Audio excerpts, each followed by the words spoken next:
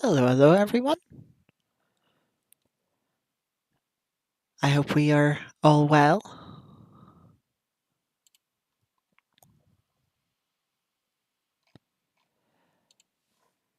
Tonight, we will be trying the Gambler 500 scenarios on BeamNG, and then later shall be doing some Art of Rally and potentially, time depending, run some ACC, of which I have not practiced for it all, and I haven't driven ACC in about a month's time. So if we do that, who knows how well it can go. Anyway, shall we pull up the stream? Hello, everyone. Hello. Yes, I'm going to be racing on my wheels. So first of all, you may hear a bit of it in the background. Apologies if you do. Shifters, magnetic shifters are loud, and there's not much I can do about that. And the camera may shake a little bit because it's on my monitor, which is on a coffee table, which my wheel is on, and they're not the sturdiest of things. So there may be some shaking. Yeah, apart from that, I just realized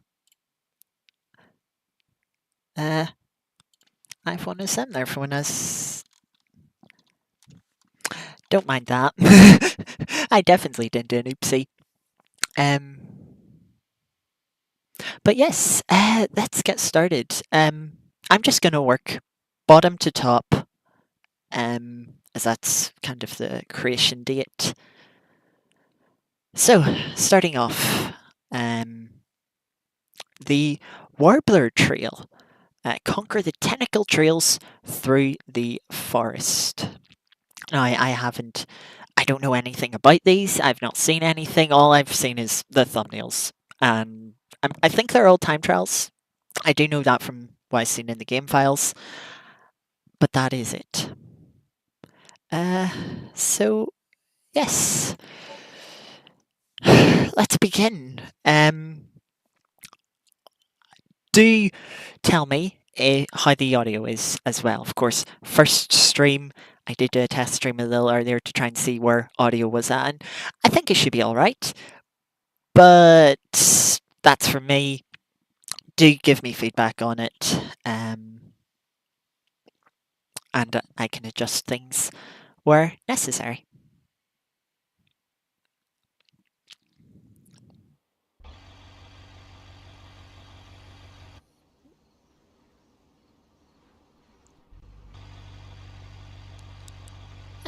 There we go. Embrace the forest and race along the technical trails with your gambler machine. Stay steady and alert. This course can really shake you around.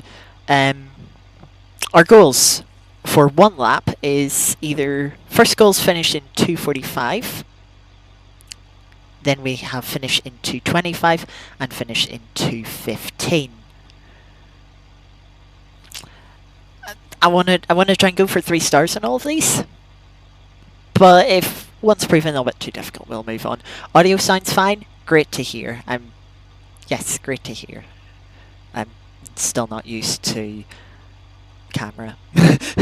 Yeah. Okay. Yeah. Right. Let's give it a go then.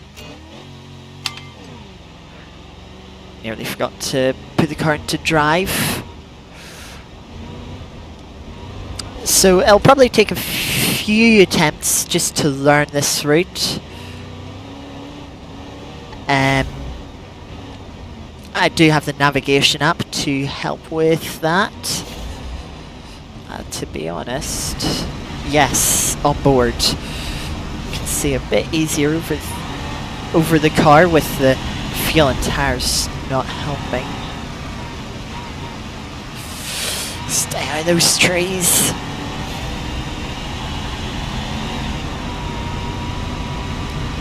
Bit of a high-speed section here. That's a ditch. Okay, go with it. Slow up for this corner here. Oh, Okay. Kind of put in another ditch. Right, we've got a flat out tarmac section here. Car wobbles around a bit, which I'm not surprised at, given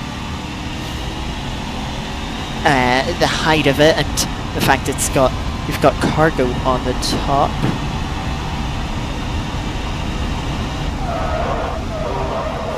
Try and bring a lot of front locking. I'm gonna need reverse. Oh, there's definitely damage of some sorts, I think.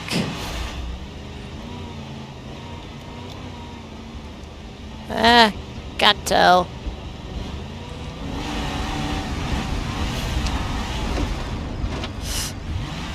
Let's get around here. Yeah, I think I might have knocked some wheel out of alignment, probably front right into the pipe. Well, we're not being 215 this time. Ooh. Nearly lost the car there.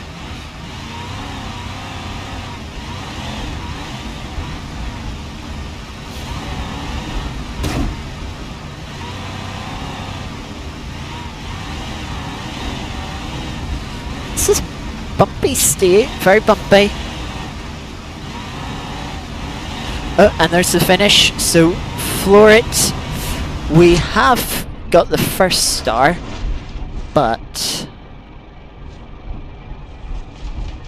we are a good, what, 25 seconds off the 3-star time? Yeah, obviously we will keep going. First attempt, that's not too bad.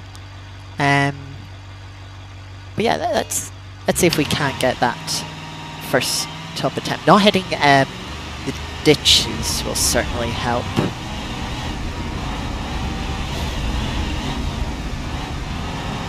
And just being a little more familiar with the route. Also, note to self, on the tarmac section, brake a bit earlier and try not to lock up the fronts as much.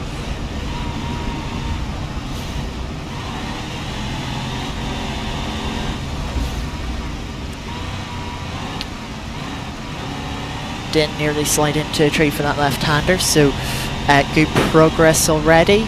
Now we're coming up to the left-hander, where kind of went wrong last time, so brake nice and early.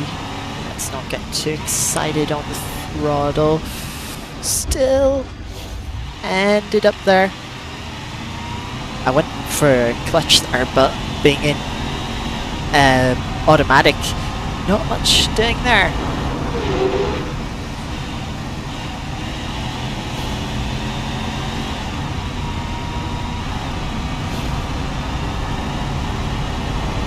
Right now, this braking zone, brake early, you can see the tire marks, I think, from last time. Right, we're into the corner, not having to grab reverse. That's another great improvement. Ooh, bumping a lot again over this junction. Let's not hit that barrier. And now over the river. Getting her there. Being quite aggressive now. Over this next junction. Where it gets quite tight from here. But can be quite brave. You don't want to be too scared. Of course, that's where you're going to give away a lot of time, and I've turned the wrong way there. I seen this dirt road down here, and I was like, oh, I need to go down there. No, I don't. Do I? No, I don't have a reset button, so pause. Let's go again. Yeah, that wasn't great. Let me just check something. No, everything seems to be good. If there are any issues, of course, do let me know in chat. Right, and let's go again, and let's try not to crash this time.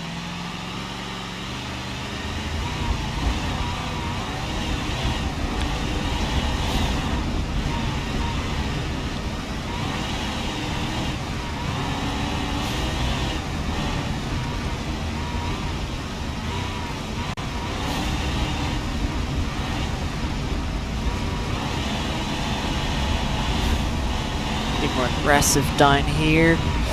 Get on the brakes. Turned in nicely to that left-hander. Really struggled with that left-hander the first time, but it doesn't seem as bad since then.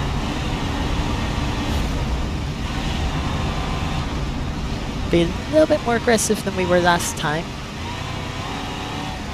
Just make sure we don't slide out wide, and I'd say we're better off this time. Just dump the throttle. Power slide our way out of that right-hander. Onto the tarmac section over the bridge now. I could probably be a little bit more aggressive through that right-hander, but playing it safe for now. Let's not push more than we need to now. Let's get on the brakes. Try and get the car turned in. Just front end, not very responsive on the tarmac. It feels a bit more responsive, to be honest, on the dirt than the tarmac, which you wouldn't expect. Probably off-road tires, I would assume. Whoop! I thought we might have went right there.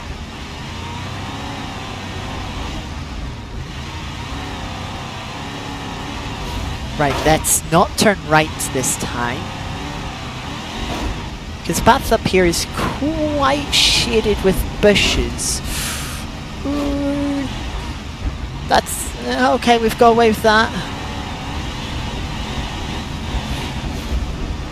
I'm hitting that barrier, yep, there we go. That fence too, luckily it's solid. And just full throttle to the line.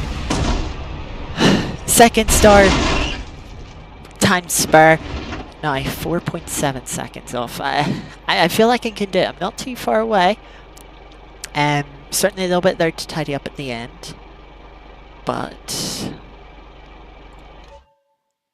yeah,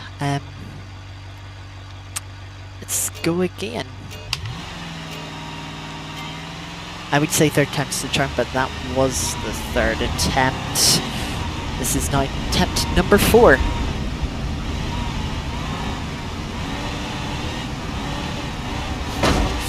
That's not a great start. I hope I haven't knocked the wheel out of...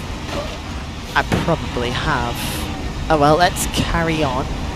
Oh, I definitely... Yep, definitely knocked the wheel out of alignment. Yeah. Let's try that again. That never happened.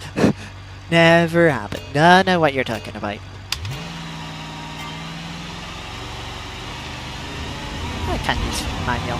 Maybe I should be using manual. Maybe that's where I find the time.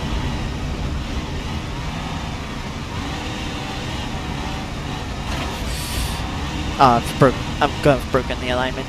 Yeah, just... Okay, that's 2 for 2, hitting a tree.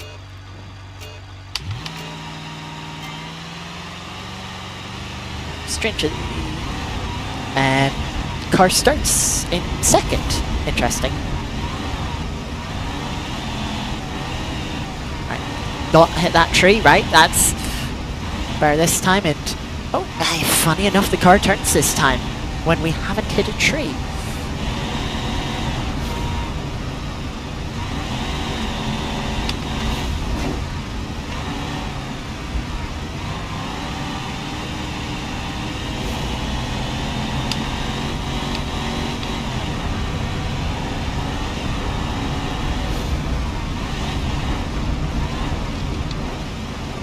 I'm a little bit confused. I think I have...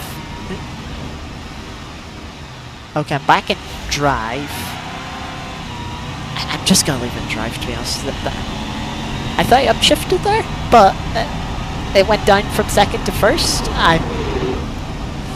yeah, quite confused.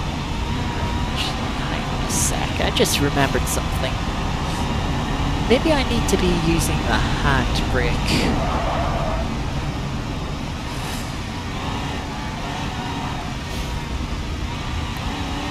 Kind of use that bit of banking to try and help rotate the car. Oh, that's a tree! And yeah, no point continuing that run. Let's go again. Definitely gonna have to push the limits here, but the trees are not forgiving in the slightest, which you would expect them to be. This is their forest after all, and we are slightly invading. Okay, let's go again. What time are we at? We're only 20 past. We've not been here too long.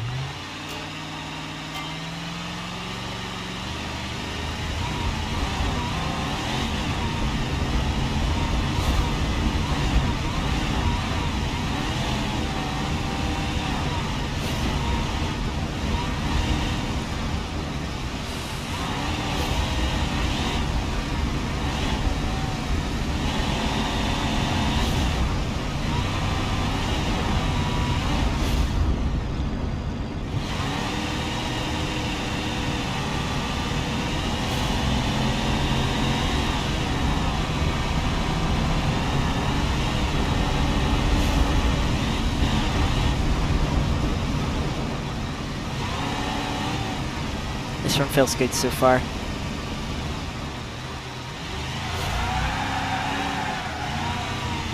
That slide's not helpful, that's just time lost. We still need, that 4.7 tenths, or 4.7 tenths? 4.7 seconds, sorry. Hopefully we can find that.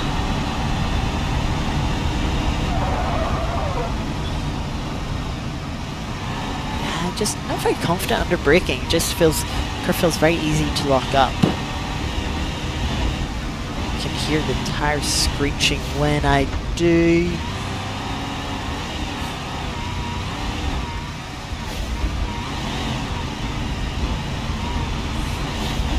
Over that jump nicely. Over the river.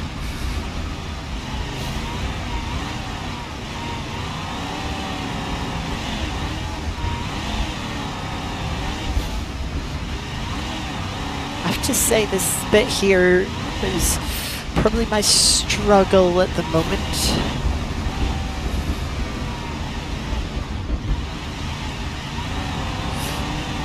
Just trying to keep up momentum, but also try and keep the car pointing the right way. And floor now. Oh, we should have this now. There we go. 213.2. That will do it for the first scenario. So let's update that tracker. We are now 1 of 7.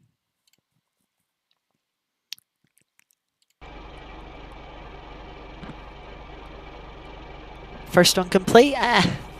Little bit of time to spare. Felt like you ran big improvement there. So yeah, alright, now that's next scenario. Let's see what we have in store. It is the Hoopty X Small Island, a dirt circuit time trial. Interesting. We'll load that up. Welcome, Event Horizon. Thank you for nicely done. That was quite good, if I say so myself.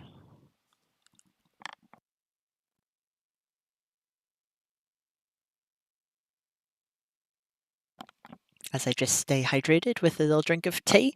Make sure you're staying hydrated too at home, wherever you are. Or if you're not watching at home, yeah, wherever you are, stay hydrated. Same car. This is, ooh, interesting. 2 laps. 5 minutes 50 for 1 star, 5:40 for 2, 5:30 for 3. Interesting. And go make this one a little bit harder then. But yeah, we'll see what we can do. Let's go hood cam again. As we are going to be learning this circuit.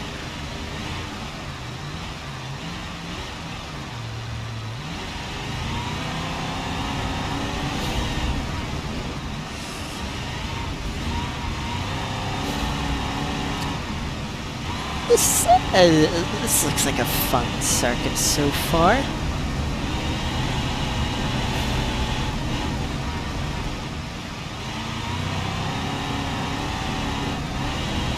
I just hope with it being nearly 3-minute laps that it doesn't take too many goes. That's taking a lot of banking there. Could be rolling the car. A little bit off the trail there, but just trying to open the lineup. Got a tight left-hander here. Slowed down a little bit much for that. Once again, taking a lot of banking. A little bit... can I sneak that checkpoint? I can! Aha! Okay, that's definitely not the ideal speed-wise, but it will save us a lot of time from having to reverse. Now, we're really up here. Let's not hit those barriers as well. Now, over here with the crest. Down onto the beach. That's into the wall. I keep going into park.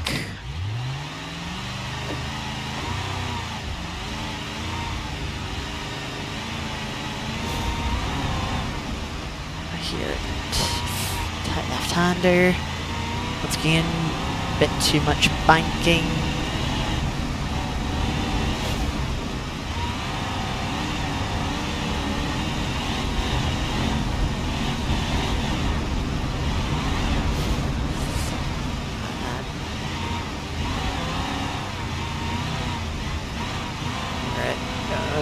It's definitely not getting at this go.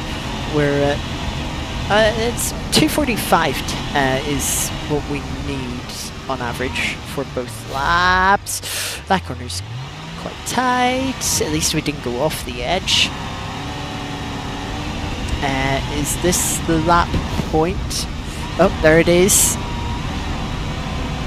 About 250. A little bit of damage there. Oh, that's a casing from the roof. 254. So what we have 20 seconds to make up if we want to do it on this attempt.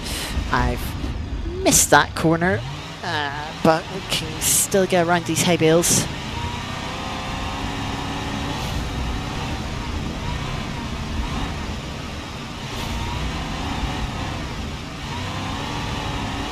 Also, welcome, Dragon. Good to see you. Hope you're well.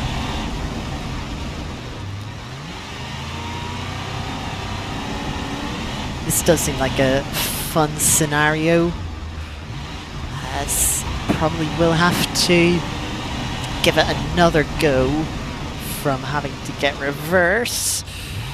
Just got slowed down in time there. Are we near that sort of bridge, I think it was, that we kind of missed? Not quite yet.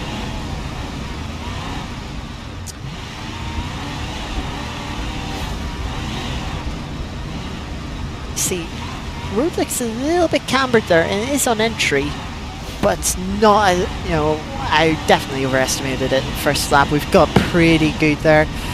Be nice and aggressive down there, but slow it up as this corner tightens up a bit.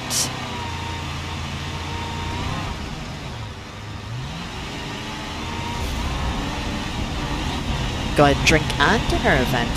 Nice. What were you having for dinner? I finished most of my dinner before starting stream. I had a curry. I just clipped the wall with the rear end of the car there. Or might have clipped a bit of bodywork I left behind. I think I left something behind there. In my quick glance between reading chat.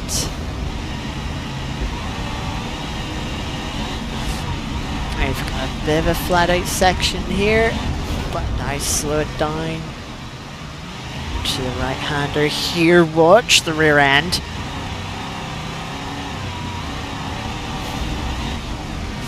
Ooh, trees. Ooh, it's bumpy over there over the edge of the road. And here's this tight right hander that we're going to be a little more prepared for. Get the car turned in. Watch the oversteer on exit again. And we're coming up to complete our second lap. It definitely won't be good enough.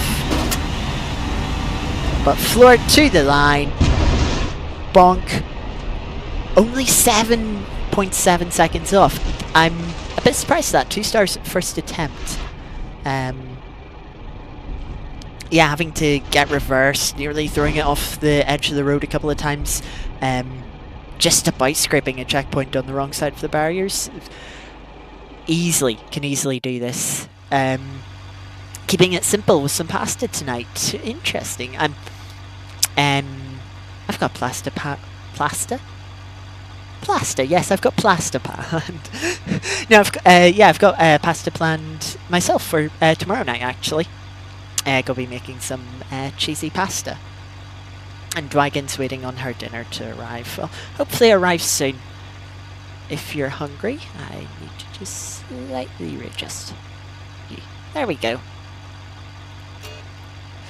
Right, second attempt now. Now that we know the track, this should be quite a bit easier. The second lap was definitely good enough, so if we could just have 2 second laps from last time, we'll definitely be good. But I'm still gonna go flat out and give it everything. See just how far we can beat the 3-star time.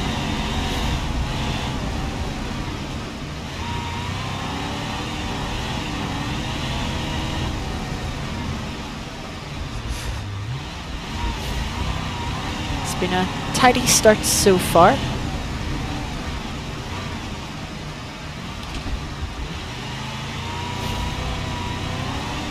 Yeah, tidy start so far. Ooh. Maybe over those bumps a little more than were last couple of times. But we've got away with it. Now into this right-hander. Let's not miss it like we did first lap last time. We've got right there.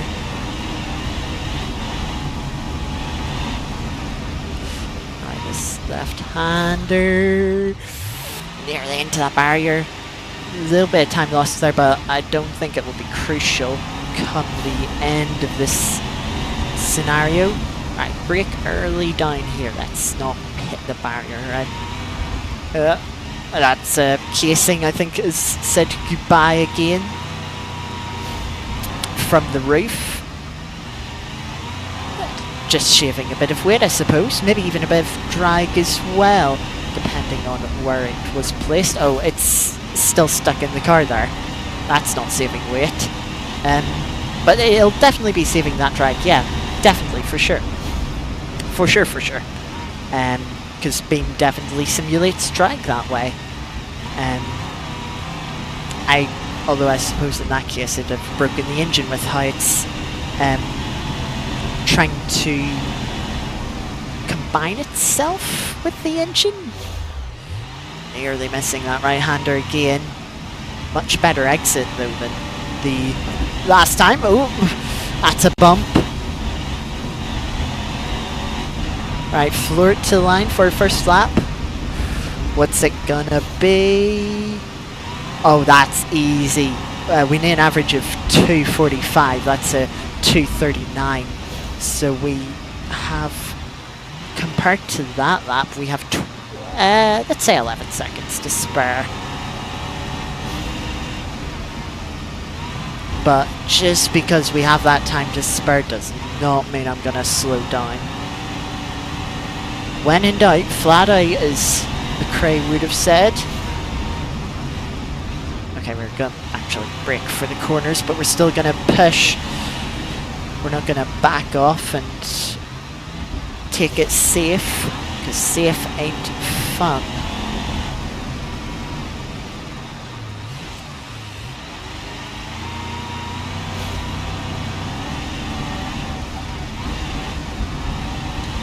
Bumps here again, just taking a straighter line.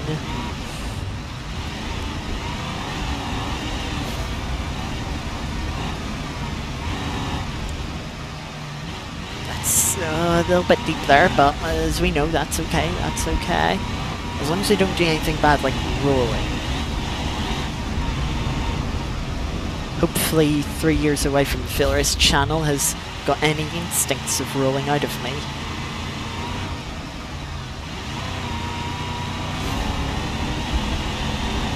Right down here, let's just be safe once again. This is the only part I really want to be safe. I'm still sort of understeering a bit wide. Control slide there in the sand. Not a lot of grip on it, of course. Sand. Probably quite loose thinking about it compared to the paths that we're otherwise racing on around this track. Alright, now flag down here. Heavy braking. Got our car slowed down very nicely. Watch for the kick of oversteer on exit. Now coming to the trees. Let's not hit a tree. Aggressive but heavy braking into this right-hander. We get round there. Car a little stubborn. I think I just slightly clipped a rock there. The car had a bit of oversteer, but the rock kind of just helps correct it as we flat out to the line at 2:37 this time for a 5:17.0. 13, nearly 13 seconds, comfortably beating that, and that is now 2 scenarios completed, and it is 25-8. But yeah, that was, yeah, you're definitely right, Dwight, and that is a fun scenario. I enjoyed that track. Hopefully the rest are just as fun. Next, we have Tropical Toboggan. Tropical Toboggan. Get to the bottom of the muddy slope. Interesting. It is, again, a time trial.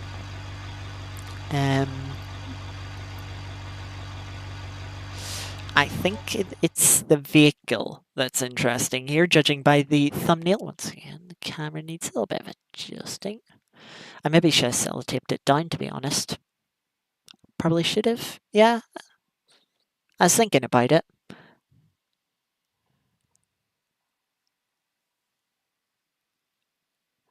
I was thinking about it. I just did not get round to it. And kind of forgot, to be honest. Yes. Let's have another drink while we wait for this to load.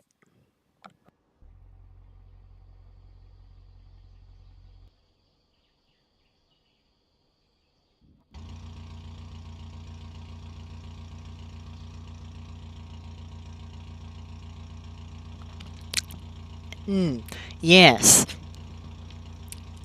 I was right about the vehicle being interesting. That is quite the rear wheel. Oh yes, we can't move the camera around.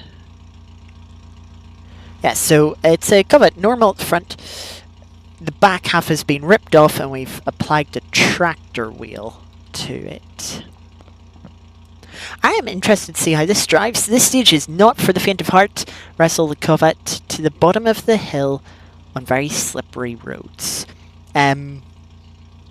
We have times of 135, 130, and 125 for 1, 2, 3 stars respectively. Interesting. I think this might take a few attempts, judging by the times. Oh no, the unstable. It looks unstable. Let's see how it drives. I'll try this in first person. Oh, this car is manual. Ooh, dear. I think I'm gonna go. Hood cam again. Next attempt. I'll keep to this. Where am I going? Right? Yeah, right. Ow. Track drive wheel is not the nicest, and we've rolled. Well, that's a great first attempt. Right, let's restart.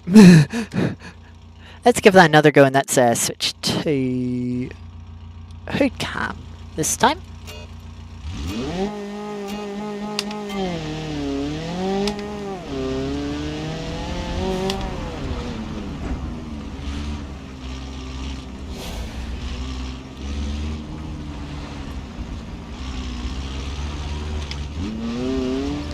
Changing up, I was gonna say changing down a gear would be helpful, but apparently not. Oh, we're back on our wheels, so let's at least try and finish, I suppose. See what the entire course is like.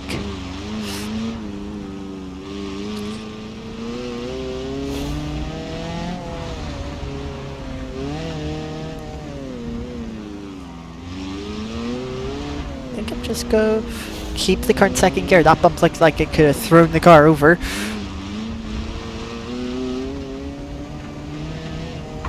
It's 125 we're aiming for.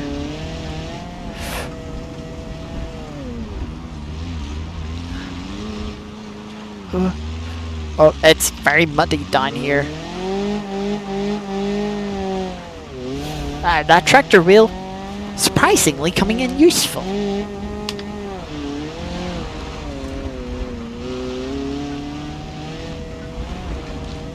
I think the camera's moved again, hasn't it? It has. Oh, there we go.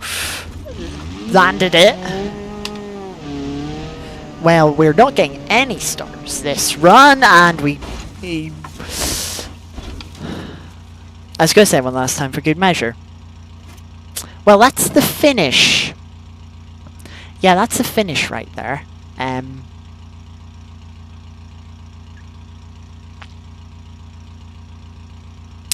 Quite close, but not close enough. We weren't going to get any stars that time anyway. So I'm not too worried.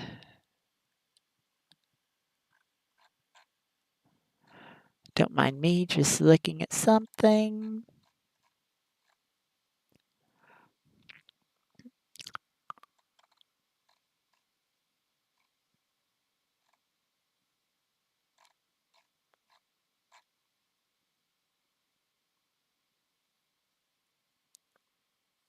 Yeah, you're right there, Event. At least this one isn't that long, because I could be here a little while. Welcome, Oliver. Were you sent by being too far removed from effort to roll the car? Yeah, I don't think anyone... Oh, I realised something that was off. My monitor placement. Yes, because my monitor is just on a coffee table. The coffee table kind of moves around and it moves the monitor around, because they're just... Nothing is stuck down properly, really. Yeah,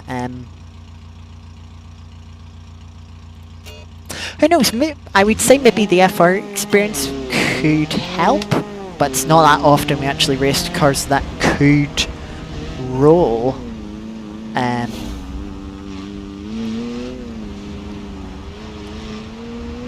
The only times it was really the jelly cars on Forza.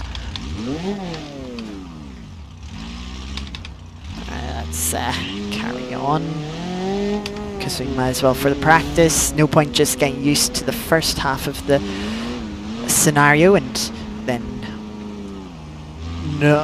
really struggling with the second half because we've barely practiced it. I should try and note where that water splash was too, so I know when to boot it and try and get momentum so I don't get stuck in it. I think that's gonna be crucial.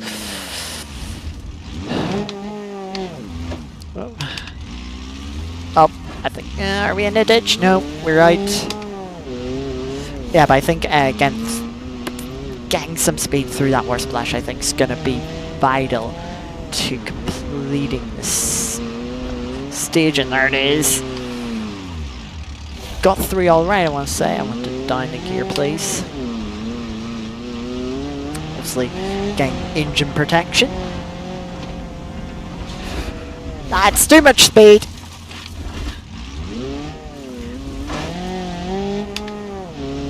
This was just a small roll, nothing major. We carry on, barely any time lost. We're not getting stars again.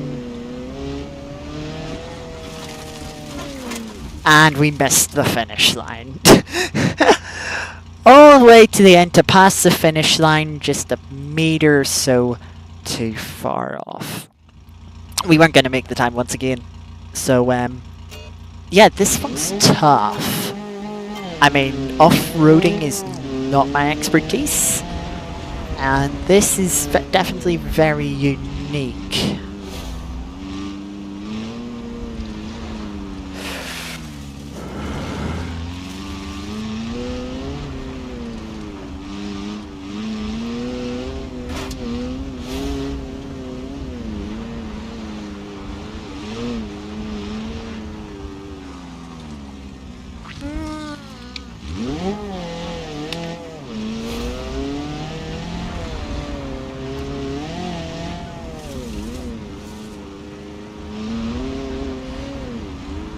This is difficult.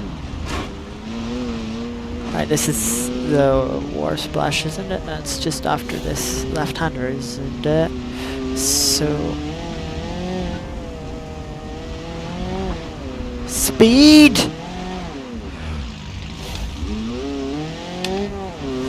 We got through there. Nicest we've got through there yet.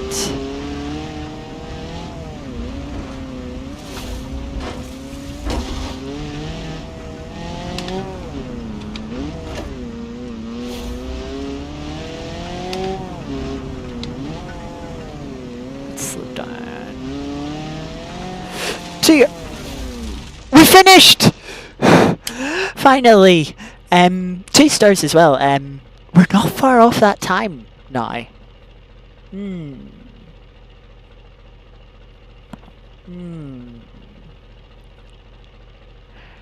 I mean, we've got to give it another few goes, I would say.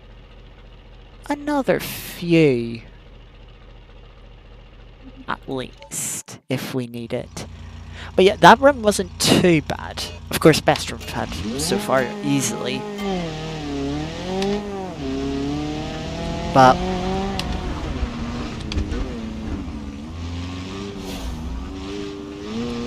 yeah,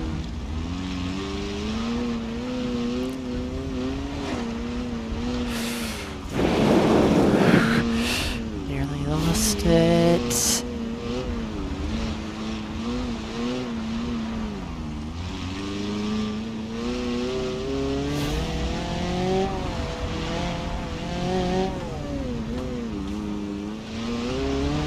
I suppose you...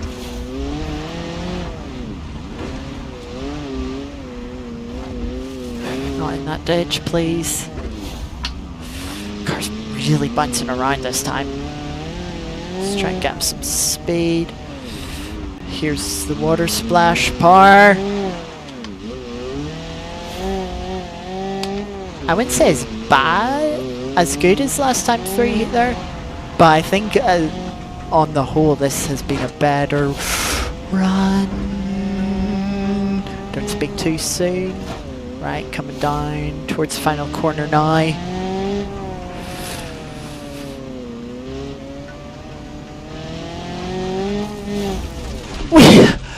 And we did it! Oh, this is all-wheel drive, is it? I didn't realise that, to be honest. Yeah, it does tend to ride itself, but I think for that time, for that 3-star time, you do need to be... you kind of do need to keep it on, I was going to say all 4, but it's all 3 wheels. If you do have it kind of tipping up, you're just losing time. Not going forward. Losing momentum. But yeah, that's it. That's a good challenge. But we can now make it. 3 scenarios completed, and we're currently 12 minutes to 8. Alright, let's see if we can get the next one done before 8 o'clock. So that was... trail is now Litter Liberator. Pick up trash that's been left over the island. Trash grab. Ooh. Interesting. Interesting. Not a time trial. I hope there isn't any special keybinds for this, because that would be awkward. But yeah, let's have another drink.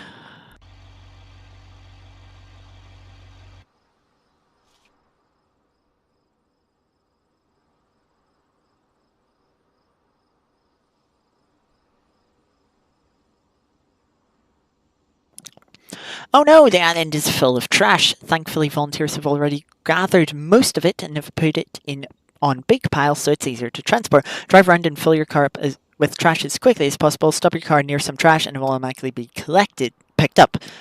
Yay, no keybind. Collect pieces of trash quickly as possible. I think that should be as quickly as possible. 1 star's 4 minutes, 2 stars 3 minutes, 2 stars or 3 stars 2 minutes. This is another one that I feel like could take a little while.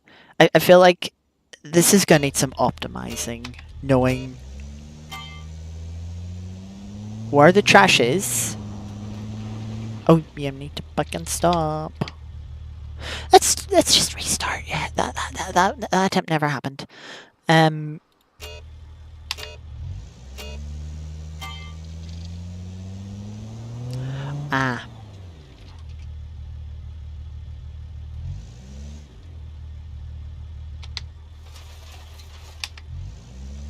Oh, I think you have to go into neutral to collect it. I definitely should have gone to the left first.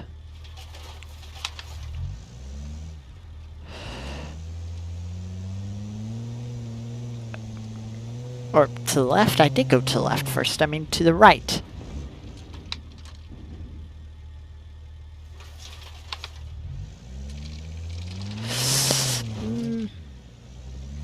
Wheel is not liking the off-road, as you may be able to tell. As you definitely can tell from the camera, actually. Just looking at over how far it is tilted. What on earth?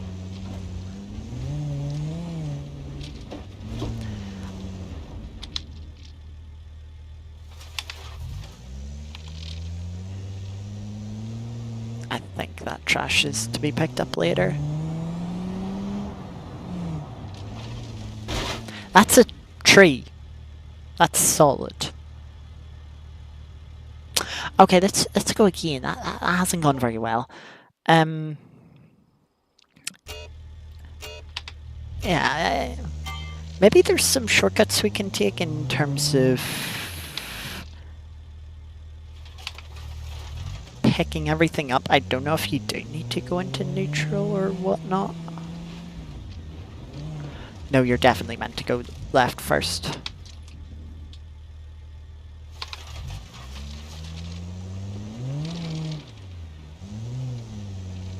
Yeah, because I'm going backwards here, aren't I?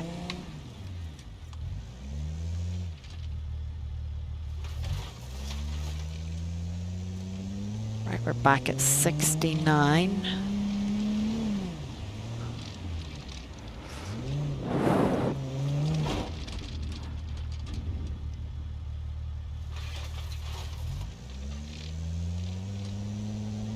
Yeah, I think we're meant to go up this little ramp. Hence the tire marks.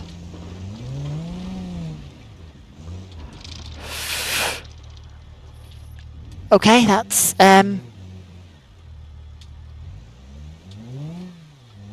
not ideal. Okay, we still picked up some trash. I don't think we're going anywhere from here. Oh well. Welcome, Blakey. Hope you're doing well.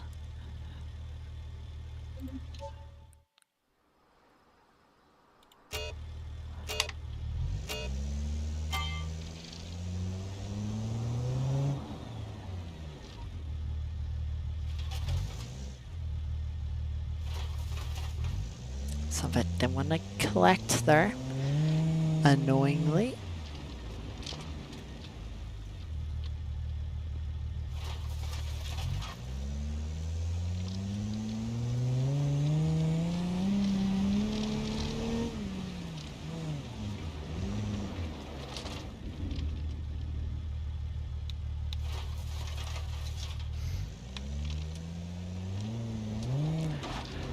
So what are you having for dinner, Blakey?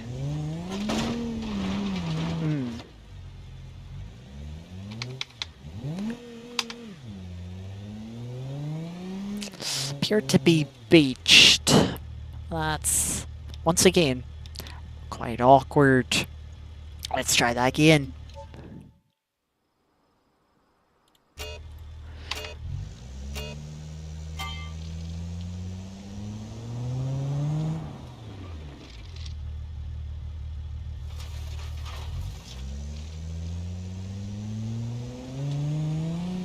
Let me go over here first. You're joking me. Tire deflated. I don't see what we're gonna do with a deflated tire. Some Chinese rib things with chips. Oh, interesting. Well, hope you are enjoying them.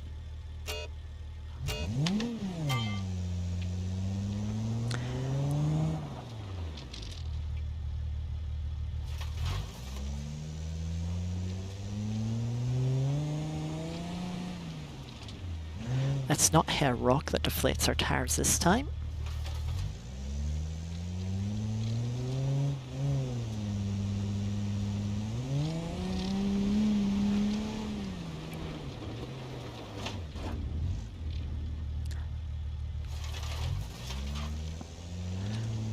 I'm 70 this time.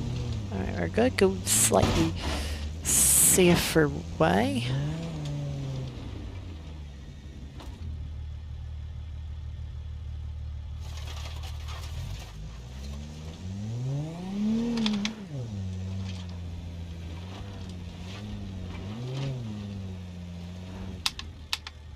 Okay.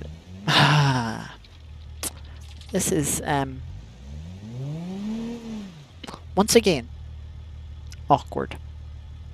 Might need an awkward counter for this scenario. It's, not going too well.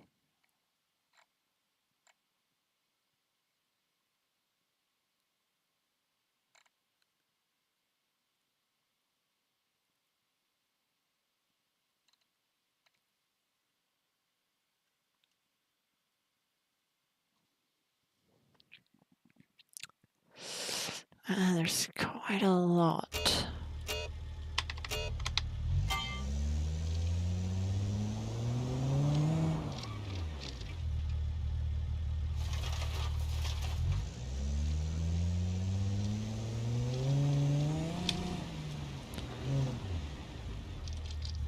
I'm not sure if I will go for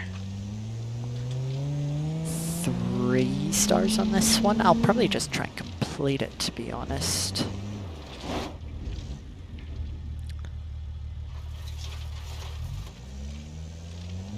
$74 completed this time.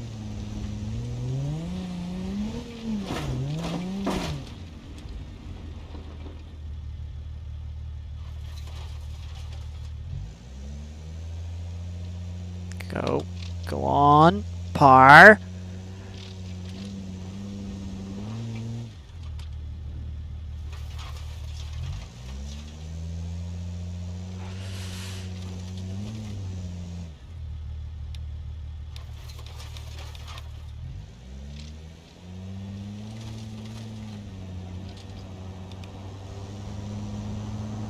What's it?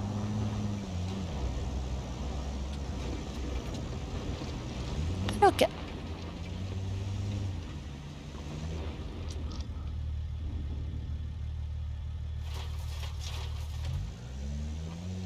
I must have been missing that pile.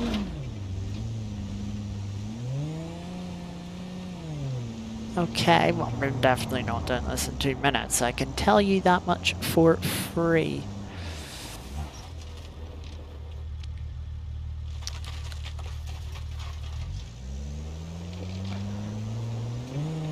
If we can do this 2 stars on the first completed attempt.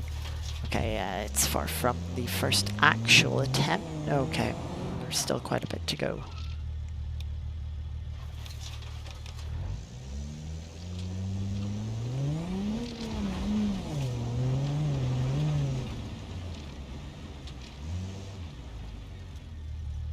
Oh, there's still so much oh! Oh! Interesting.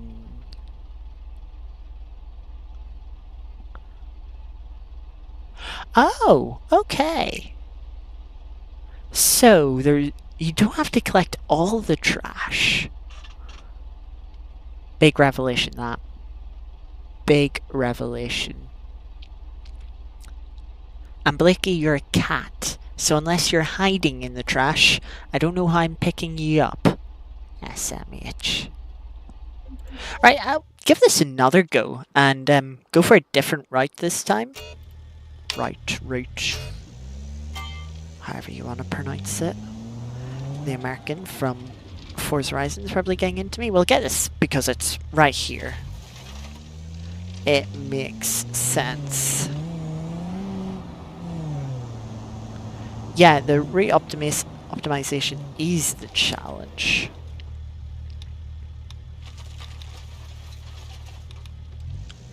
I think I left a little bit there, but I cannot be arsed.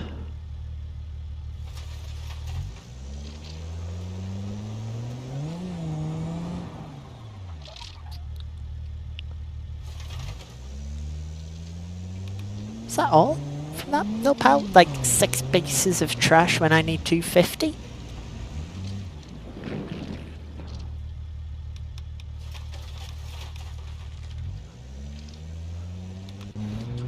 Oh, I accidentally changed camera.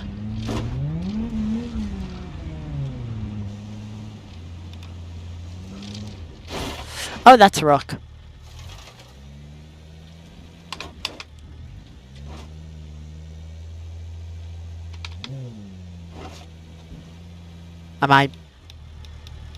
I'm beached on a rock.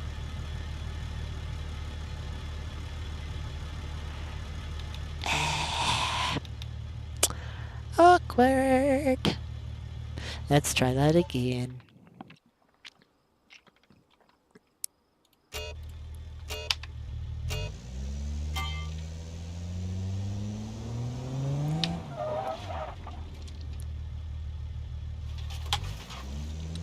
I tried to handbrake turn that a bit more.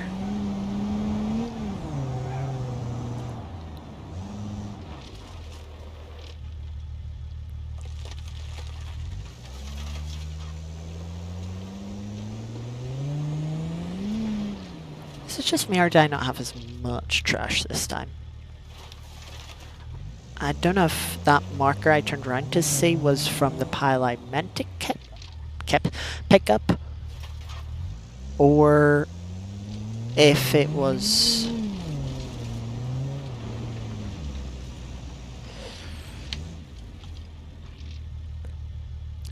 from another pile further back.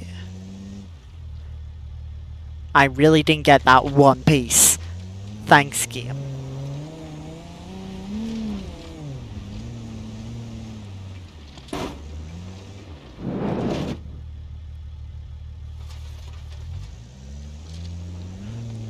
Haven't parked on a rock this time. Nice. Screw it. We're going. That's a tire. That's another rock. Yep, that's another rock that just unfortunately clipped on the bump side of the car. I'm pretty sure the suspension is absolutely dead. Yes, that front left wheel is not turning as I turn my steering wheel.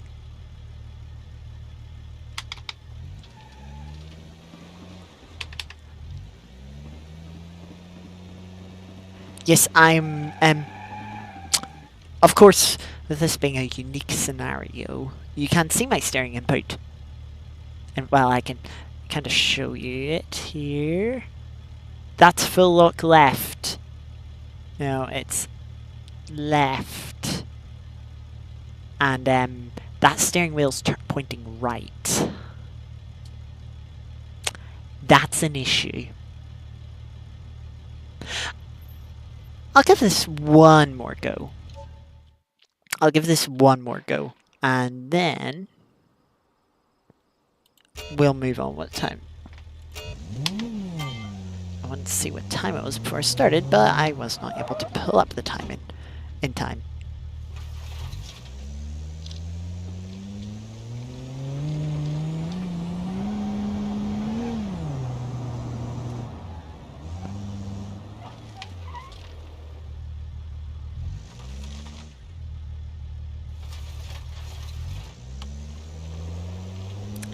Also, discovery, the handbrake is not enough to keep the car stopped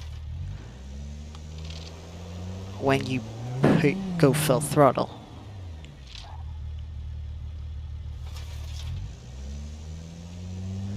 See, I don't know if I have the right route. I mean, like, people that try this a few times will figure out probably an ideal route. And I don't know if this will be it. I'm gonna try and go to the left here. Nope. Rear drive shaft, so we are now front wheel drive. And that's a rear tire burst.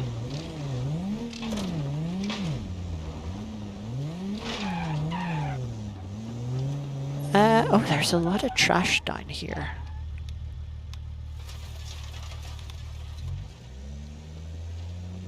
Oh, seemingly a lot. So maybe you don't go down onto the beach at all.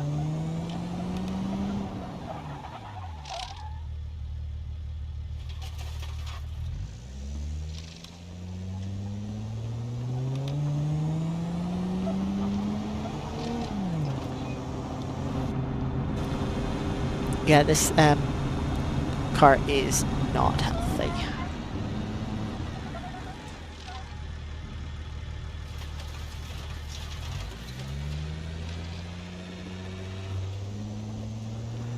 This car is far from healthy.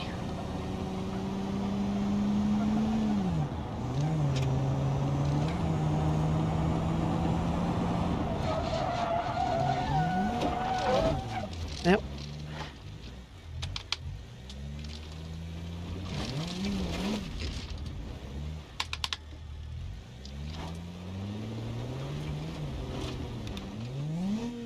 Oh!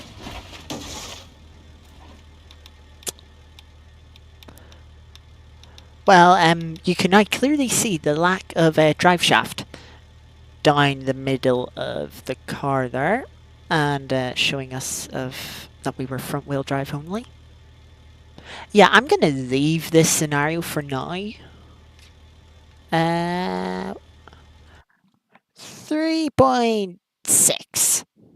Oh, and that goes into thingy. No, I need to... I just shrink that slightly. There we go. 3.6.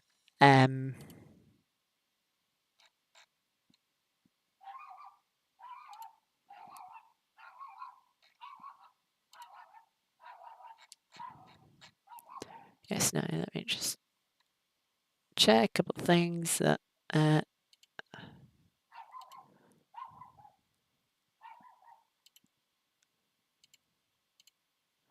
okay, yes, it's I maybe when we finish the rest of the scenarios, I may come back to that one.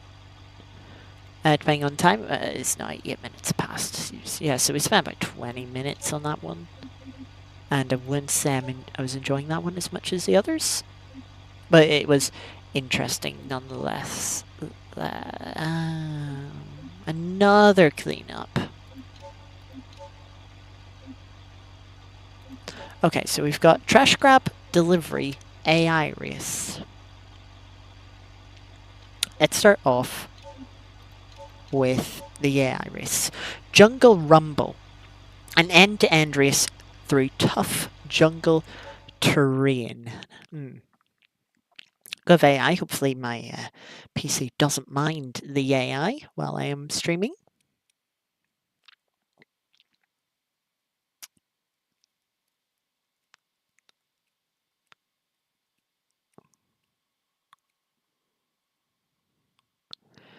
Been going for an hour and 10 minutes already. But my time does fly. Let's have another drink.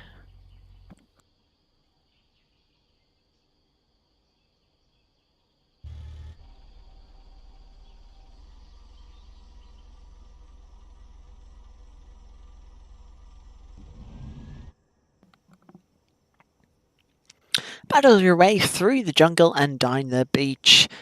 We need a podium here. We get rewarded more the better the podium is. Yes, this looks completely off-road. I assume we are in the camper.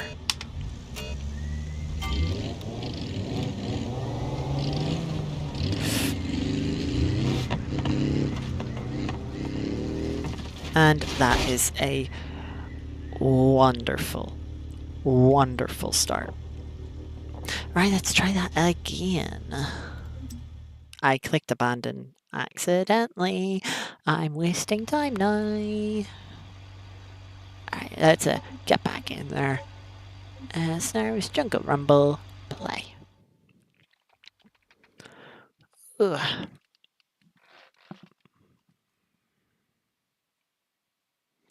Also remember, I just heard sirens outside my window.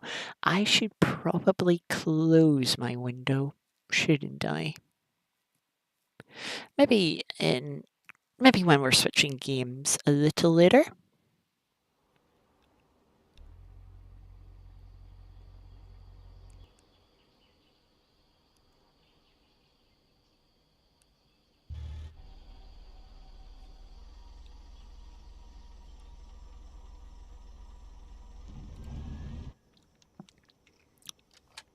Loading times. Right, let's try that again. And let's try not to get pushed off instantly. We got pushed off instantly. No, we're still on. I think we're crash welded.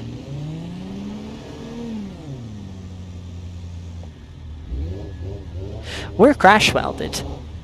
That's not much better, let's be honest. Trying to make overtakes on this tight narrow path is gonna be difficult.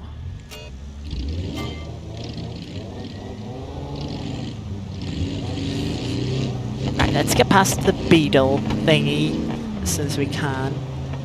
Hopefully we can push these AI. Okay, I'm usually one for clean racing, but in this instance I don't care. This is BeamNG. I don't think clean racing is really meant to be a thing in Beam.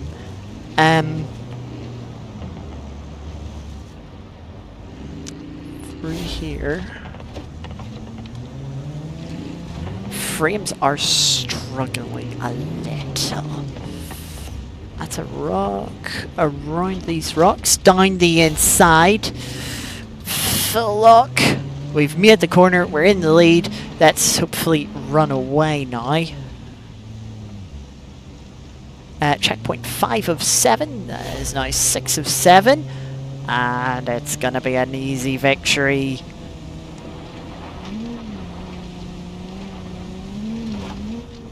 And across the line. Not as difficult, that one. Not as difficult.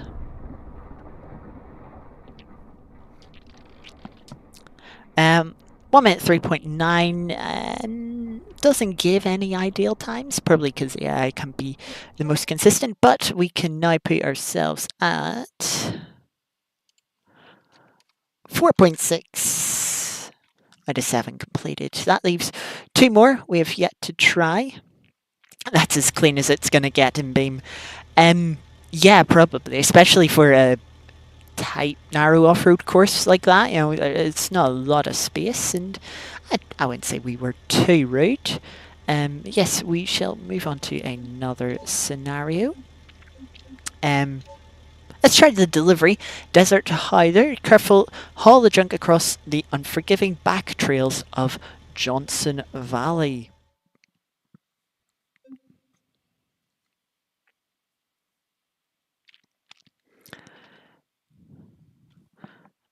Let's have another drink.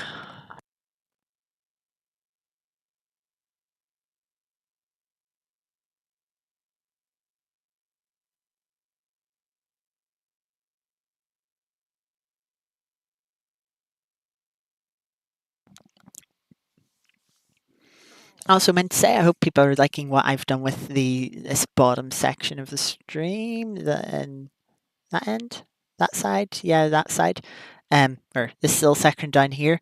Obviously, running an ultra wide is not ideal for content creation, but it means I can have these little extras like face cam, the chat. I keep pointing the wrong way. Yes, the chat way over there.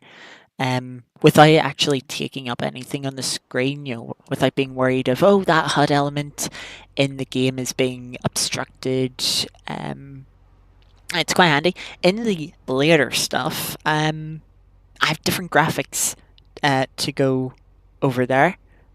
So I do. So when we're playing RV Rally, I've got a little controller graphic, and then I've also got a different graphic for ACC. Mainly with how I run the HUD in ACC. It just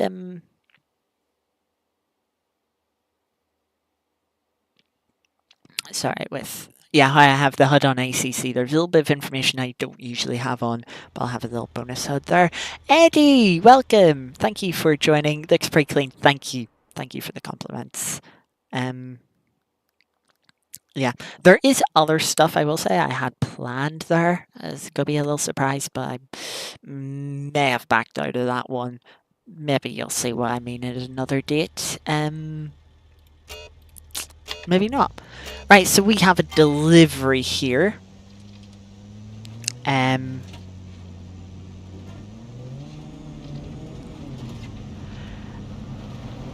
think we just have to get to the paddock. Oh, that's a challenge. There's no time limit because you're risking everything falling off the faster you go. So it's simply just get to the end. This road is very bumpy now. Yes, so that mattress is already wanting to fall out. We are straying off the path as I'm looking sideways at the car. Oh, you've got an ultra wide, Eddie. How did the ultra wide absolutely kill you? Oh dear. I think we've lost the mattresses. We've lost the mattresses. Let's restart because I'd like 3 stars. I'm one of those people. I want 3 stars, and it's one of those that you can't really recover once you've lost something. You've kind of lost it. But yeah, I hope you enjoy your ultra ride, Eddie. They are, especially for racing games, they are fun. Your initial plan did not work. I assume this was in mounting the monitor. Yeah, so lots of moving. Oh, nearly. Oh, yeah, that went to tower stack. That's another tower stack. Yeah, the ultra wides aren't the easiest to move. So I'm gonna assume you got a 34-inch, which would be the same of mine. Yeah, they are quite big and quite heavy, especially the stand if you're using the default one. Yes, lots.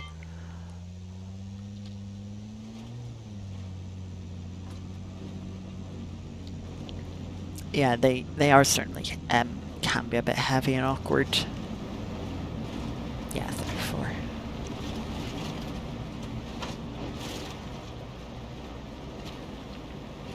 Did you get a 1080p one, or did you go 1440, or did you get like a high refresh rate one?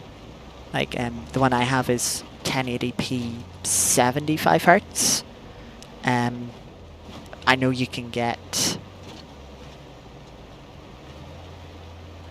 You was going to have it on an ARM, but plan changed and it's on its stand. I'm going to assume the monitor wasn't compatible with the ARM that you have, or you can get mounted on the ARM, I'm assuming. Also, the great delays of YouTube chat being delayed, so we're kind of going back and forth on different questions. Ooh, 1440p, 165 hertz. Very fancy. Very fancy. Yeah, I would like to upgrade this ultra wide. Oh, I've lost another tire.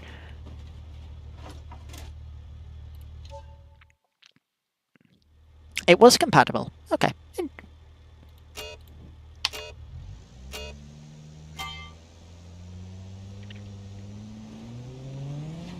Maybe too heavy for the ARM? I'm not sure what else it could have been.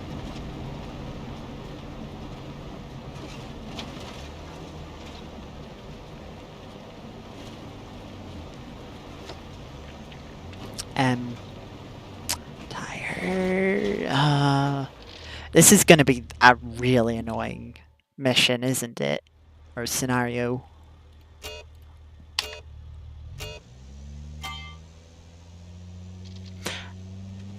Okay.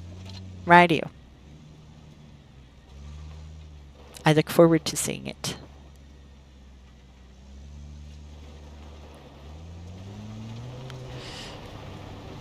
Yes, we're going to need a lot of patience here. And I like driving fast. I am a racing driver after all, and my patience is going to run out.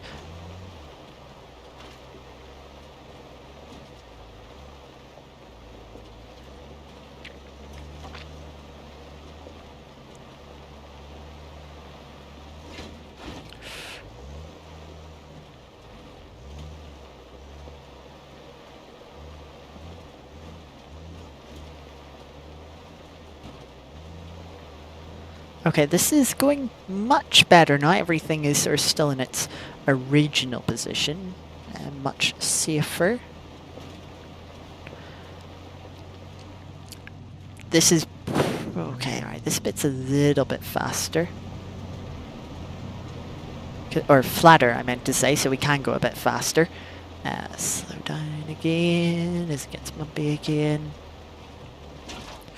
Ooh, things are bouncing around again.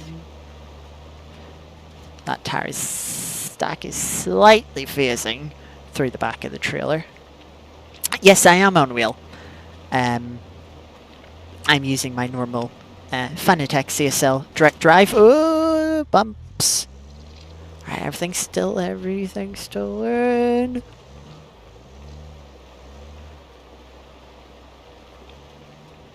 Yes, as I said, I am on my usual Fanatec CSL DD with my GT3 rim.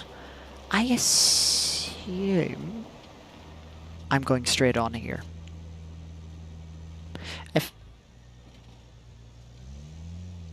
pausing does not pause the thing. Okay.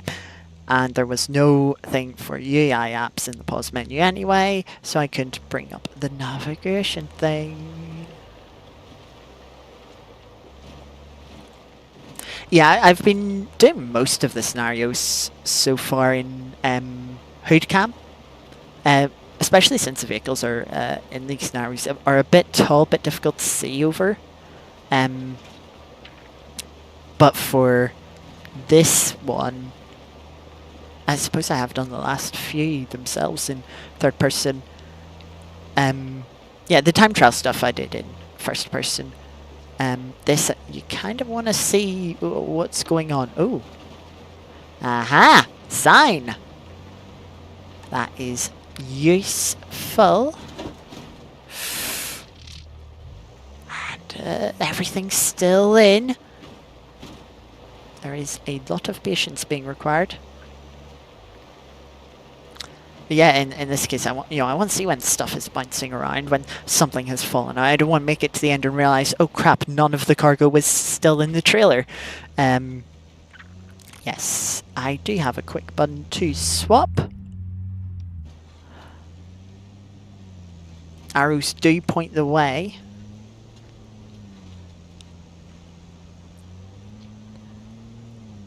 Right, this sand is a little bit deeper. We're a bit heavier on the throttle. I feel like we're just going to find a ditch or a pothole or something that's going to throw something out. And I'm going to get very annoyed as like probably one of the tire stacks just flies out. But we're just taking it safely and cautiously for now.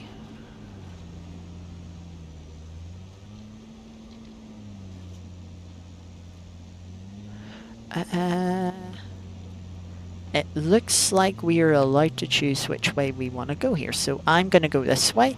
That hump in the middle does not look very friendly. And left, I'm not sure. So this way. And this time arrows do not point the way. Ooh. Oh, there's an arrow there. Aha! It's always good when you see an arrow. They do point the way. Now, can we speed it up a little? This has been nearly 5 minutes for this attempt. It has not felt that long. Oh, there's another arrow. For I assume if you went one of the other ways. Let's sneak in through here. I'm kind of just beelining at this point.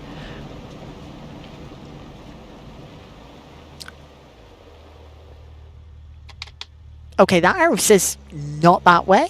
Oh, trailer. Okay, this is working.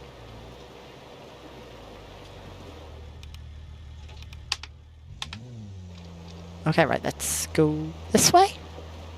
And out here. Oh, yeah, here's an exit. I think this is where we're meant to be going. Yes. Yes, and everything is still in the back. Everything is still there.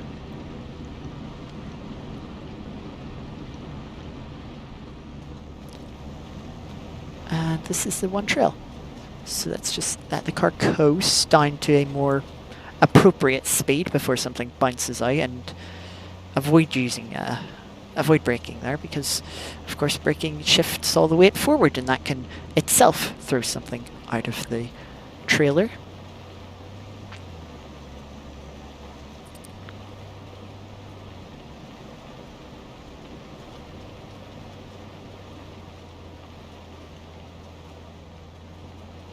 I'm trying to see if I can see a clock on my second monitor, but there isn't. I assume I'm going left here. Yeah, that path to the... Yeah, that's not... that path has a hole in it. I don't think I'll be going that way.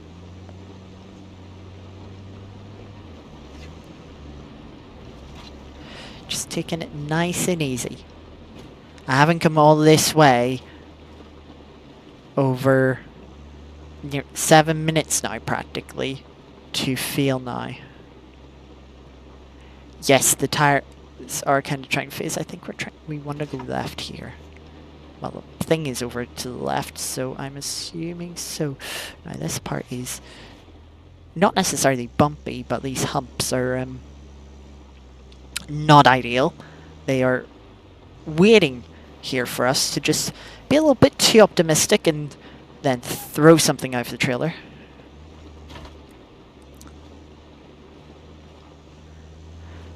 But we will not. We will be cautious. We will succeed. Let's see. How far do we have to go? Can I turn left somewhere, or have I missed a turning?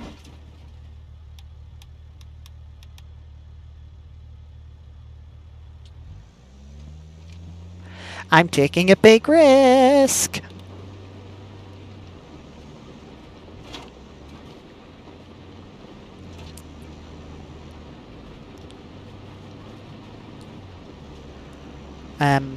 Yeah, I don't know if this is an unintended route, or if I'm making something up that might go disastrously wrong. Or maybe I've gone the wrong way and I'm heading back towards the right way. Maybe I missed a road. Who knows? I think I'm going to have to turn off here. Okay, this is a path. Ooh. But this path isn't exactly leading the right way. Am I just going to beeline it now? Am I doing the Forza thing of beelining it? I am, aren't I? How well will this go? We'll find out. Very bumpy, very bumpy. We're not too far. We are nearly there now. It's been 9 minutes.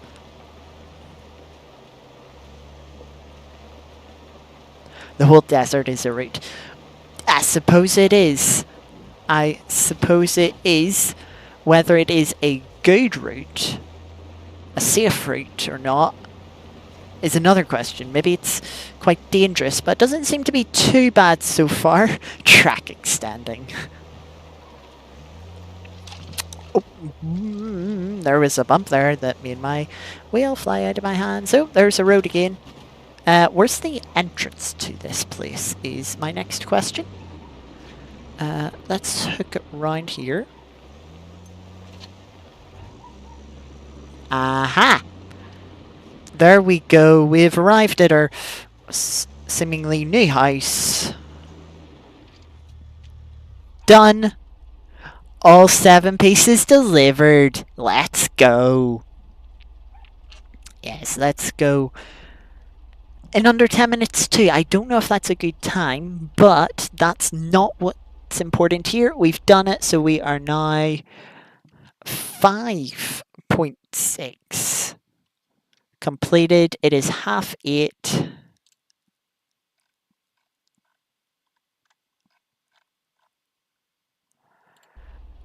On to what is technically the final one.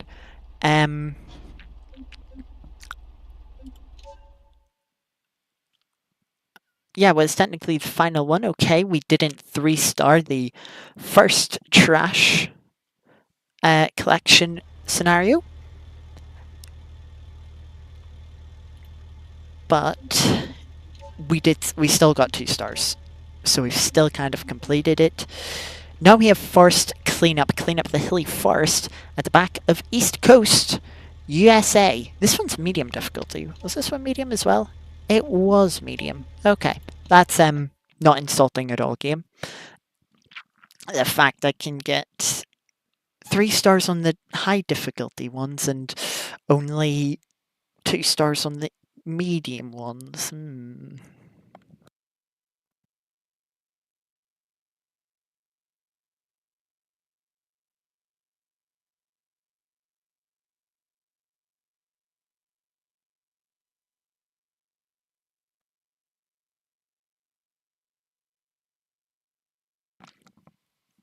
I have nearly finished my tea, and of course now I need to...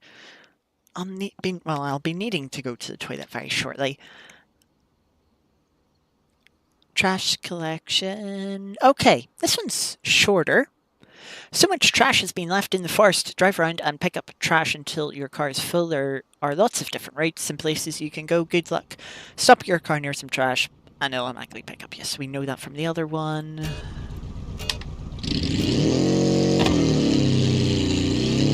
You haven't tried them. Yeah, these are my first time trying them, even seeing them. I wanted to go in blind so I could surprise myself for this stream. We got enough there. I think I over-revved the engine there. Well, not there, but at some point, what's down here?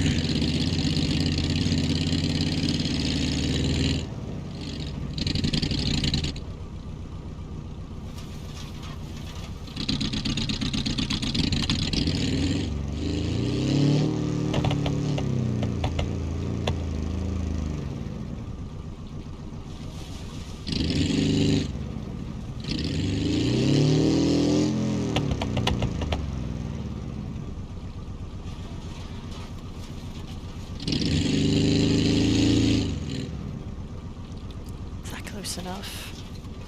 It is on the most part.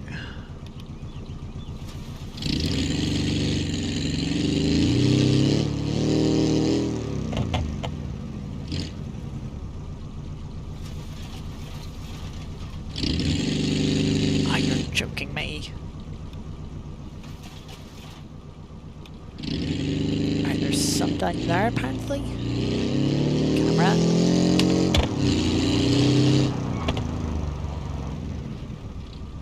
Oh, there's plenty here. That will do. And yeah, 1 star.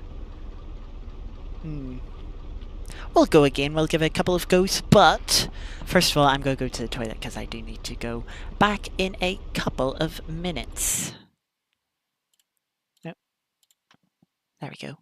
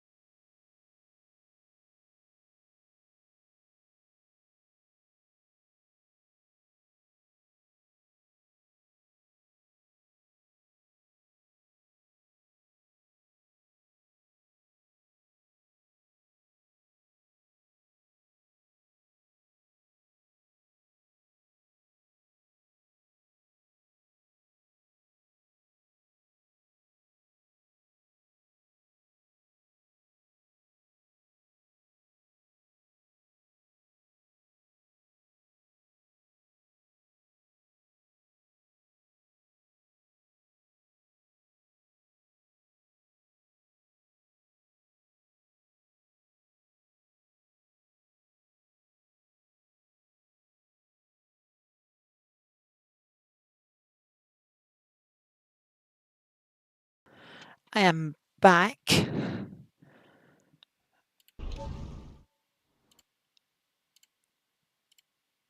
So I am. I wonder if all the rubbish is going in the bathtub. I assume it is. I mean, unless it's going in the back, I don't see where else it's going.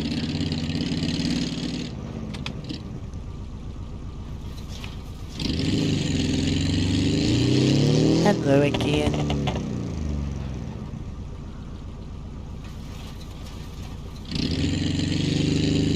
That will do.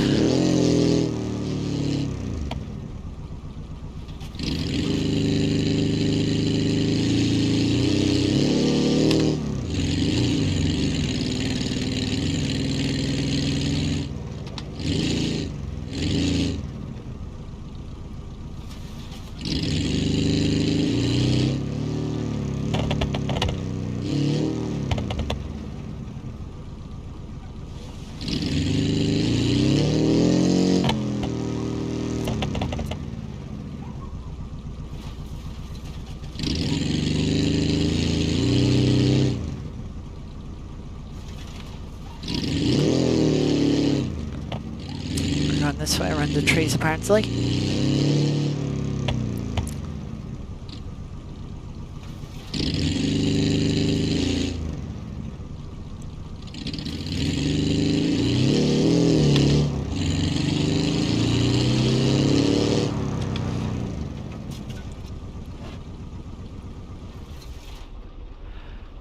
There we go. We got all 200. It doesn't tell you time on this page. Awkward. Yeah, within 135. I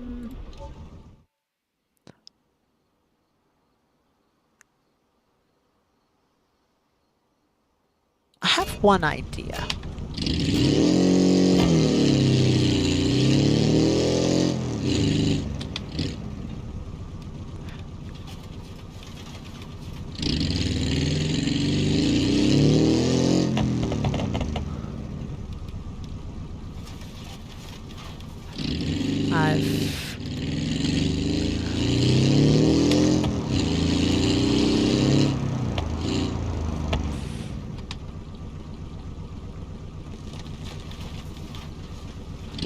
This wasn't the idea I originally had, by the way, but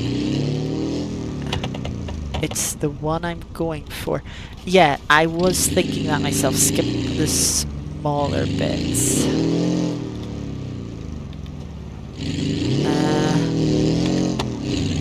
There does not seem to be any trash around here, so that is definitely a flop. Nearly rolled. Alright, let's try that again. Yeah, I think I'll go the way I was going and just skip some of the smaller bits.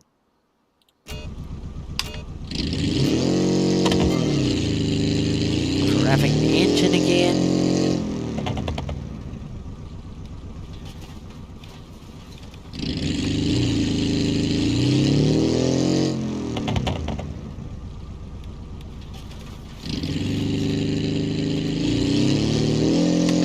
So that's only one pile. We'll skip that.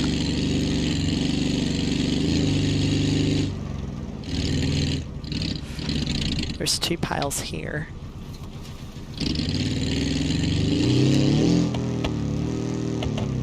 That's only 1 pile, so we'll skip that.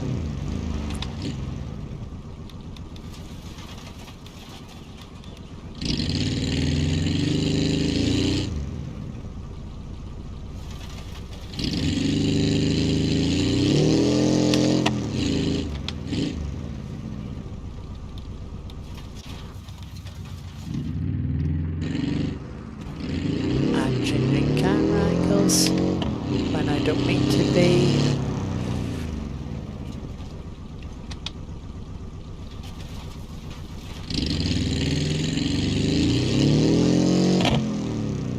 Please be enough, please be enough.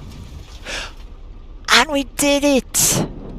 Yes, skipping the smaller bits of rubbish was the right strategy. We can now make this 6.6 out of 7. It is currently 18 minutes to 9. So, if anyone is just joining, we have attempted all 7 of the Gambler 500 scenarios within BeamNG, and we have 3-starred 6 of them. We have one that we haven't 3-starred. It is Litter Liberator, which is another one of these trash pickup ones that we tried for about 20 minutes. We got 2 stars. That's where the 0.6 is, just over, just there. So we could try it. Try and get 3 stars on it. It's up there. Try and get 3 stars on that one. And complete 3 stars all 7 scenarios. We could either move on and try do a bit of ACC practice and do, you know, with how early it is, we can maybe even fit in 2 ACC races. If we do go on to ACC, that is. Or we could try the Art of Rally stages now. If we do the Art of Rally now, or sorry, if we don't do the Art of Rally now, we will do it at the end of the stream after ACC. If we carry on, you know what? I should say, the ACC races, there is one at 9:15, so that is in about, that just half an hour. That's in half an hour. There's one at 10 o'clock and one at 10:15. I've not practiced for either of them. The ones that start 9:15 and 10:15 are the same. The one that starts at 10 o'clock is a bit different, so we'd be doing two different tracks.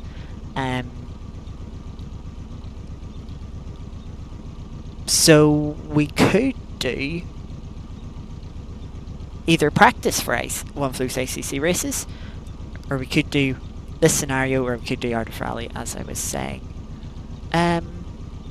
I suppose I can make a quick poll, so I can start a poll.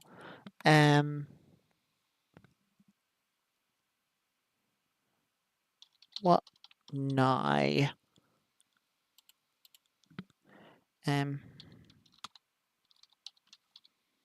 ACC Pracky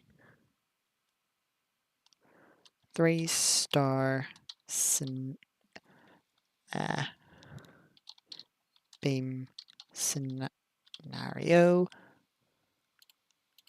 and Art of Rally stages. Right, yes, that poll is there. Have a quick vote.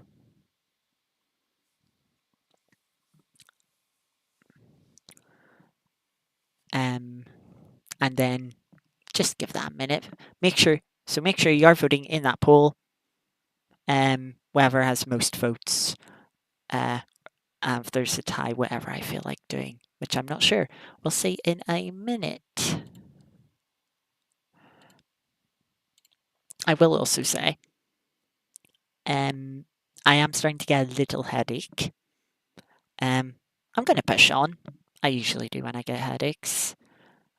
But yeah, I am getting one.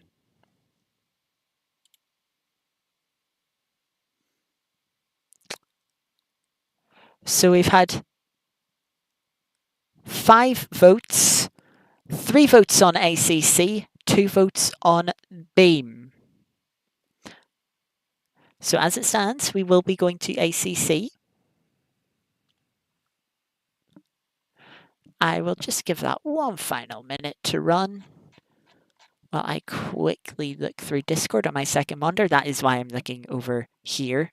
This is my second monitor is over here, and where I've got Discord, chat, everything that isn't the game open.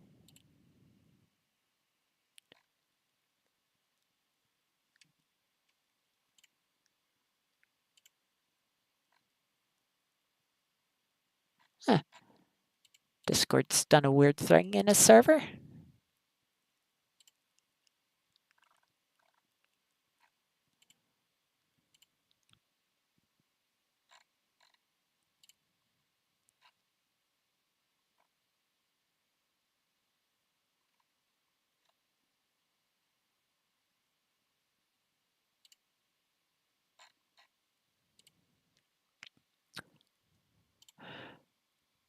Right, we are gonna run some ACC practice.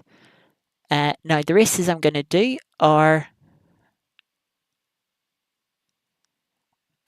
Low Fuel Motorsport LFM Races. If you don't know, they host daily events. They kind of run an iRacing model of events on Cell Corsa Competizione and R Factor too as well, but I don't have R Factor. So yes, we will be playing ACC. With that in mind, let me switch to this so I can change games. I will also mute desktop audio while I change games so you don't hear ACC starting up.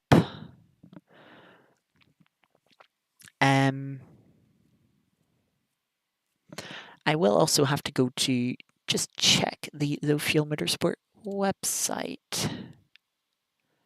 Well, I believe they have practice servers. Here's where I found out I'm wrong. They don't do practice servers, and I won't be able to practice. But I'm pretty sure they do from when I last raced on LFM. So let's see. It is the sprint we're looking at. So the 8:15 one's going on now. We want to sign up for the 9:15. That starts in 25 minutes now. I'm going to be racing the Porsche 992. Reason for that is I've only driven it twice now. Once when it came out at Valencia for an hour. I ended up hot lapping it, to be honest. And once a little earlier today, pre-qualifying for an endurance series, is the RCI World Tour if you're interested. So yes, we're using it for an endurance series, and I've only driven it those 2 times. I want to get some more practice in. Wanna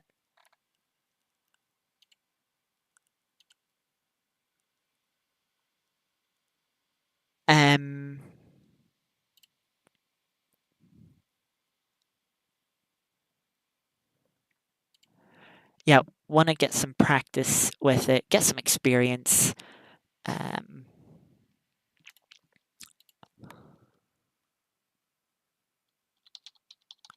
For that series, it starts this weekend as well.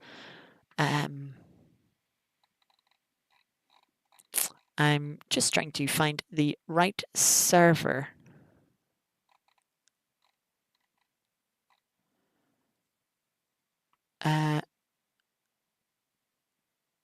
Sprint series, it is at Silverstone. Make sure I'm in the right car. 992. I'm gonna use this livery. Is the password? Yes, that is the password. So I can now switch back over here. We don't need to worry about scenarios completed. And I will now enable this. Actually, I need to open up a program for what I've just done. Give me 1 minute. I say 1 minute, it will not take me a minute. Please drag off. There we go.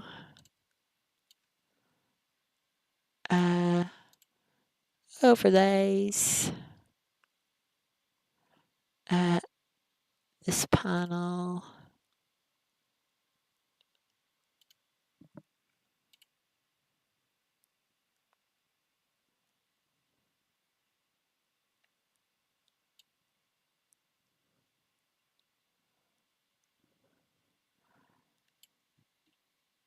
Yes.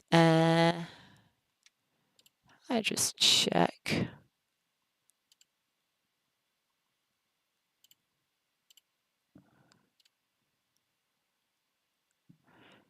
So setup. I don't do anything more than advanced preset. I think we want ECU map 1. Is a 25-minute sprint race, which I think will require about 45 litres of fuel at an estimate. Yeah, I want to see. No. Okay, why is this not working? I tested it earlier and it was working.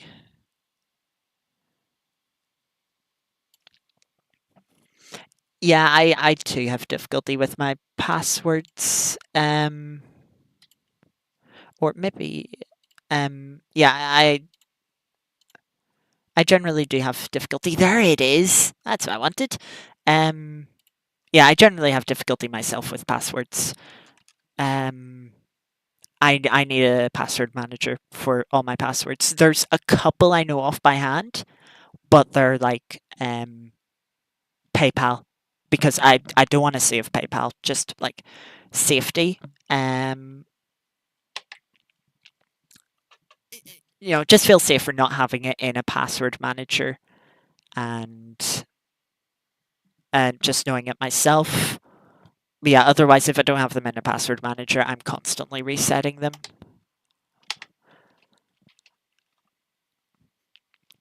But handy enough, the one for these practice servers is quite intuitive. It is LFM, which obviously stands for Low Fuel Motorsports.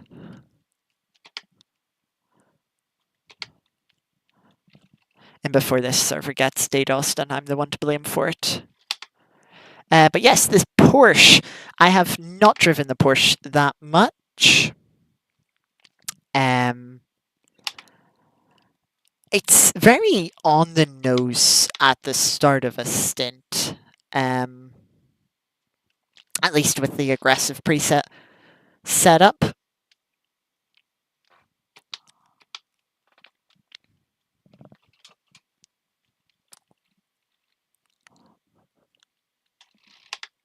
A bit too on the nose for my liking, to be honest. It just doesn't give you a lot of confidence on the rear end. But I'm hoping that's something that comes more with practice. No game audio. Yes, I know why. I forgot to mute the desktop capture. Thank you, Eddie. I will do that on the straight when I let this car through. We're just going to indicate... oh, I can't tab out. I'm just going to have to RTG fix because I can't tab out the game.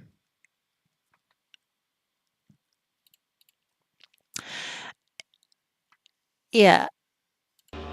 Preferring understeer. I wouldn't say I prefer understeer. I prefer oversteer, but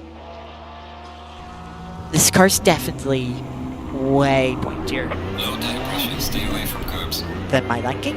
It would help if I enabled the pit limiter. We do have one car come down to start finish straight. We also have someone coming out just in front of us. But yeah, I do like a pointy front end. I do like a good turn in. But if you can't have a good turn in, then yeah, I don't like a car if you're just struggling with constant understeer and it's sort of not doing what you want it to do. Audio is good now. That's good to hear. I did quite a bit of balancing with ACC before the stream. It's what I used for the test stream earlier when I was doing pre-qualifying laps. But yes,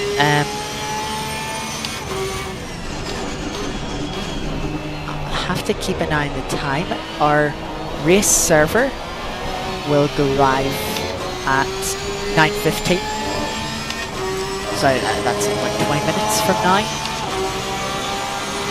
And I don't have a clock on my screen, so I don't know when that is exactly.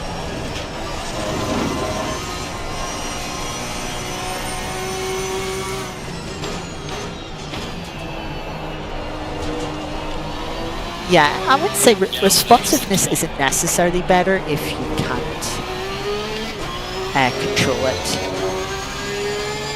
If you can't make use of it, then it isn't really better. If not having to worry about oversteer gives you the confidence and allows you to attack and push more, then yeah, you're probably going to be faster with it. It's just one of those personal things.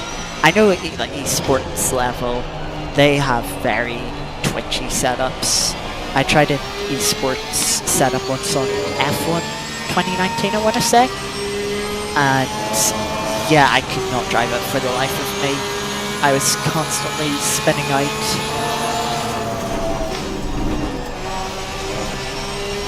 Of course, Cups can be a very scary corner as it is. I don't know if I went over track limits there. But it can be very scary as it is in a car normally, just with the rear end coming around under braking. And when you turn in for it, let alone when a car feels like it's going to do that at just about any corner.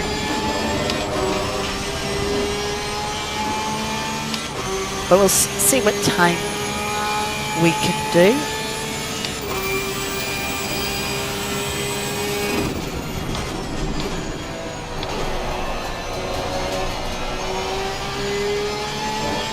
Yeah, so I have the front wing angle. It's just about maximising turning and dealing with whatever you can on the rear.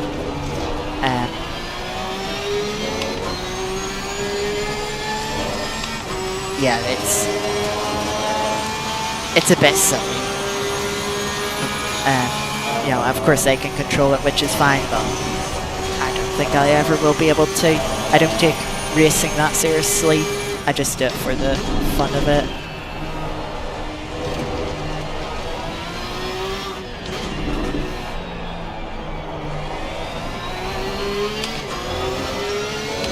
And I do want to go as fast as I can to try and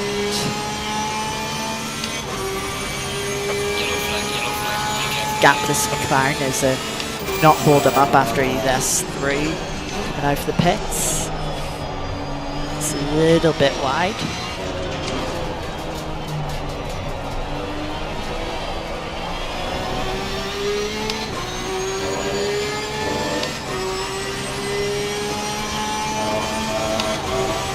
Faster in the new game, yeah. I mean, it does have a different... The handling model has been tweaked and is apparently much better on controller. I don't have it. I haven't had the last few F1 games, so I can't comment on it personally, but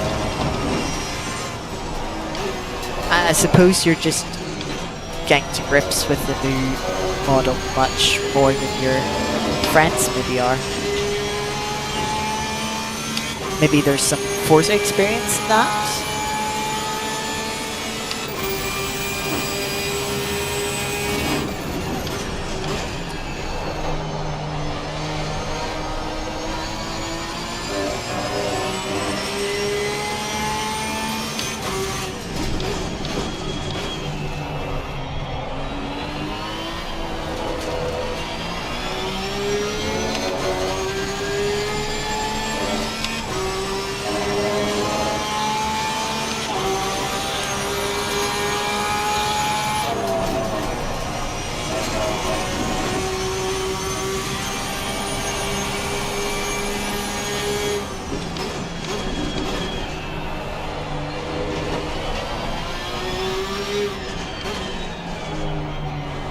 Are gapping the car behind, which is nice. We'll see what this lap time puts us in position-wise. Of course, can't see from the relative what the top times are.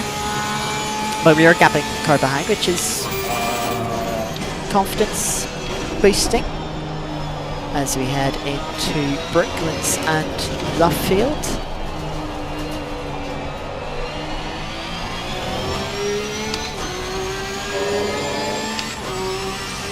Ideally, you want to be doing sub 2 minutes. I don't think... Nope, 2:01. That puts us 15th.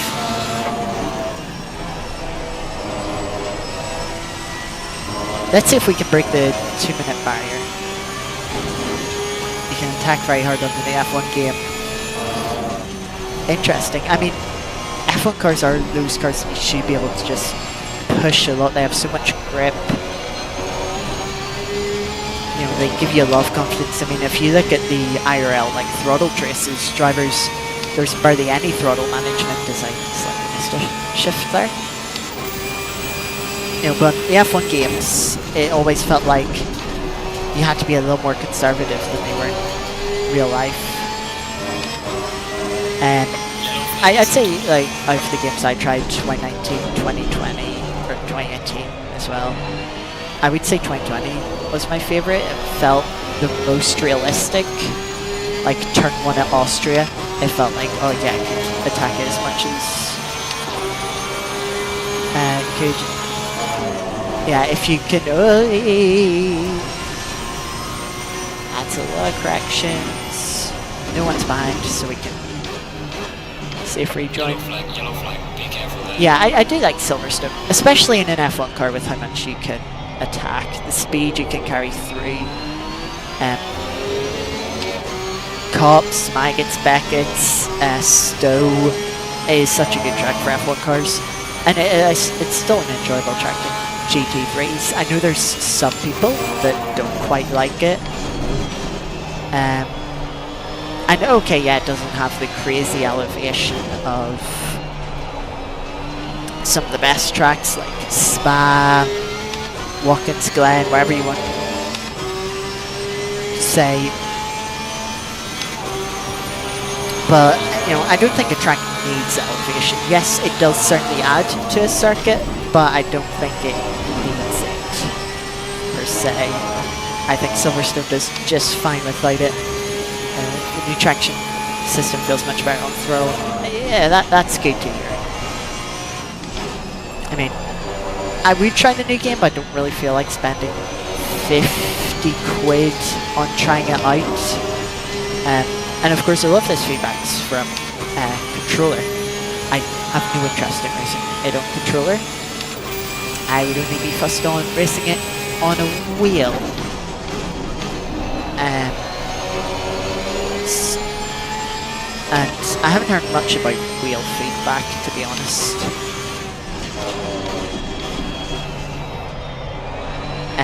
But then again, it's like, I'm just enjoying Assault Corsa ACC so much at the moment. It's keeping me very busy, so I don't even know how much I'd play the game. I think I'd struggle to find the time to do like a weekly racing league on F1.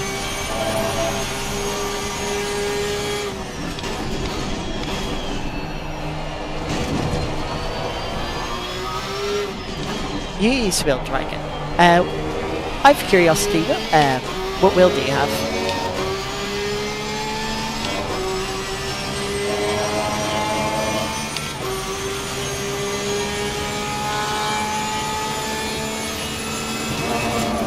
Yellow flag in sector 2. Also just remembered, I should change the stream title.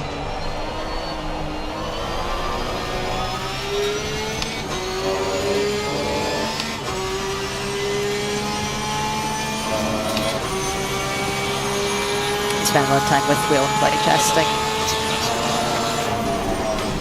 Here's a question for you then. What do you prefer, F1 on wheel or controller? Sausage carpet hitting the floor. Yeah, slightly distracted, not as perfect as I would normally be, maybe.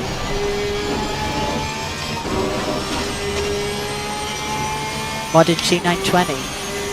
Had it for years to attach to get rid of. Once you try a direct drive wheel, you'll never look back. They're just so much better. That was a moment.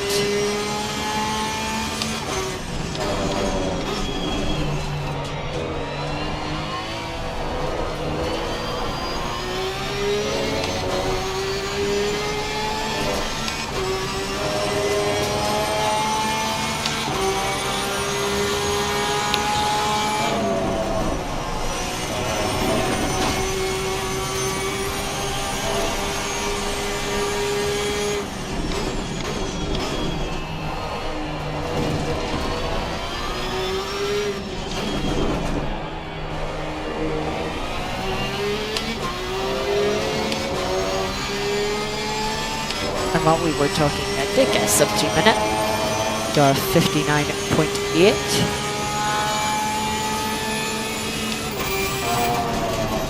Alex's stream crashed. What a shame. I mean, yeah, genuinely shame for him, but I'll be honest, I personally couldn't really care. But yeah, good to see you. Zav? I'm butchering that name, I know, but it's honestly been that long since I've heard Alex pronounce it, I've completely forgotten myself. But good to see you around, hope you enjoyed Alex's stream before it crashed.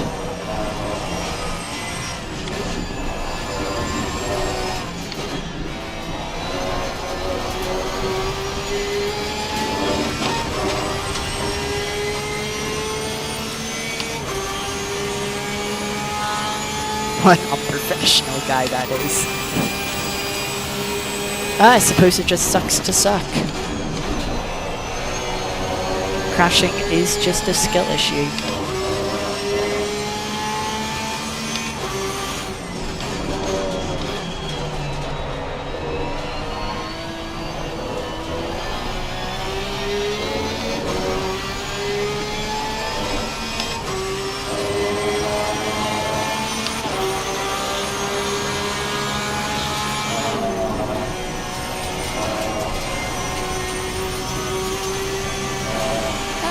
Car feels good.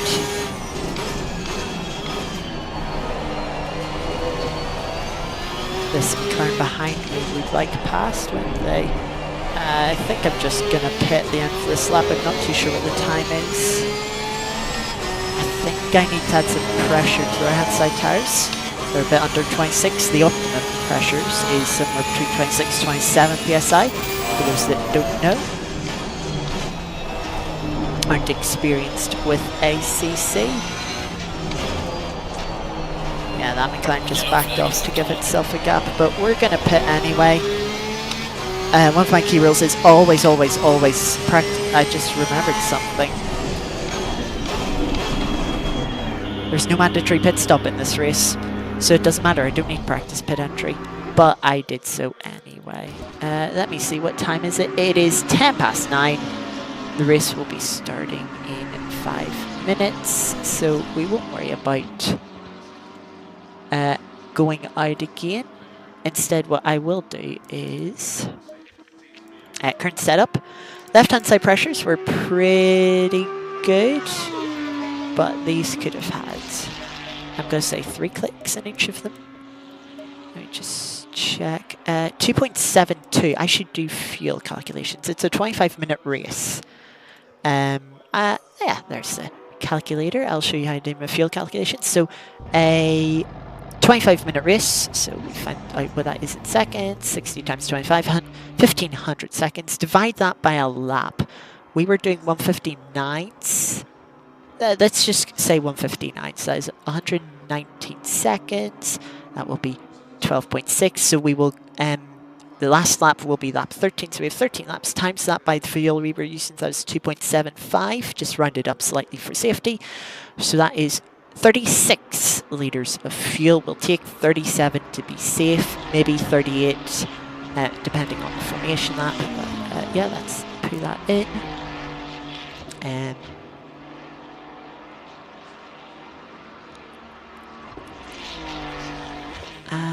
is there, I think there is something else I was meaning to do.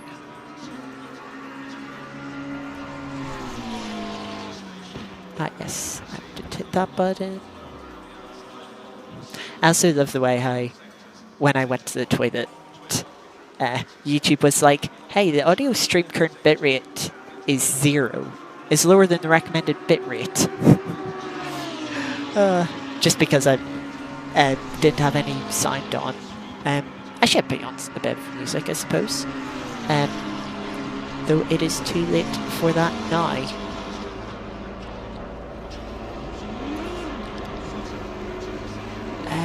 So yes, let me just double check the setup. It is, once again, aggressive preset. Just, I've not even tweaked anything apart from pressures, fuel, and the engine map. I don't even know if the engine map should be at 1 or if 8 is a better engine map. I don't know. Generally it's 1. What I want to do is I want to save this setup with the track temps. So it is 23C, 31C. Save. Because when we go into the race server, we don't get any practice. We're straight into qualifying. And it can be different conditions than practice. Practice is sort of like a just a base weather. Then the race will be a different time, and with it being a different time, it'll also be at different temperatures. I don't think it can rain. I would honestly love it if it could rain, to be honest, but I don't think it can. Yeah. 1 minute till our race, so we'll leave. The fast time 58.182.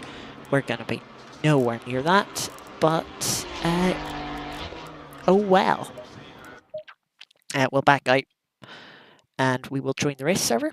Apologies for the face cam being dark while we have a black screen. I think I do need to check the website for a password, because I don't think it is a normal password. And you know what, just to be safe, I'm going to go full screen while I get this password. Hello everyone. Alright, let's see. Server opens up in 10 seconds. We are in split 2 of 6. We are the second highest rated driver in the split.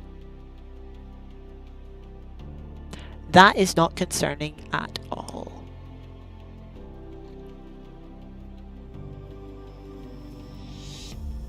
No pressure, them. Let me just look through names. Sorry, I'm looking at this off stream. There's no names I recognize. Not that I would think. Not that I think I would. Okay, so the password is just that.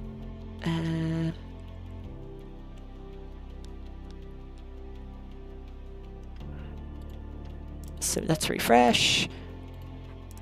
Right, let's start from top. Oh, it is the first server there. Oh, it's only 12-minute quali, right? I'd say 6 laps for quali. Right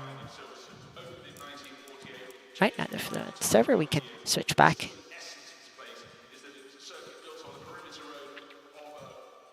So you can see we have the number 2 next to our name.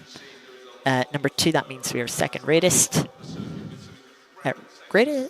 We've second highest rating, is what I meant to say. 26:33. Now, if we load up our setup, it was 23:31.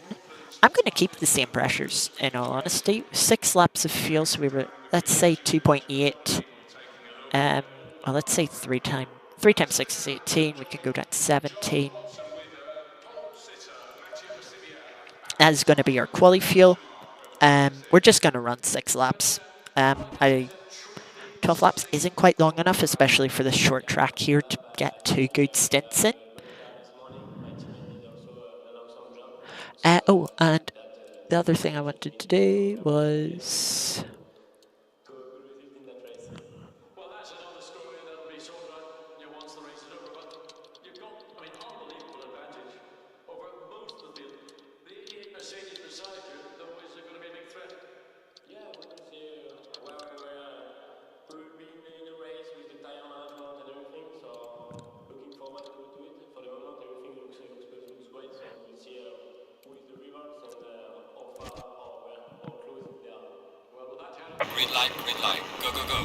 Alright, let's just update the title. I don't have a new thumbnail to put in for the stream, so it's like clickbait, but not that much. I'm just gonna let the pack start to go out, because what you usually have happen is everyone goes out at the start, they bunch up, and then you get caught in traffic.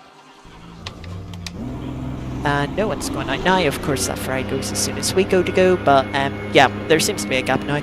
We have 28 people in this split.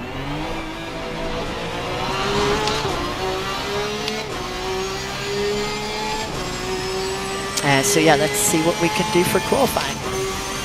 We have an optimum track, 34 degrees temperature.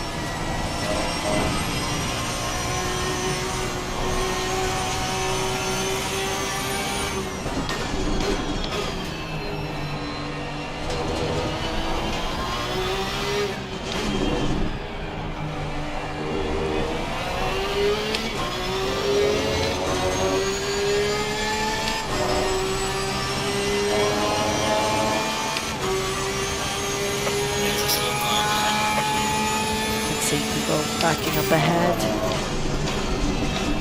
Which, if you ask me, is a bit pointless because, you know, people will try and just maximize their exit onto their first lap, which, okay, there's not much harm in doing, but your first lap is never, your first flying lap is never going to be your best lap. You know, the tires are just always a little bit better on the second flying lap. And also, I think, you know, you can just build confidence. Or maybe that's just a me thing with the fact I generally don't do as much practice.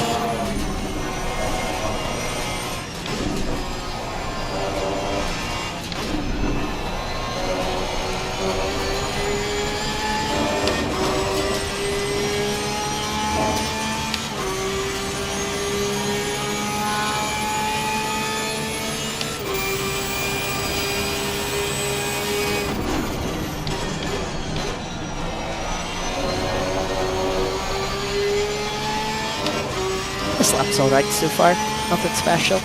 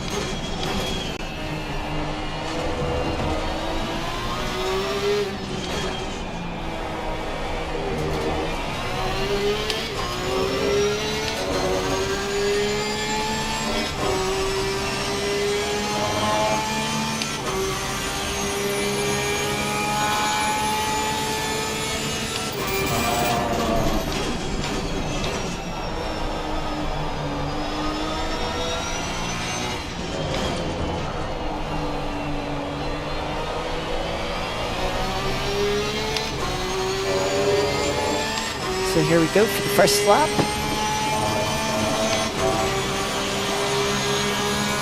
(1:59.9), just about sub 2 minute, but I know we can definitely go faster.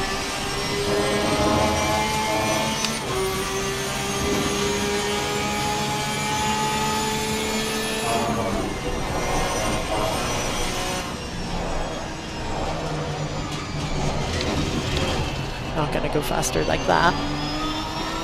Luckily we've got a gap behind. Yeah, we're gonna have to back out of this lap a little bit. Just to let the cars cool a bit. Not to overheat them. Not to take more life out of them. But we don't back up too much. We don't be put under pressure from the car behind. We are 1.3 seconds off this session. Best so far.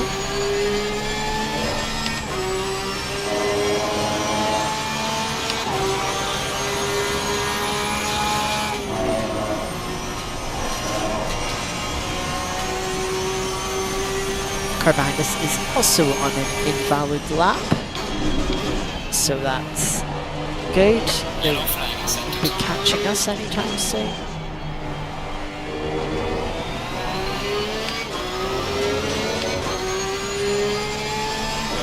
We're halfway through the session now, as we're coming up to complete our third of 6 laps that we've fueled up for. So we've still got 3 more attempts to put ourselves up the field. Currently P17, which I would be a bit disappointed with, to be honest, but given this is a new car for myself, and I am a bit rusty at the moment, I won't be too annoyed. Main thing is, we are trying our best. So let's go for it again. Hello, Martin. Hope you're doing well. Just by kept on track elements, but of course that was not very quick through Cop's corner. You can see that rear left is getting a little bit hot by the fact it's shading yellow in the bottom right hand corner. That's not a great way to start the lap. Maybe we should have been doing a second stint. Just going out too fast out lap, 2 fast laps, return pits, out lap, 2 fast laps maybe. But to the now we are committing. Bit of understeer there, but we're just matching our delta with our previous lap. We've gained a bit into the Veal chicane here, but we've lost it again on the way out. Yes, you're not in timeout, Martin, and don't worry, no one has the power to put you in timeout except me, and I happen to have both wheels on a steering wheel at the moment. Yes, I would say this is quite fun. It'd be more fun if I didn't have this headache, but we ignore that.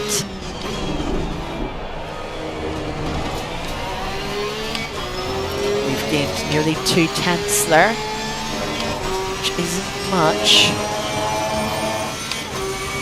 But yeah, we're down towards the bottom end of the field. I think that's just rustiness and experience with the car showing. But we still have this lap and 2 more to improve on. You'll behave, you promise. I wonder if the rest of chat believes you, especially Blakey if he's still around. We've improved by a bit, but only by 700ths, which is not enough if we want to get up the grade. But look at that, we've gained 3/10 through Cobb's corner, 3.5 as we head down into Maggots and Beckett's now, taking a lot of curb through Maggots into Beckett's now, down into third gear for the right-hander, trying to get a good exit. Not the best of exits as we exit through Chapel into the Hanger Straight now, but we're about 4/10 up on our lap. That would not put us in a position. Let's not forget to shift up into 6th. So we get a low fuel warning, but that's right, we still have 5 litres. If I press them buttons, we can now see our delta again. It's nearly 5/10 as we come back into the Veal chicane. Down the gears into the apex quite nicely. Take a lovely apex on the right, there's no anti-cut there. Watch the traction line exit, the rear tyre's starting to overheat a bit. We're now 6/10 up as we head down the start of this Hamilton straight. Heading to Abbey now. Another high-speed, difficult corner. Get the car in, doesn't oversteer too much. 7/10 now as we head through farm. Heavy braking now for Village. Get to the apex rear end, wanted to slide, drags us out wide as we now head into the tight left-hander of the loop. Traction very important here as you now head through entry, still 7/10 up onto the Wellington straight. Breathe a little. Let's come down into the final few corners of this area. Silverstone in, braking for Brooklands, very difficult as the corner starts turning early, then tightens up, then into Luffield, very long corner. You gotta be patient, go, go, go on throttle. Use all the exit curb. We've nearly kept all 7/10 as we go through Woodcote now up to the line. Where does that put us? It puts us 24th. That's not great, but we do have 1 more lap, both time and fuel wise. We are right there at 10th. We pass up a few positions now, but we do have to find that 10th. And if you look at that rear left, it is starting to get a bit warm. It is going to be difficult to further improve. But if you look on the thing, we are beating the 4th ranked driver on Elo, and we are only 4 positions, which is by a 10th, behind the 3rd. So, quite an upset in the Elo. Rear end slides around there, loses us nearly 2/10 through Stowe Corner.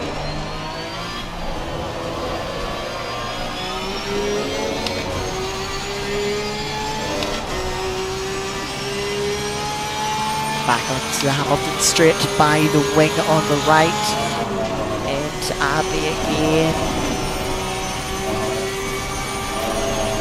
Now 3.5 down.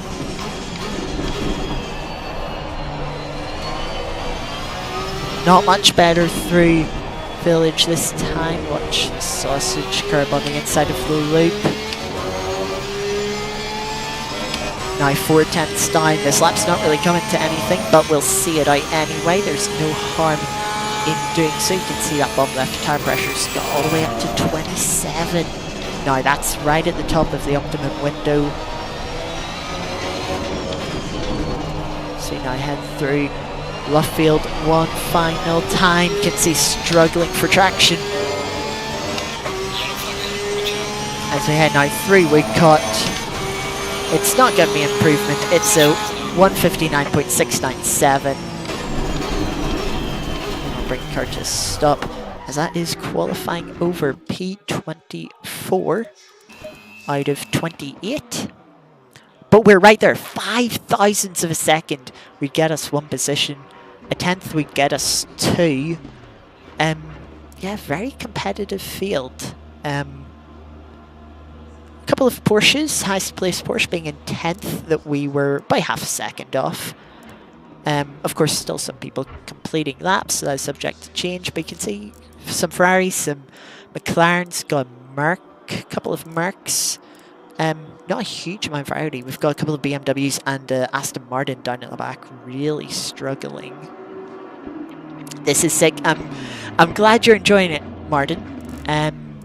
What I am going to do is, for the race, just take a PSI off of each tyre and turn the telemetry on. You're meant to have that on for thingy. And we're also going to go back up to our 37. We're going to go 38. 25th in the end.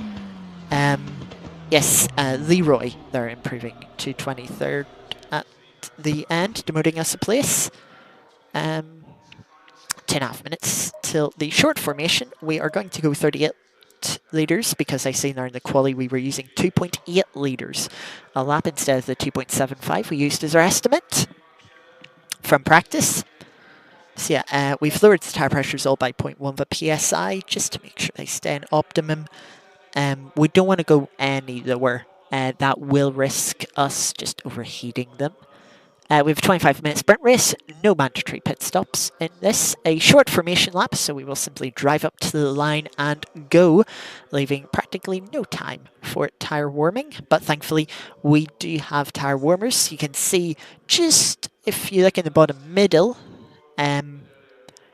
you'll see a tyre box. You'll see 24.5, 25.4, that's the tyre pressures.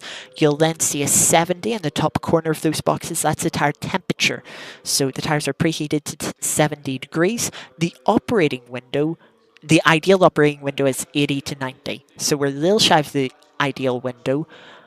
With this, we could probably see tyres going up into the 90s a bit, as long as they don't go over 100. If they're sub 100, they're not too bad. And yeah, we can live.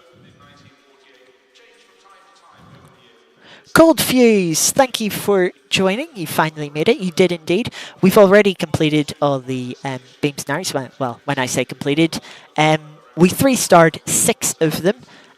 Unfortunately, for one of them, we could only get 2 stars. We did contemplate going back to it and giving it another go, but we voted to come to ACC and do a couple of LFM races. So you'll be able to go back. Signed! Good to see you too. You're not saying any links to Streamlabs. What Streamlabs? What is Streamlabs? Like OBS Streamlabs? Last I heard of OBS Streamlabs, it was something that you should never use.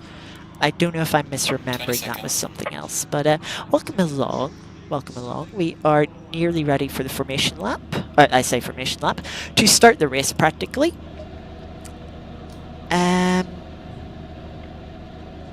Yeah, 25-minute race, and no mandatory pit stop for those just joining. We've qualified 25th out of 28th, which is, I will admit, a bit disappointing, but I am quite rusty to the game. If you don't know, my wheel has been broken for the last month or so I've not been able to race.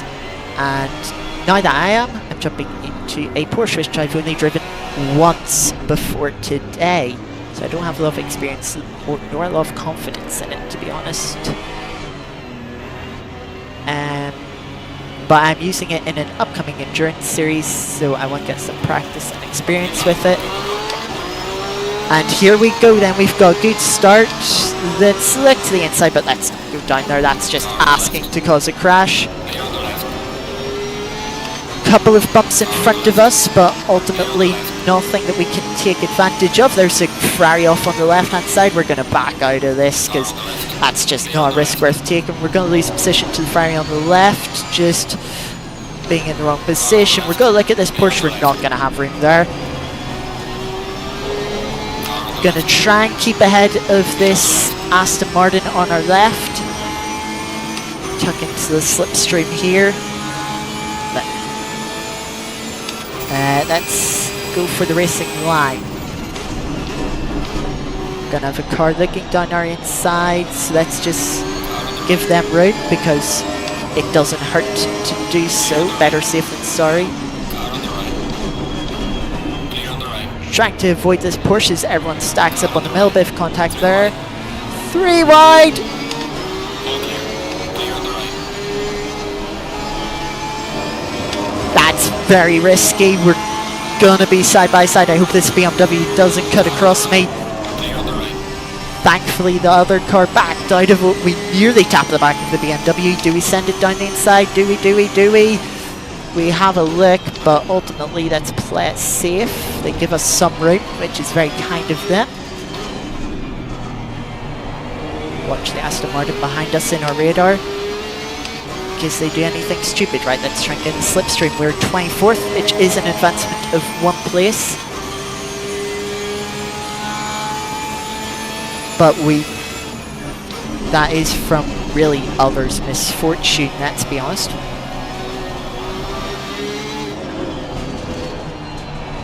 Aston Martin looking behind us in the radar, trying to find a way past, but we're trying to find a way past the BMW as well.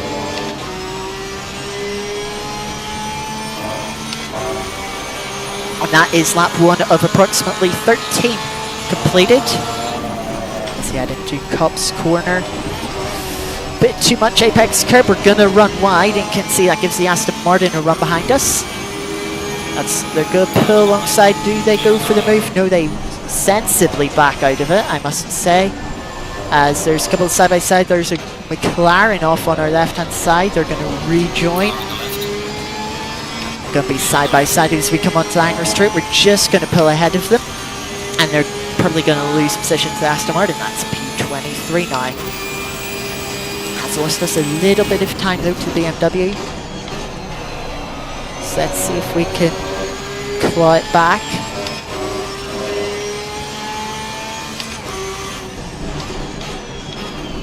Still got quite the train of cars in front of us. The BMW's gone wide, which is a little awkward for us.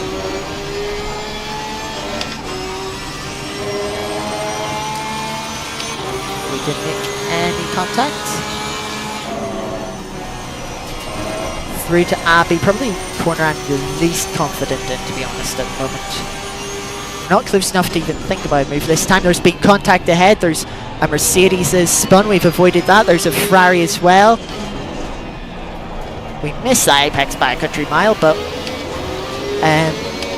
doesn't matter too much. That BMW is not going to get a great run onto the chicane. It jets on the grass as it looks away past the Ferrari. It seems to have a straight line speed front on the Ferrari. It is pulled alongside. Let's see what happens here. Maybe could have gone for a move on the Ferrari, but we've been risky. Let's just make sure we don't take them out.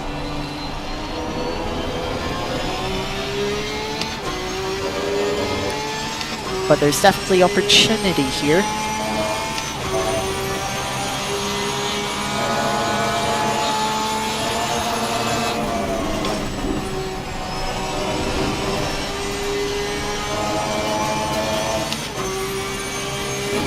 Head back into Maggots and Beckett's.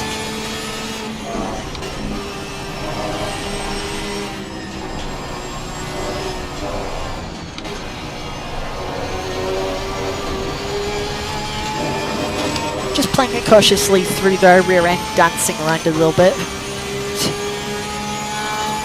The tires not quite up to the pressure they were in qualifying, mainly because we're stuck behind traffic. We can't go the pace we were. You know, last lap was 2:04, 4 seconds off our quali pace.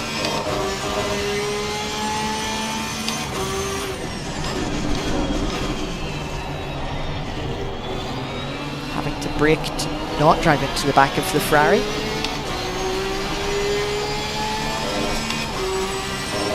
Very close, but we can't. Abbey's not really a place for overtaking. Play it safe once again, make sure you don't run into the back of them. We're a little bit wide, to be honest. Aston Martin's not close enough to make use of the opportunity.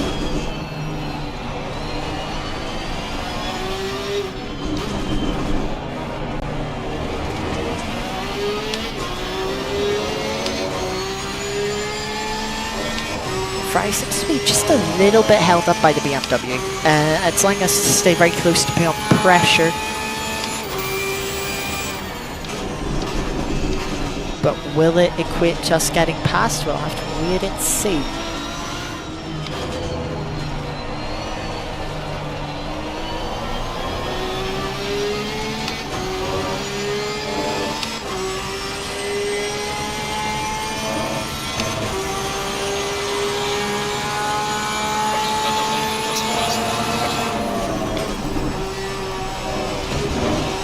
Bit too much inside curve once again. Ferrari's got a really good run through there. 3 cups, so let's try to be a little bit more aggressive through Maggots and Beckett's.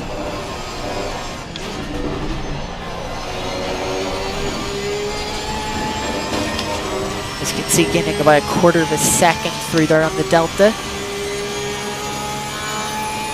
We also got to keep in mind those cars that had issues early on may be coming back through the field, so we do have to keep an eye out for that and decide, do we want to defend for that position, or do we want to just let them through and not risk losing more than we need to? People seem to be struggling with this field chicane. As you can see now, 6/10 up on our Delta. The field's starting to pick up pace as it opens up a little bit, but we're still in the back of this pack.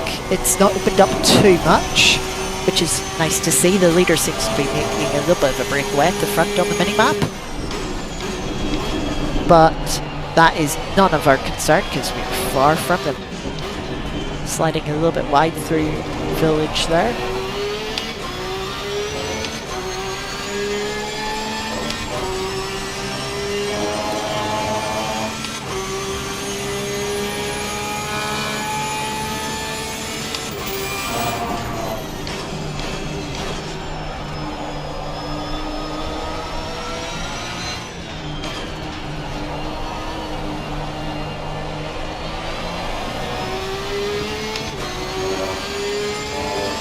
As we now complete lap 4.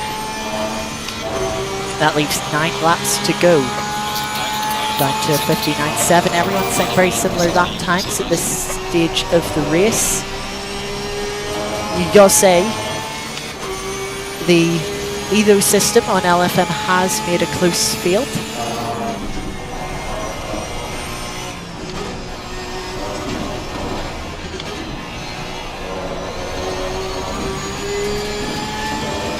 Even if the order is a little shuffled.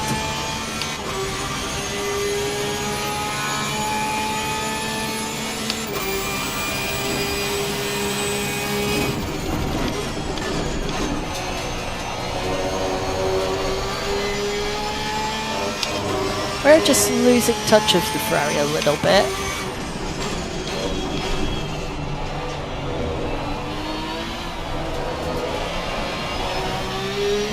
Struggling with traction out of the Vale chicane there. One good thing about being at Silverstone is I do know most of the corner names for Silverstone, partly because I was here for a Grand Prix 5 years ago now. And that's the Vale chicane I was sat at for the Grand Prix on Sunday.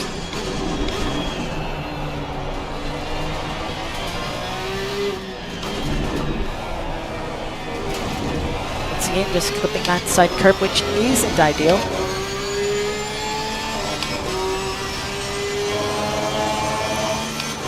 I can see the pack ahead of us just starting to get away.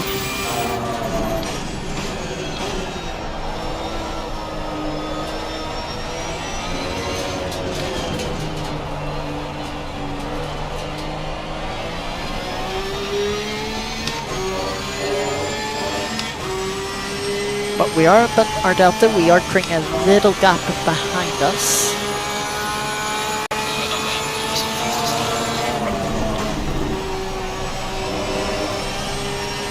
22 drive through for track limits. That could be another free position if they are in front of us. We haven't had any off tracks yet, I don't think. Or we might have had one on lap 2 on the exit of Cops.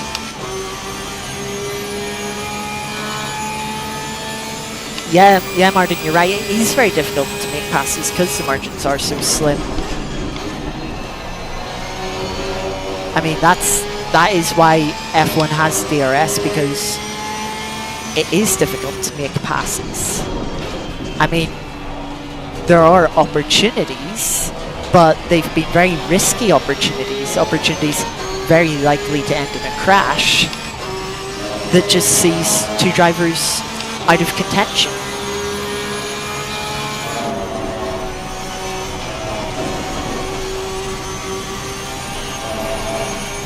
You know, if a driver drives perfectly, even if you have a tenth of a second a lap, if they drive perfectly, if they don't make a mistake, you're not going to get past them with only a tenth advantage per lap. You know, you need to be half a second quicker. You know, really create yourself an opportunity, or you need them to make a mistake, something that creates an opportunity for you to just get alongside. Having done stewarding for the official SRO Esports series, of which the Asia region had a sprint race on this morning, that is stewarding. I know how easy it is for crashes to happen. I'm sure there's plenty of people on them and tell them how crap they are.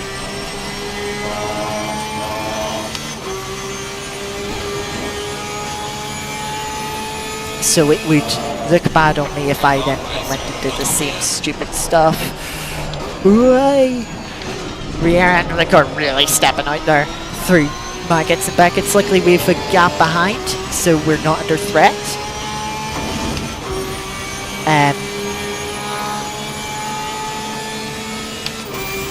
But has meant a gap's opened up ahead. But now with technically a little bit more clear air, let's see if we can open that out.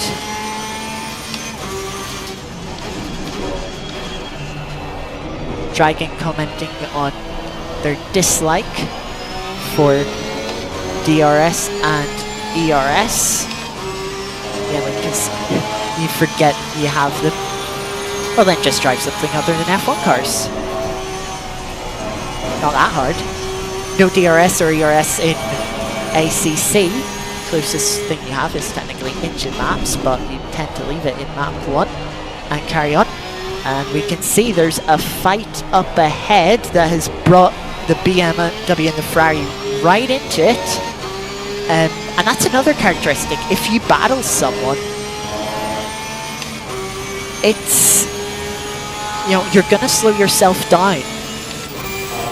You're gonna lose race time. And that, you know, you can see that Ferrari now losing a position to the BMW, all because of a battle they were involved in just a little further up. And you can see, oh, I should, that's a lapped car, that's a bit embarrassing. Well, that would actually explain why this pack has bunched up a little bit as they try and get through the lapped car. I mean, point still applies. You know, the cars were fighting when a lapped car was creating opportunities that wouldn't normally be there, and it's closed up a bit more again. You can see we've closed down the gap to the car in front. It's now only half a second compared to the second it was when we made the mistake 1 lap ago. It's a little bit concerning having the lapped car in the radar, but let's not think too much about it. Let's not let them distract us. Ferrari's looking for an opportunity, and this might be one. The BMW's gone wide. It's held the Ferrari up through the Vale chicane, and look at that, we're right on the rear bumper as we really struggle with wheel spin out of the Vale chicane. The car gets sideways. Into Abbey now.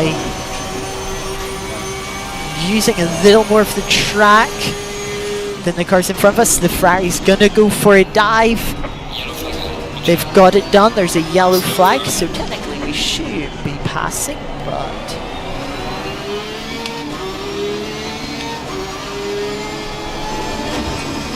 if the opportunity presents itself, we'll try and take it. Ultimately, we can't carry the pace on the inside.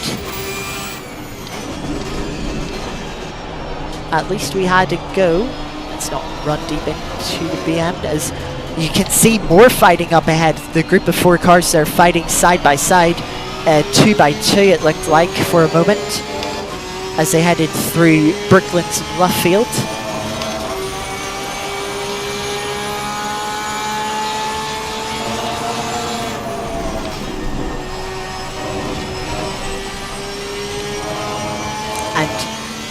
You know, you can look at on the mini-map, the gap between those cars we see fighting up ahead and the cars in front of them has really opened up, all because of how much they're fighting. They've given up any hope of being in a position higher than wherever the front of the train is. I don't have the thought to try and work it out, but they've given up any opportunity to be, you know, to try and pass car number 9, as we have a run on the Ferrari here using the slipstream of the BMW. Clear on the left. But we're going to be stuck behind the BMW. That's going to allow the Ferrari to hold it round the outside. That was an off track. Naughty. Car on the left. Really getting held up by the BMW here.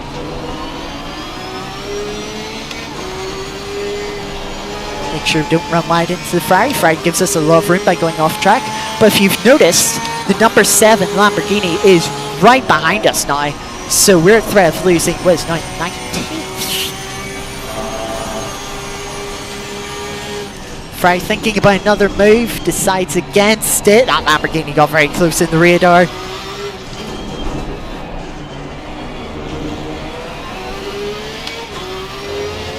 This pack is real, we're all backing ourselves up. Look at the delta, 2 seconds off. But we're in the slipstream now. We've got a run. Car on the right. Clear on the right. We've gone for the dive and we've got it done. Now we just need to make sure the Ferrari doesn't get back past us again, but hopefully we can go chasing the BMW now. That's a brave and committed move, I gotta say. I was a little bit worried, but the Ferrari was very respectful and we've got to commend them on that. You know, they seen the move coming, they allowed it to happen. Look at the run the Ferrari gets. How much confidence they have going into Stowe, even in the dirty air right behind us.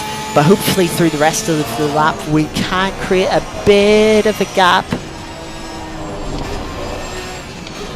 Just trying to alleviate some of the pressure that Ferrari wants to put us under. Thanks Martin for the compliments. And sound.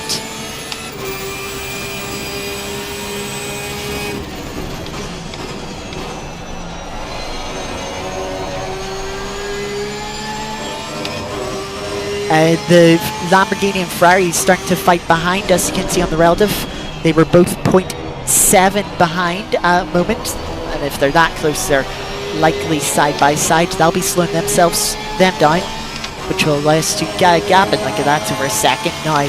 Pressure's off, as we have just 5.5 minutes left of the race. The leader down at Brooklands already. Shows you how far ahead they are.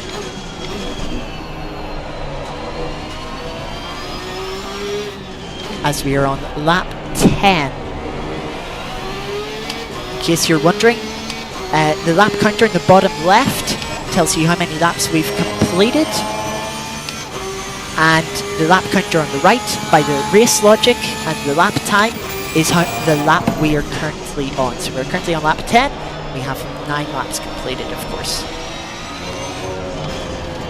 That means when we cross the line, we'll be going on to lap 11 of approximately 13, leaving 3 laps to go.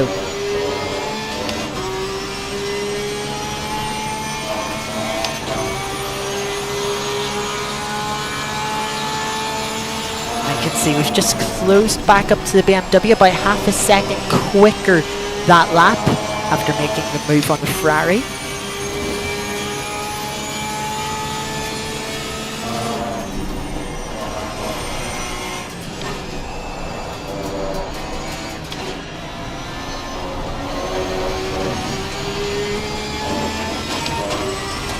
Rear end of the car is starting to move around as we get to the late stages of this race. The car's certainly not as pointy. It doesn't feel like you're going to turn in and the rear's just going to decide, nope, I don't want to stick. But certainly through the longer stages of the corner, trying to get on throttle, the rear end is just sliding around, not enjoying trying to deliver about 600 horsepower to the ground. As the car behind us, a Ferrari, is catching up. A different Ferrari to the one that we passed. This must be one of the cars that had an issue earlier on. Car 15 had an issue behind us, caused that yellow flag that you see. They're parked on the exit of Club Corner, coming onto the Hamilton Straight.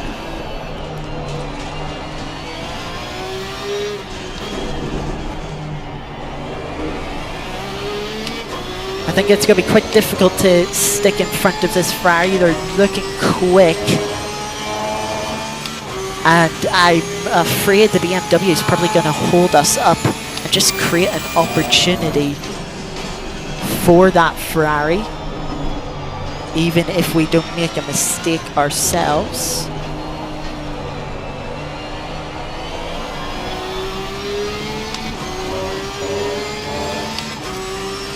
Let's come across the line, 2 laps to go now. As the car's had an issue ahead, it's the number 3 on the exit of Copse here. There they are on the right hand side. That's another free position. P18, not P17, sorry. Another yellow flag, car 9. On the left hand side there you can see rejoining the track. They've got out just in front of us, but we have a bit of a run on the BMW now. Can we sneak some slipstream off of the Ferrari? Not quite. Ferrari's gone round again. BMW's had an issue and has given us that place for free. No time gained for going off track there, for avoiding the Ferrari. Yes, the Ferrari was spinning, if I've been right there. But that puts us now in P50, and the Ferrari that was putting us under pressure hasn't got past that BMW, so that's going to give us a little buffer before we go on to the final lap.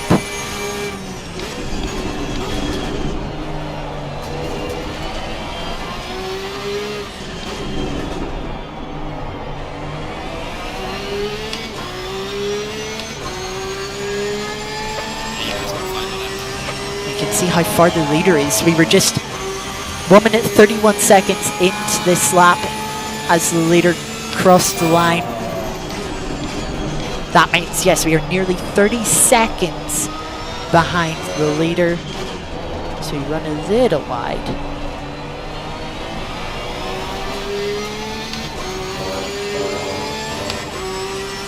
Fuel alarm we don't need to worry about. You can see in the bottom left of the dash we still have 4.4 litres. And we're using 2.8 a lap.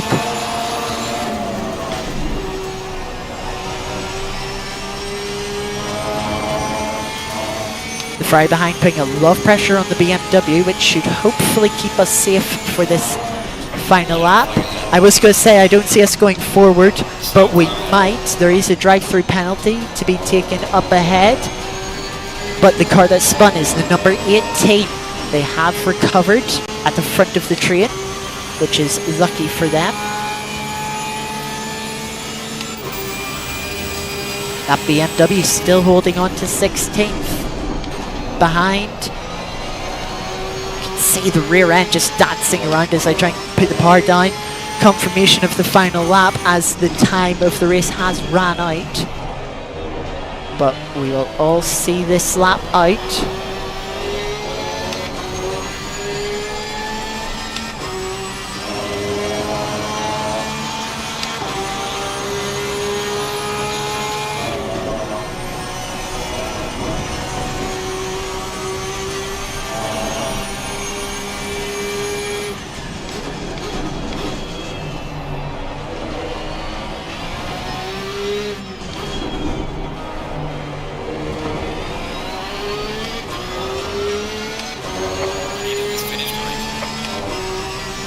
I think the Ferrari nearly made contact with BMW from what I've seen on the radar there behind us. But it looks like the Ferrari isn't going to be able to get the BMW for 16th, but that's none of our concern. We're too far back to do anything about the cars ahead. But we'd say getting past that Ferrari and BMW that we were stuck behind for the first half of the race is a goal accomplished, you could say. As we'll come across the line for P15 out of 28, or sorry, P14 maybe? We'll see it at the end of the race. We'll get final confirmation. We could complete an in-lap. We do have a leader and a half. Well, that would guess around a full in-lap. Yeah, let's return to garage before anyone hits us. Number 22, it looks like they were already behind us, so we won't be taking advantage of that. So we should be P15. Once everyone crosses the line, we'll get confirmation. As you can see, car 15 just coming out of Lovefield and 3 Brooklands now to complete. And there's confirmation, P15 in our first race after qualifying 25th. That is 10 positions gained. Okay, most of them were through the unfortune of others, but we did get a couple of positions genuinely on genuine pace and a genuine overtake. So yeah, we can be happy with that. Yeah, happy with that. A return to racing. What time does that leave us at now? Just after 10 o'clock. So that leaves us a little bit late in signing up for the 10 o'clock race. So that's obviously starting now. But there is one coming up at 10:15. It is just this race being rerun again. Different time slot, different weather as well. So yes, we'll leave. And in one moment, while we wait, we can go to full screen camera. Hello. I have seen your comments. I know you. Yeah, thank you for the good jobs, editor, Martin. Yes, clean race, which is always important. Thank you, event. One of the things I do pride myself in is a good safety rating. Well, you can see here, safety rating is SA, or if I bring this back up, safety rating is, don't mind the black screen for a moment, that's just computer things. You can see here are my ratings on ACC. Racecraft, 99. Safety rating, 99, something I'm quite proud of and do aim to keep, especially considering I do professional stewarding. I should know how to be a clean driver myself, shouldn't I? So setting a good example, and also then being an admin in a couple of communities. Consistency, 96, or actually, sorry, let's not forget, car control, CC, 85. That is one that does fluctuate a bit. Ever since I started playing this, it hasn't been a below 80, which I think is pretty good. There will be some track car combos where I can get it back up to the high 90s. But there's some that are just drops to the 80s. Martin, yes, we did start 25th, so we gained 10 positions that race. I'll just finish with the rankings here. Consistency, 96. I do see myself as a very consistent driver. And track rating, 99. That's just because, of course, I've done laps on all the tracks. That doesn't mean much more, to be honest. But yeah, that consistency, 96. I'm not a qualifying, I'm not a hot lap person. I'm not that surprised to be a little further down the grid. It's not too much of a surprise. I just can't get the same pace out of a car over one lap as I can over a race. Over a race, I find myself being very consistent. I make very few mistakes. Not to brag about myself.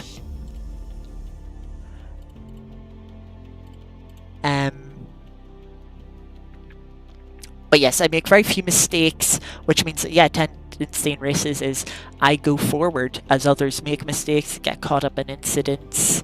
I've had some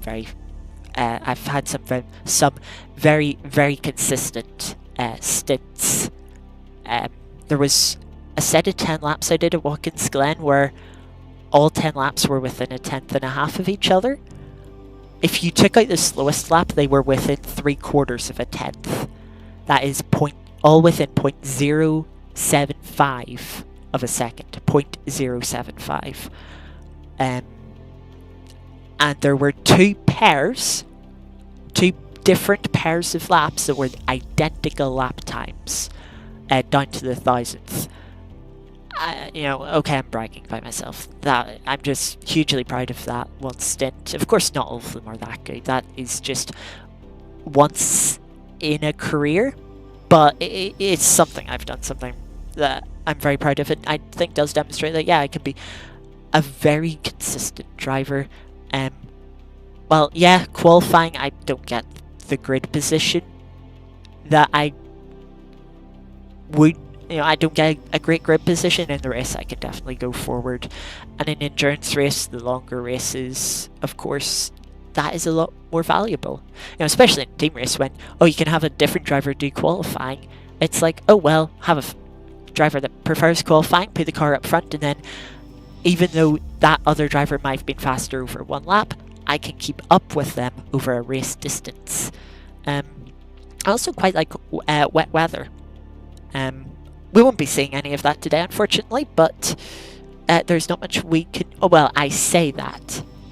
I'm just looking over at my second monitor here. Conditions for the upcoming race. It will just be a rerun, as I said, of the race you've just seen. But the conditions... it will be 5 p.m. local time. I can't remember what time that race was just at, but 5 p.m. I think that's a little bit later in the day. I think that race was about midday. This is a bit later. Sun's going to be lower in the sky. Temperatures are going to be a little bit cooler, most likely. But there is a 15% chance of rain. And there is 20% randomness to the weather, if you know what that means on ACC. Results. I have the results here from the previous race. Fastest lap in that race was a 1:57.2. That is mental.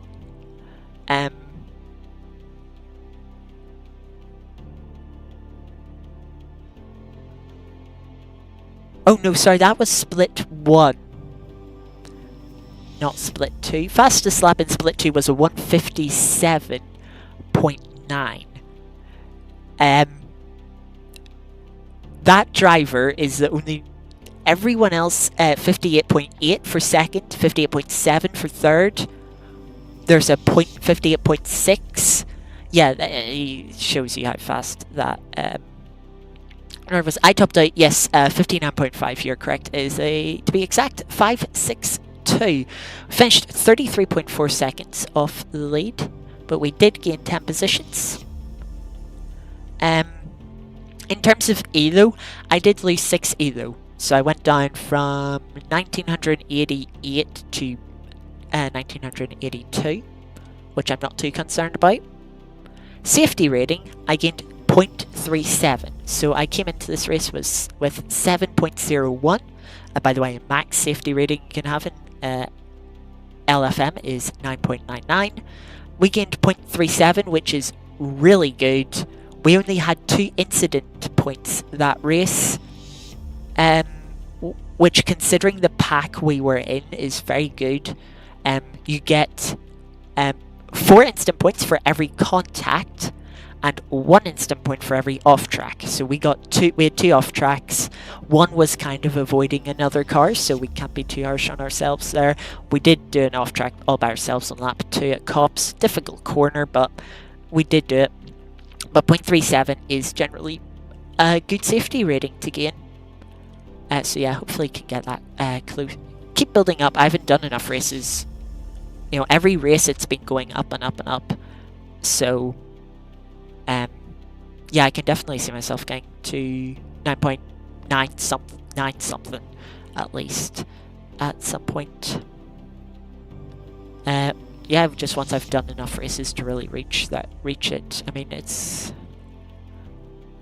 let's say I started at 4. You start off at like, I started at 3.5, but the first race gave me like 0.8, and from there you can only gain 0.3, 0.4 maximum each race.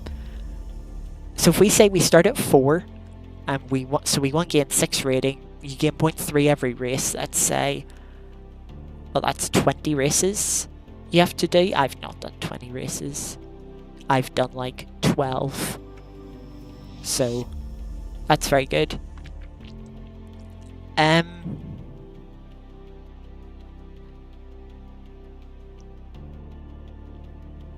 Now, the next race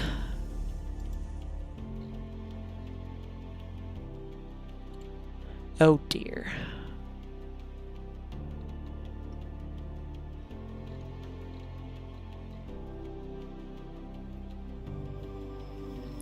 Okay, so the next race, we're currently in split 1 of 4. So not as many drivers signing up for this race.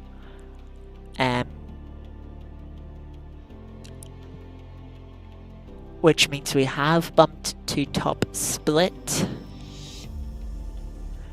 Top driver has an ELO of 3,000 here.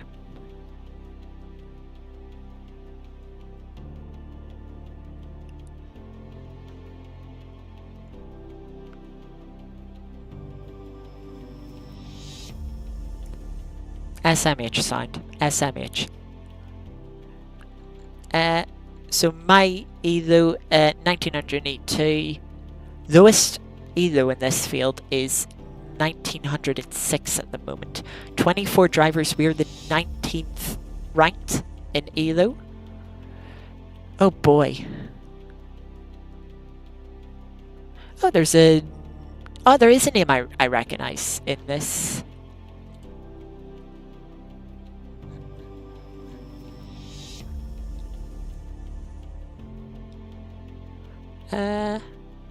I'm just trying to like get.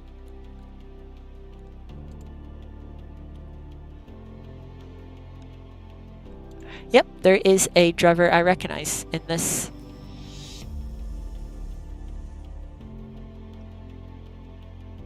So it would be nice to beat them, but I don't see that happening. They're driving a Mercedes. They'll be number 14. I'm gonna refresh the page in case anything changed.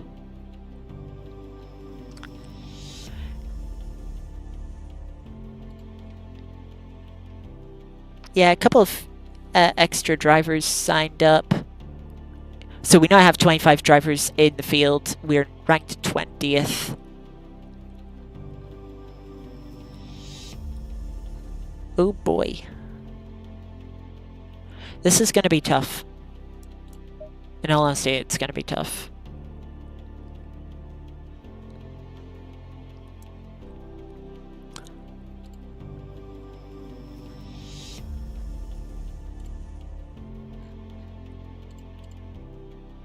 But we'll give it our best go. The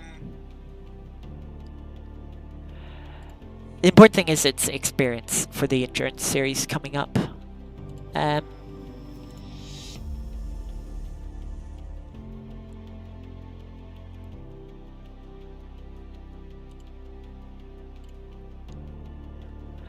just currently looking through Discord, by the way, while we wait.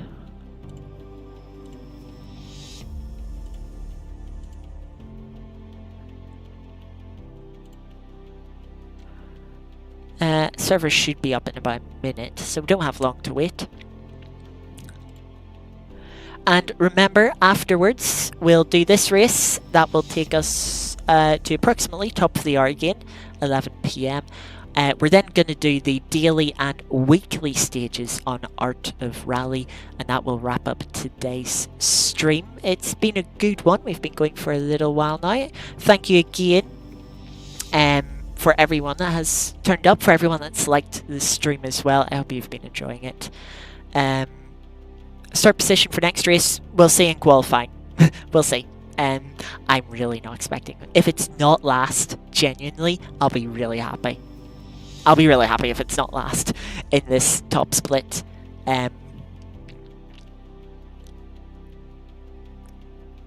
Yeah, we've been going for 3.25 hours now. Blimey. Let's see, refresh. We are not split 2 this time, we're split 1. Put in the password again. Connect.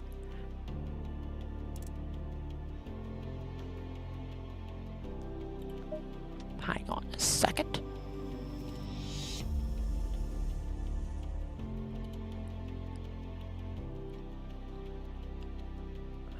Come on.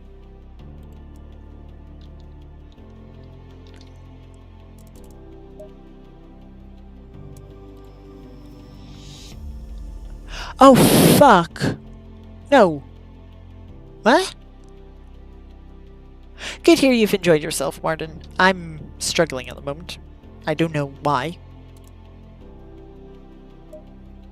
Right, wrong password.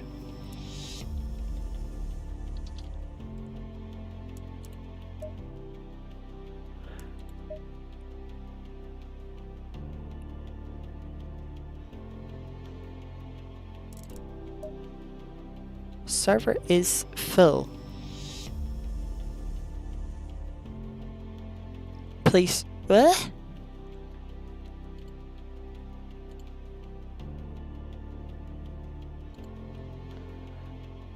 So I'm gonna quit out of ACC quickly. There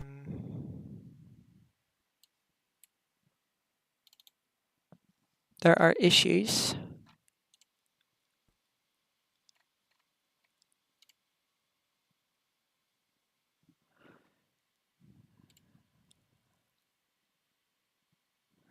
Martin's enjoying himself because he hasn't been timed out.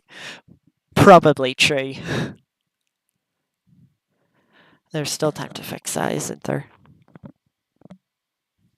We can fix that before the end of the stream.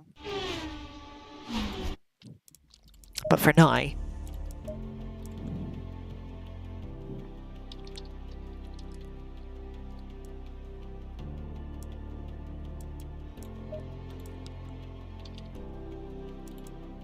Aye, there we go. You're behaving. You are, in all fairness. Qualifying's already started. Shit. No. I want to load. Same conditions as we had. No, it is still a little bit warmer. So let's take out that PSI we took out last time. Let's put our 17 litres in.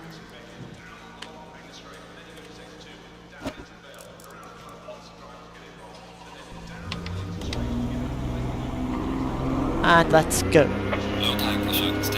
Because we're not going to be quick here. I will tell you that now. We're not going to be quick. So I'm not worried about like getting traffic in terms of catching people. But I am worried in someone coming up behind me and disturbing me. So I'm definitely going to let the car that's right behind me through on the hanger straight.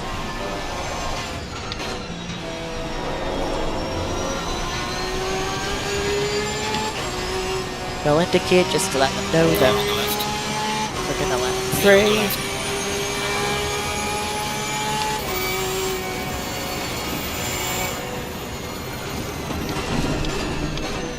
And I'll say this again for those who've more recently joined. I hope you like what I've done with the bottom end of the screen over here. Of course, running an ultra-wide, not ideal for content creation for streaming like this, but it does mean I can have these extra elements on stream, such as face cam, chat, and the data over there that I don't normally play with on the HUD in game. But it does mean I can have them on screen without actually blocking anything of the game, not covering up a HUD element, not that there is too much to cover. Like if you look at both top corners, they are pretty empty, plenty of free space for them for something to be up there, but anyway, they are left clean and open because not every game has free corners. Some games will have stuff up in those corners, which wasn't the case for Beam either, in all fairness, but I'm pretty sure will be the case when we switch to Art of Rally later. Right, coming up to the first lap, and turned on the headlights there. Okay, force feedback just died for a split second, always reassuring. Will has done that a couple of times in the past, but it's been nothing major. I'm glad you like the setup, Martin.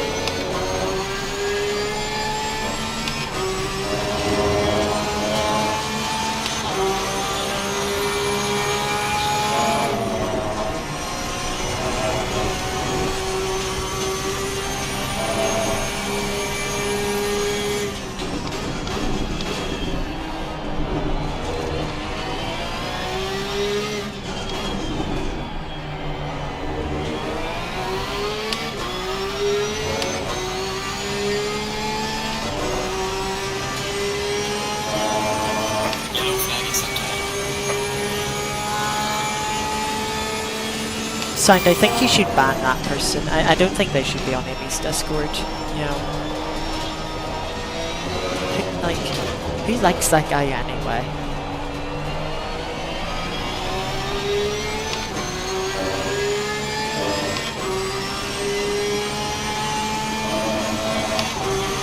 I wouldn't be surprised if there's something secret in the background. Like,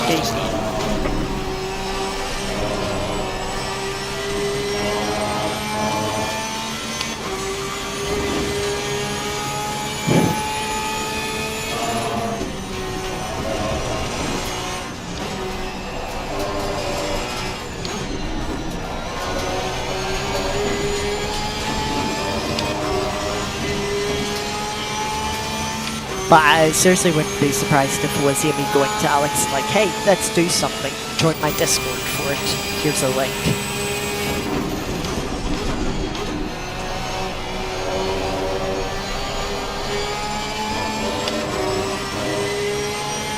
That was nearly outside track limits there on the Exodus. Still, we are catching up to the #1 ranked driver in the race.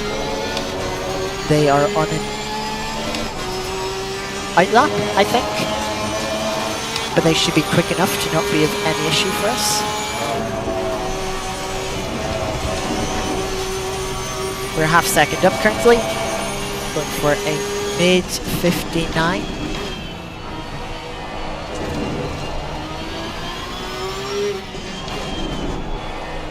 Yellow flag is set on.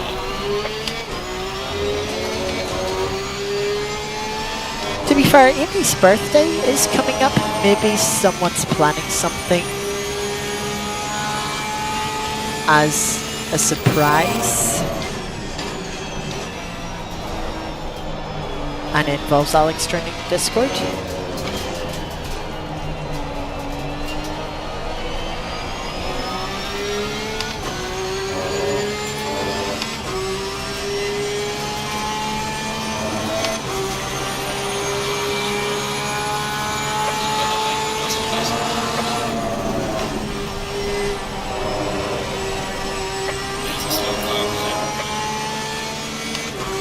only a 0.8, which is a bit disappointing.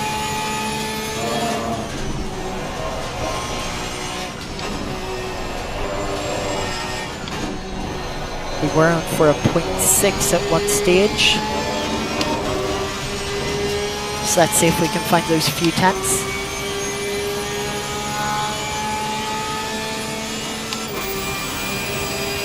I mean, Sound of East doing something special for Amy's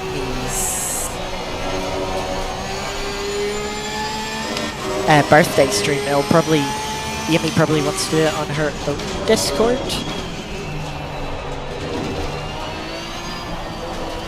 You know, or if there is meant to be a surprise, or I don't know exactly. It's just me theorizing. I've no insider knowledge.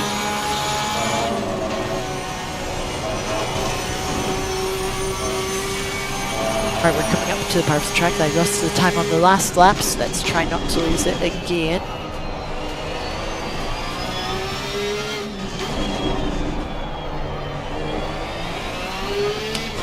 There we go, 4 tenths, although not a great exit out of the loop, which is going to lose us time all the way down the Wellington strip, but we're still going to be 3 tenths up come the end of the straight. And now we've thrown it all away.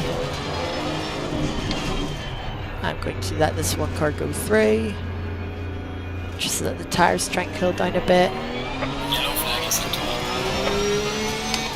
Car behind also on an invalid lap, so hopefully they back up, make sure we still get some space. And I would hope so, Sound, considering some filming crew members do quite a bit for his channel. Just kept it in track limits there, but definitely lost a bit of time.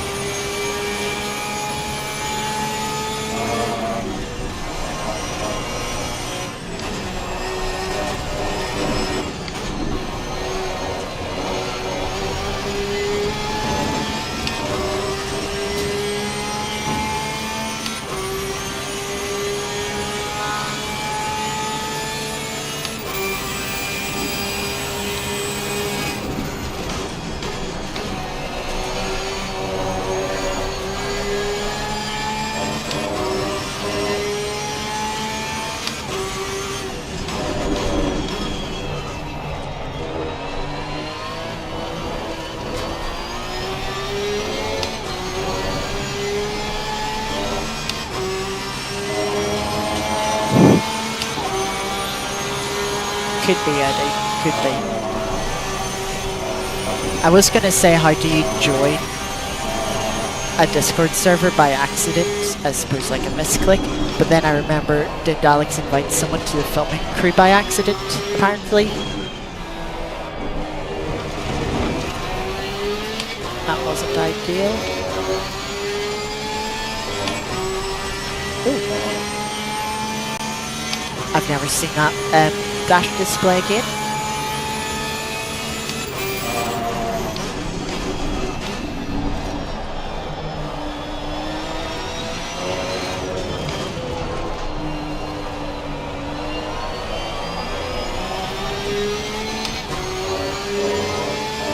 Right, one final lap, here we go. Let's try and get not last.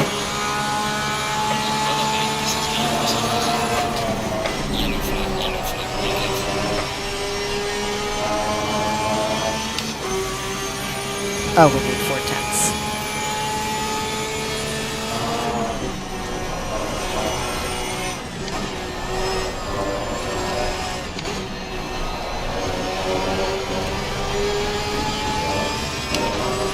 Well, there's 4 tenths through Cops, Maggots and Beckett's.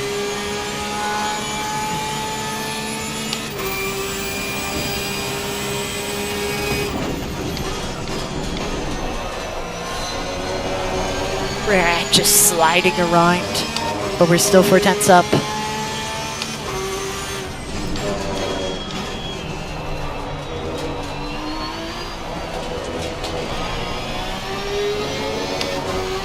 Nearly 5 tenths now as we head out of the Vale Chicane 3 Club and onto the Lishampton Straight.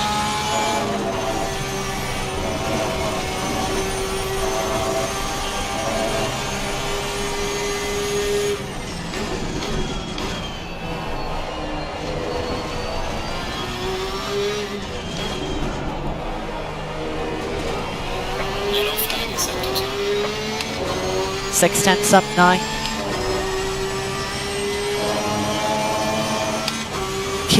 Oh, I was going to say maybe grab 23rd, but nope, it'll be 24th at best.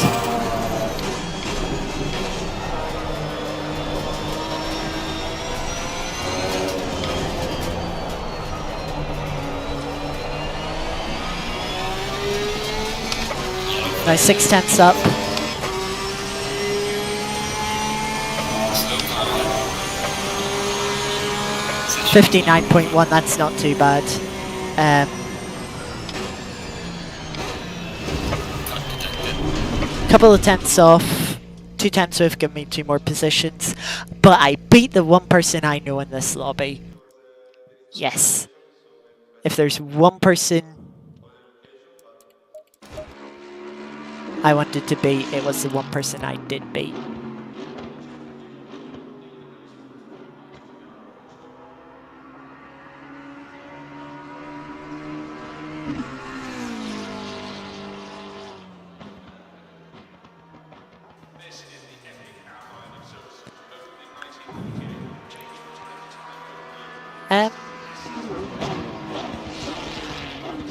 What do you mean exactly, Martin?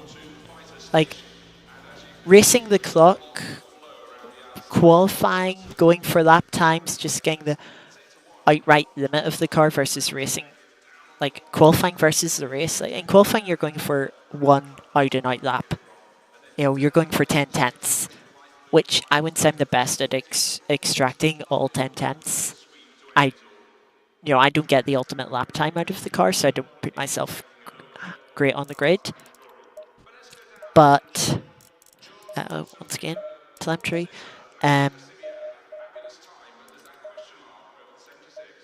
But I mean, difference is when you're going for the one lap ultimate pace, you don't have to worry about the tire wear, the tire temperatures as much. You know, you can you don't have to worry about like what fuel you have as much. Whereas in a longer race, you do have to worry about those. You know, you have to make sure you don't kill your tires and you have no grip at the end of a stint. You have to make sure you keep doing lap after lap after lap and not make mistakes. Whereas in qualifying, if you do make a mistake, oh well, you've got another lap. You know, you can try again. Whereas in the race, if you make a mistake, that is time lost that you can technically never recover. You know, yes, other drivers will lose time, but your race time will be 5 seconds slower, let's say, than it could have been. And at the end of the race, you might think, oh, that could have been a couple of positions that you lost in the end. I would say I'm much better at not making mistakes, you know, keeping the tires all right, not pushing too hard, not overdoing it, just driving consistently lap after lap. And you'll see some drivers will run a different setup in qualifying to help them extract 10 tenths, get the final percentage, the final tenth of a second. I don't. I just run the same setup. You know, and those drivers that run those quality setups will then divert to a safer race setup that they're less likely to make mistakes with when it comes to the race. But for me, I just run the same setup between the both of them, and it's usually a default setup. Like I'm running the aggressive preset. I've just slightly tweaked tire pressures, and obviously adjusted the fuel for what I need. Stay in double file. No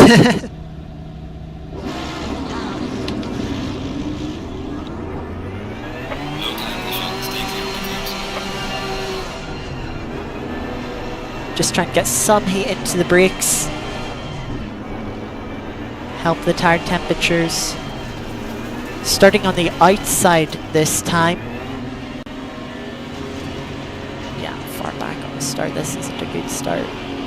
Green line, go, go, go. Good launch. I'm going to cut to the inside.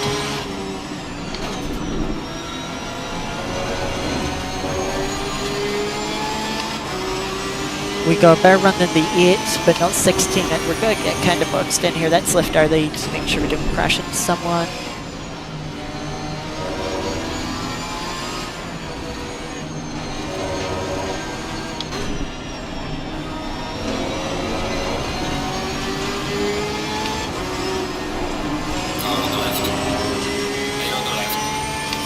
Yeah, that gap was ever closing. I did just get out of it, make sure I didn't get tangled in that incident on the right hand side.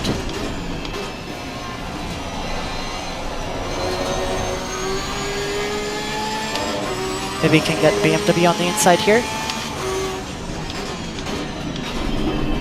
Car on the Nope. right. Clear on the right. Let's just shove that guy out. But I say shove out, let's just close the door. Mr. Kane there has hit the inside curb and will take that position. Puts us on this awkward line though through Abbey, little bit wide. We're just going to run this defensive line. Hit that curb, which isn't ideal. Slow car ahead. Car on the left. Clear on the left. I don't know what he was doing, but mostly through unscathed. We'll throw a defense here.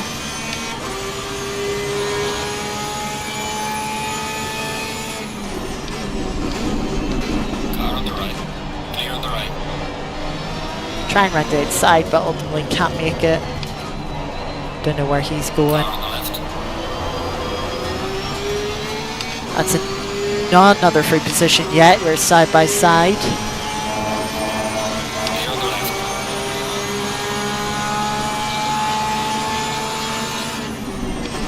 Car on the left. Clear on the left.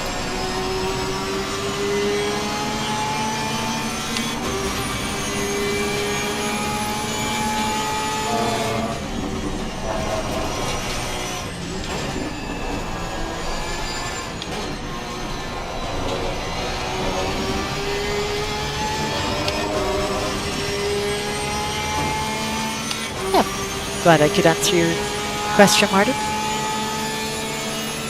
Right, we're 14th in this race. That is not going to last. Okay, it looks like the 17 here has some rear end damage, which might help us keep up with them. They're still fighting behind us, which is hopefully going to let us create a gap, but it's not going to be for anything if we just get stuck behind this fellow Porsche.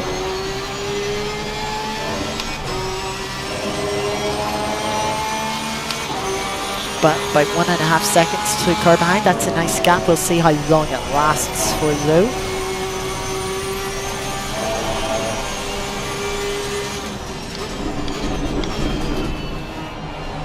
A little bit of a move in the braking zone there from the Porsche, but luckily we weren't going for a move anyway.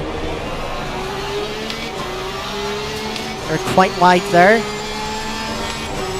Fortunately we couldn't get alongside in the slipstream now. Can we make a similar move as before? Car on the right. Clear on the right. Had to fight a little bit harder for that one, but we didn't give the other Porsche much of a choice but to give that, let that go. But it was fair, it was, we give them the space. We got ourselves alongside, we give them the space until we'd cleared sufficient overlap from them. And now we go hunting this Ferrari down for P13? 12? Not sure.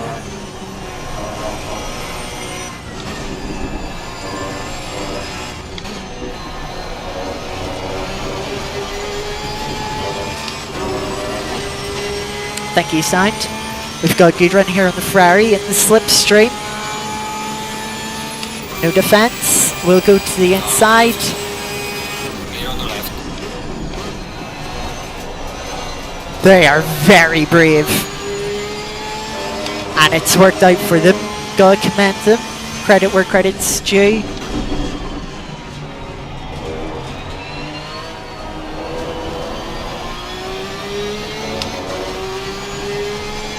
They left enough space. I think they might be struggling with damage too, or they've got a lot of wing because they don't seem very fast on the straights. Nipping a bit of grass there. They cover off a move there. And if we're not careful, we're going to get caught out by the cars behind.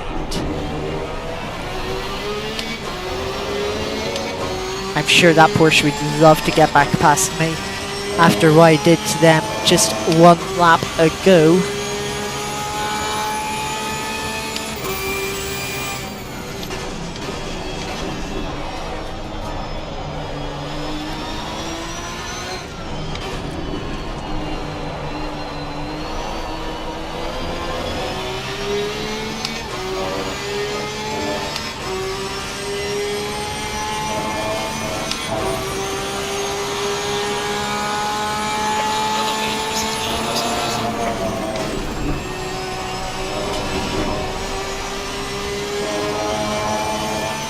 You can see the cars ahead are just driving away. They're 6 seconds up the road now.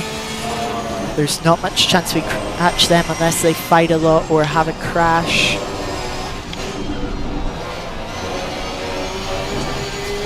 Not a great run through Maggots and Beckett's. Ferrari trying to break the toe. Look, an instant move to the left. Look at the straight line speed we have. Could have went for a move, but didn't feel worth it.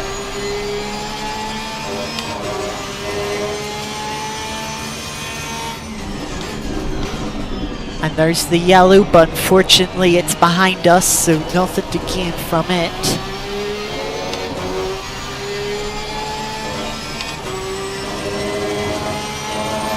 Although I think that was the cars behind us, because now Mr. King has found himself up behind us.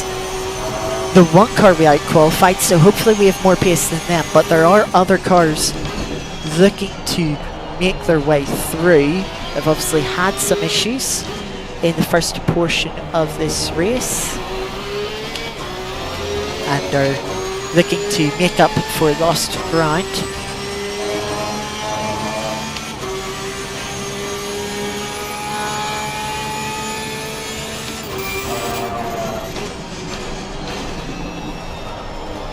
Hopefully Mr. King can hold them off for a while to give us a gap so we can either just run away with the 14 or get a move done on them. I don't really want to battle them because it's just going to slow us down, push us back into the group of cars behind us.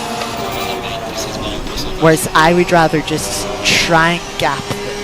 I know I'm not quicker than most of the people behind me, apart from Mr. King. And so I would like to try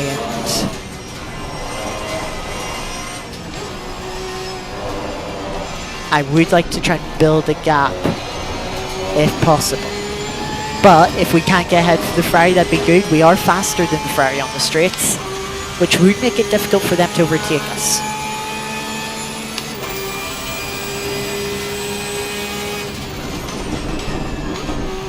We're just not close enough.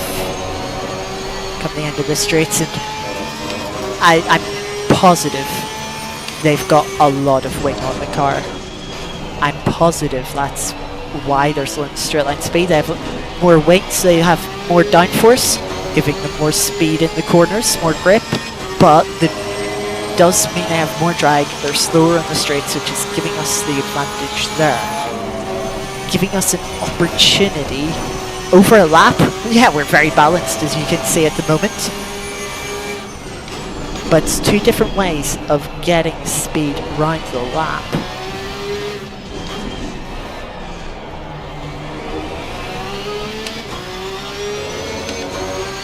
Fortunately, it looks like Mr. King's kind of broken away from the cars behind. He's trying to eat up that gap that we're creating. We're a little bit closer this time in slipstream from Ferrari.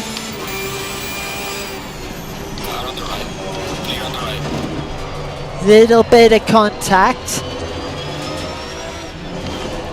I think they've had a slight issue because they've dropped down.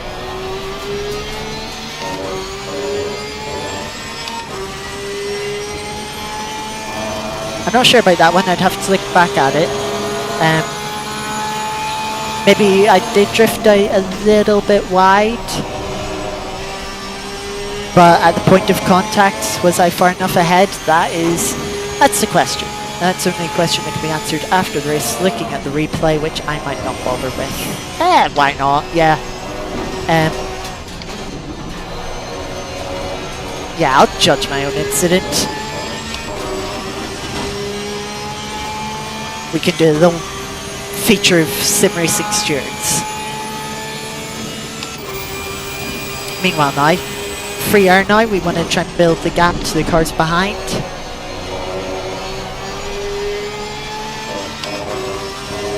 Damage, 4.1 seconds from that contact, which isn't ideal, but it's not a lot, so we should be able to deal with it.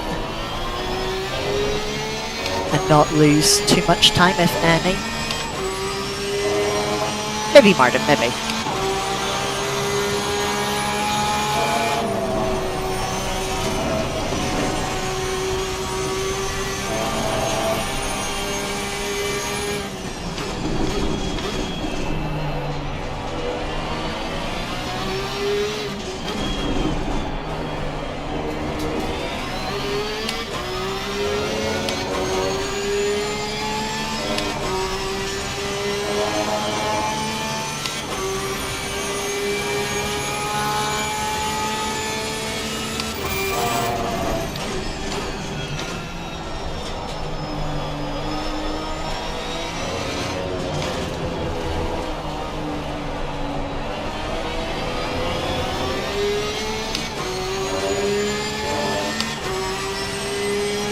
Right, we can compare last lap times here.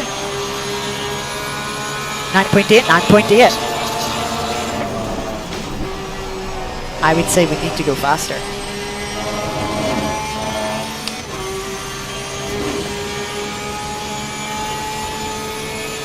We are at the halfway mark, still a long way to go.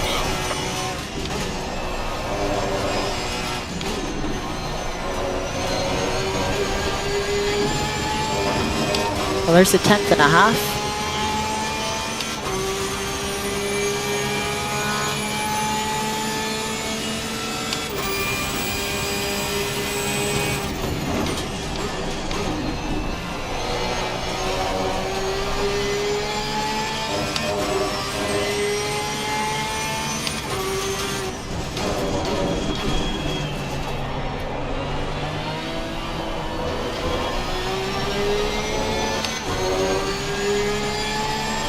Three and a half tenths now, but doesn't look like we're dropping King.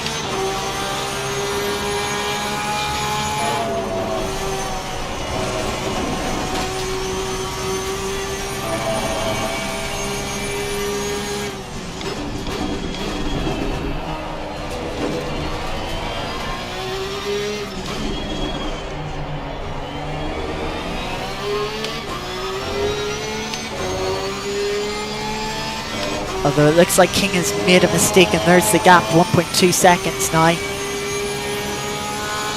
We're on to beat our fastest lap from the previous race, which is good to see. You know, I always want to try and keep improving.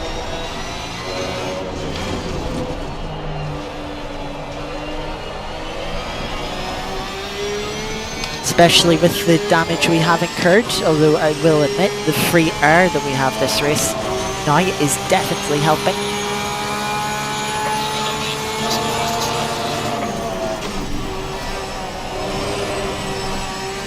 That's not ideal. A little bit of oversteer through comps. Yellow flag behind us.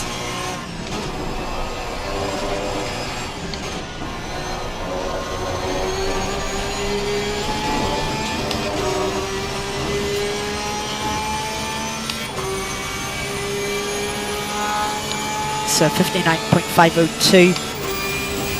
A little bit annoyed not to get a 0.4 there, but it is what it is. We'll just have to keep trying, although I don't think it will be this lap that we get it.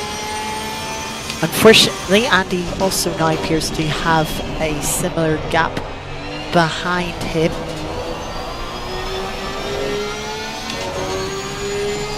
Which means he won't have any pressure. His full focus will be on catching us.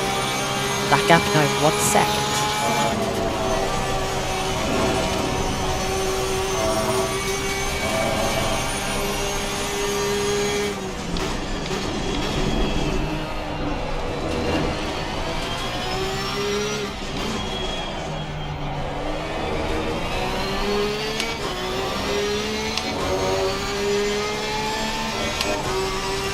Tie-Dye, welcome along.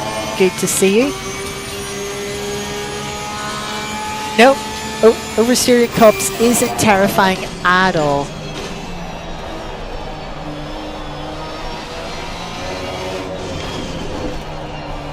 Though I have had far worse moments through cops.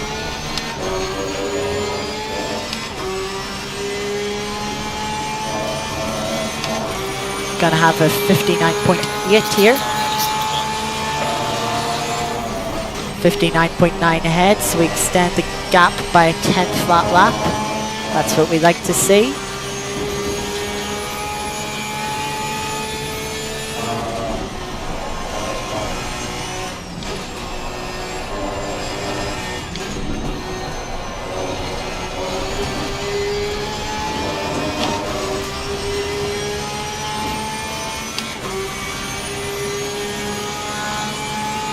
I will say, for those watching, if you haven't watched Tie-Dye's videos, he does have some good informative videos about motorsports, such as when Lotus ran a GT program and his Street Track Failures series. I do recommend giving them a watch if you haven't.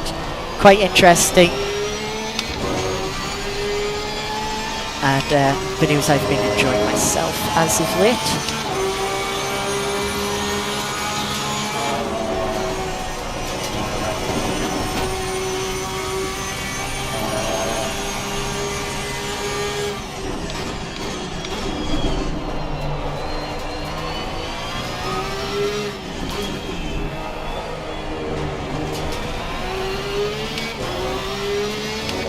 One thing I will say with being non-stop push this lap, you can see the tyres, especially that rear left, is very warm with just how yellow it's going. There was another brief yellow flag behind us.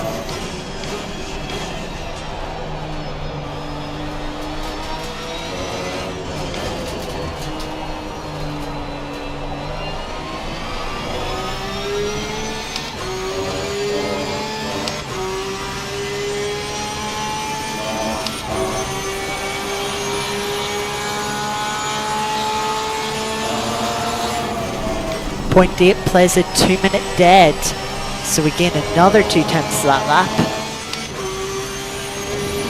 Showing consistency, 2.8s in a row. But I would like trying to get that time down by a tenth or two, ideally.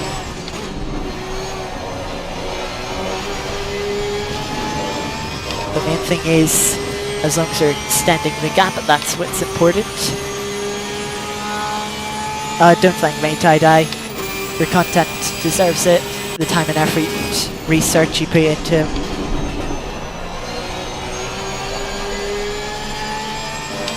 it is well and truly deserved.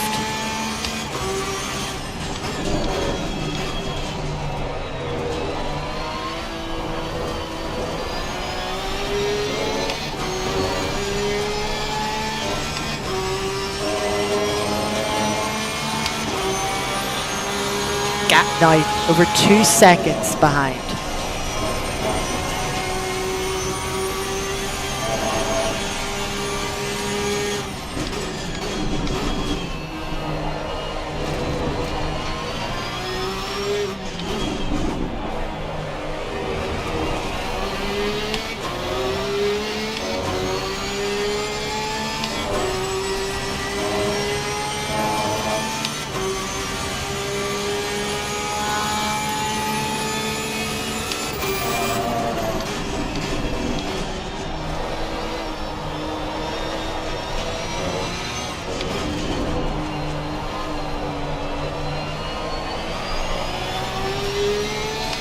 I do think maybe a little bit of tyre wear, but probably the tyre temperatures combined with the damage is just stopping us from going a little bit quicker.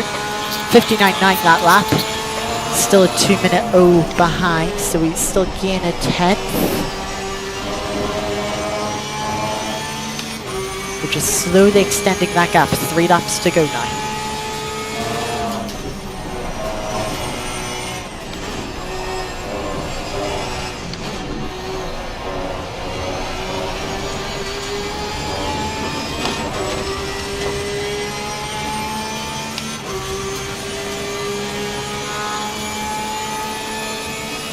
People not taking compliments, well, seems to be a common theme. So don't worry about it.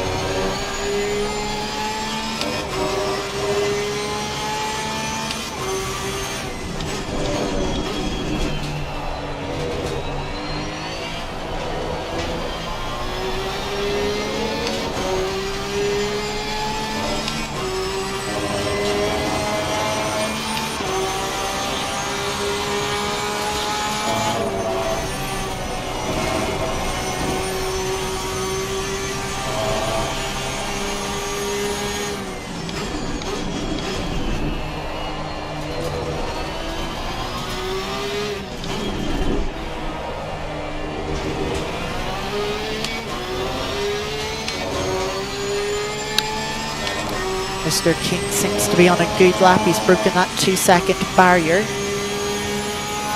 I would say my pace seems to be dropping off by a tenth or two a lap.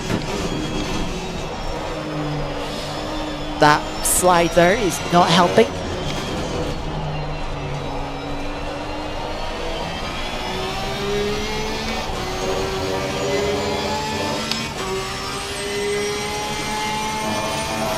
We are gaining on the car's head, 2 minute 1.2 ahead, certainly gained 1.2 seconds that lap. But matching now King's times, both a 2 minute dead. Just make sure I don't lose focus, don't make mistakes, especially now as the rear tyres just continue to overheat and wear out, causing the car just to slide a bit more every corner. That's, if I'm going to mistake, that's where it's going to happen. But in fact, King now is defending for the position behind from the McLaren. They're side by side down the straight, but it looks like King has just held on for 13th so far.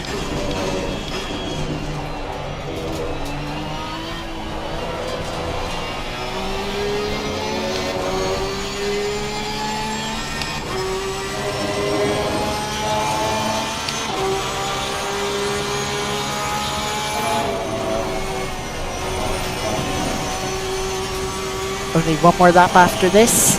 Don't worry about the fuel alarm, we still have 5 litres of fuel left. That will easily do us the 1 1/4 laps we have remaining.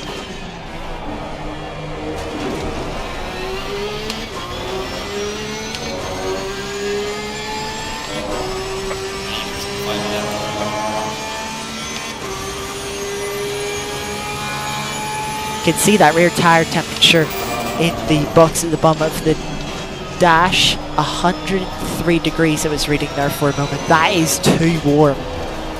That is why the rear end is sliding about, and that's where the performance is going. Silverstone, very demanding track in F1 cars. It's notoriously demanding on the front left tyre. Remember the tyre failures from 2020, and Lewis Hamilton finishing that race with 3 wheels as I fuck up cops there. Thank you, track limits.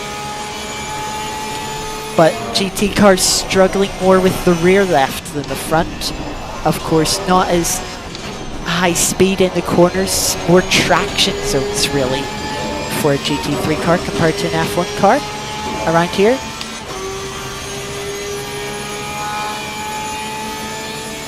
Maybe it's also partly the balance and the setup of the Porsche GT3. Of course, it is rear engined, so that will be putting extra strain on the rear left, and sound mentioning the damage as well. Yes, that can also be having an effect. But final lap now.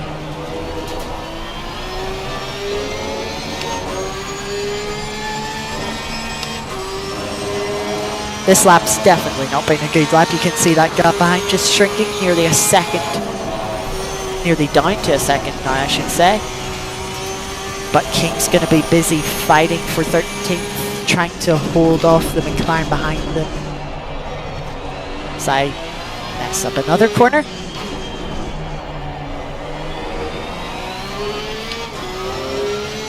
As we come out of the loop, 3 entry onto the Wellington straight. The leader is finished. We only have 3 more corners to go. First of all, it will be Brooklands taking the entry curb, braking down towards the apex as the corner tightens, using all the track. Now as we head into the field, this long right-hander feel like it's never going in, but eventually patient enough, put down the throttle, use all the curb on the exit, and you're on the run to the line through Woodcut, and that will be P12 in our second race tonight. 2:08. That final lap, as I said, not a very good lap, very messy one. As we'll park up here. No drive-through penalties this time as well. Just shows you, yes, being in top split, drivers a little more skilled, maybe crashing a bit more, let's be honest, but not getting those track limit penalties.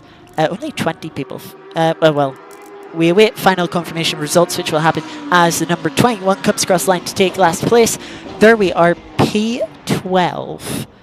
Overall, 7.3 seconds off the car ahead, 1.2 seconds to the car behind. That is quite impressive. We've got to save that replay because we have to review it. Now, to review it, first of all, I'm going to go to HUD and turn it on. Gear and pedals. Yes, replay for the hit. Go back out because the server is going to get taken down now. As you seen with last time, we'll just lose connection. And here is the replay. We will open it up here. And that was 24th on the grid this time, Martin, out of 25th. So second to last in quali, but a good race. Nonetheless, I don't remember what incident the lap took place on. Let's look at car 14.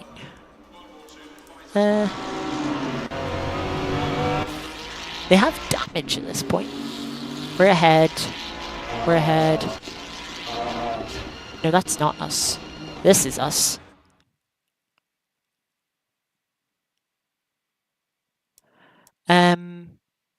Okay. I just want to send a Discord message.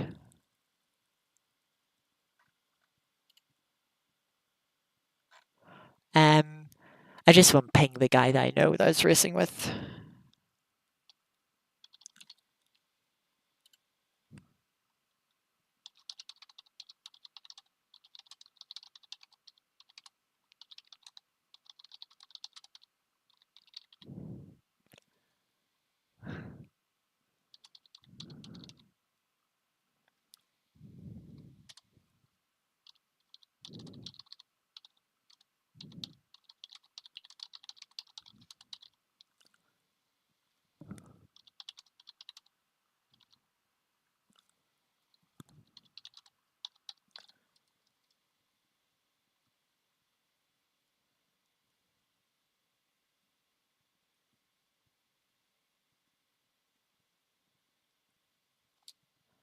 Right, that's that message sent off. Right.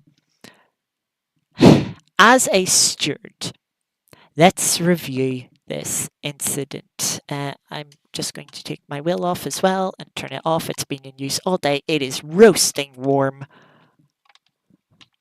Set that to the side.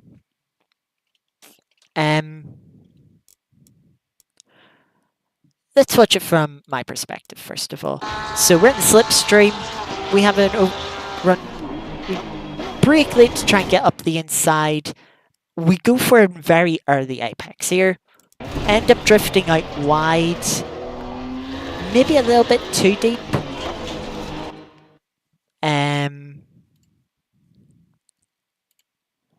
But you could argue there's still room. If we look at from the Ferrari, we get to the inside. By this stage, we have what is called sufficient overlap. That is when you have your front wheel alongside or ahead of the other driver's rear wheel. So you can tell that's been achieved here. We've got quite early on, apex is quite on, so I would say we've got it in sufficient time. At this point, we are running a little bit deep.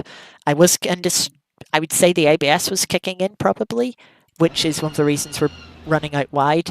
But ultimately,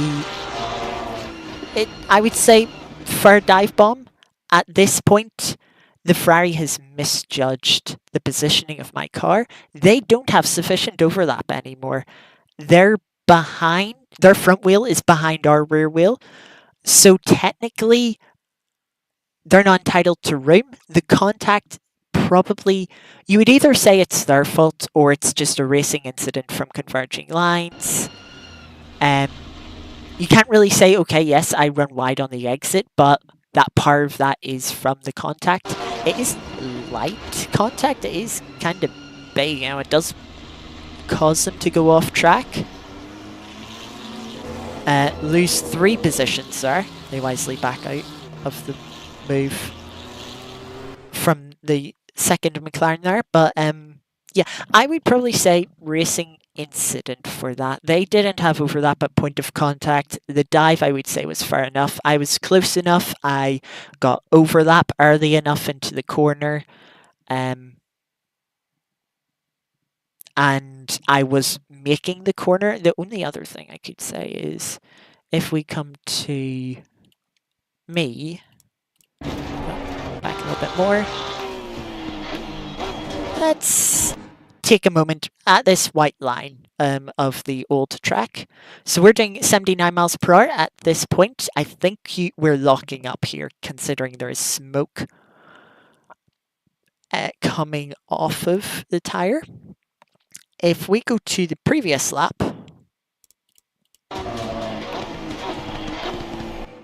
and we take a similar point, 80 miles per hour. We don't have any extra speed. Okay, we are on a tighter line. We do have to take that into account, but it's not like we're carrying an extra 5 miles per hour into the corner.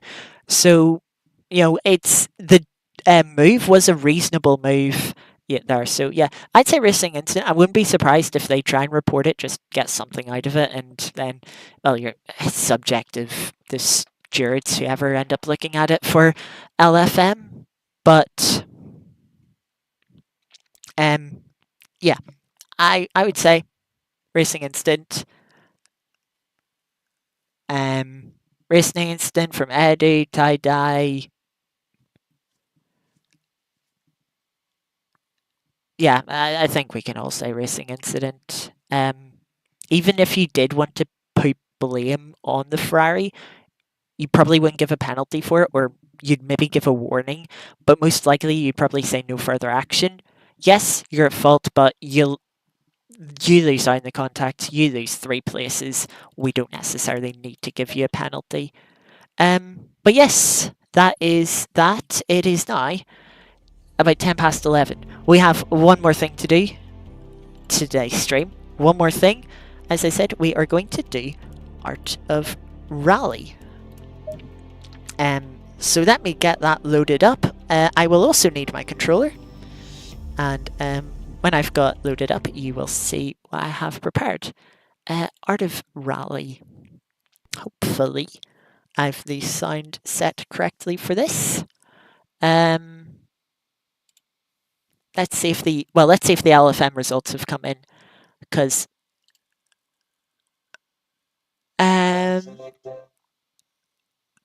results are ready. Yay! Fastest lap of that race was 57.9. So interestingly, it wasn't as quick as the previous races. We did finish 12th. We were 32.2 seconds off lead. That's very similar to the first race. Fastest lap, 159.502. That is just slightly beating our fastest lap from previous race. We gained 16 elo, so we're up to 1998, nearly at 2k again. We only gained 0.09 safety rating with 9 incident points from that race. Of course, 2 contacts and an off track that would be. So yeah, reasonable, but it does bring us up to 7.47, which is still decent.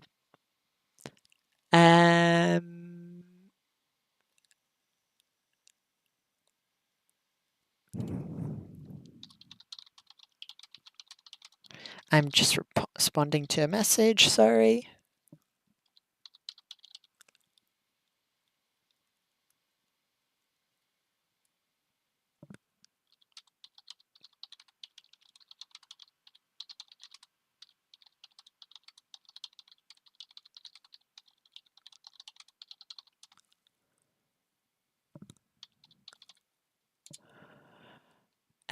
Okay, yeah. But yeah, we made up 12 positions. We started 24th.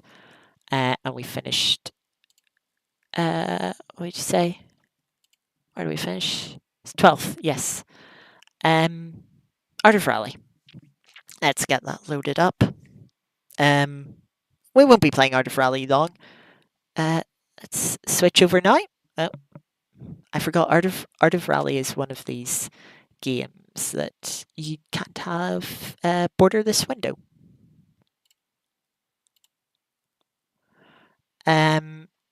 So let's tap back into it. I do have the music turned off in Art of Rally generally because when I play this, I'm watching a video in the background. And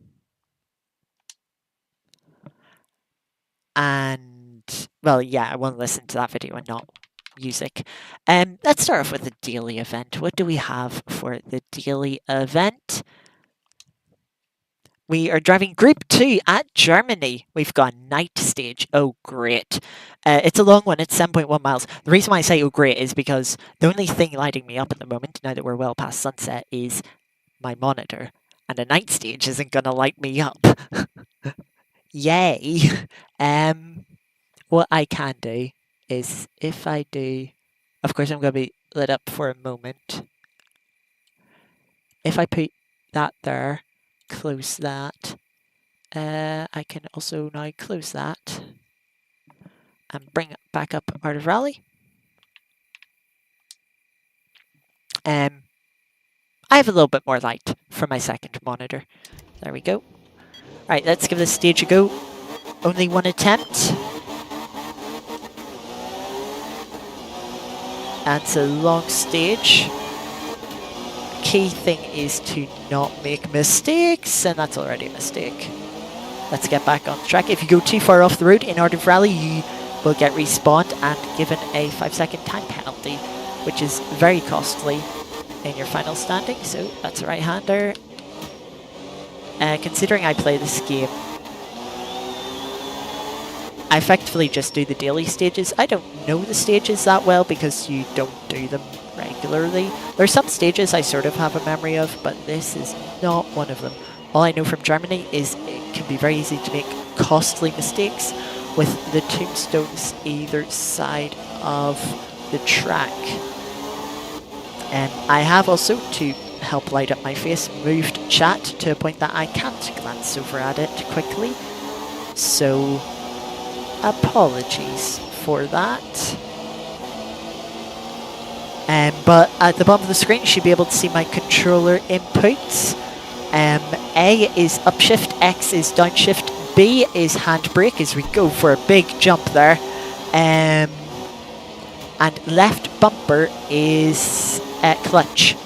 So you may see me just tap that a few times on corner exit just to try and build up some revs, get some acceleration.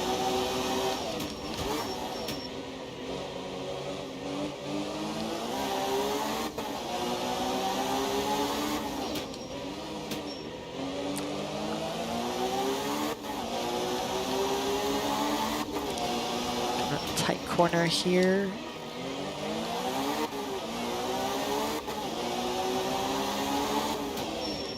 It is an interesting corner cutting prevention. I mean, it can be a little bit annoying when you're running wide out of a corner. It's like it's a genuine mistake you've made. You're losing time because you just don't go that quickly if you're off the road. Your acceleration is definitely cut. And yeah, you just have really poor acceleration off the track, off the road. And then it's like you just drift out wide enough to get reset. That is quite frustrating. And it is also a little bit frustrating in terms of just if you cut a corner slightly too much to get reset, that can be a little bit frustrating, but it kind of serves you right for getting greedy.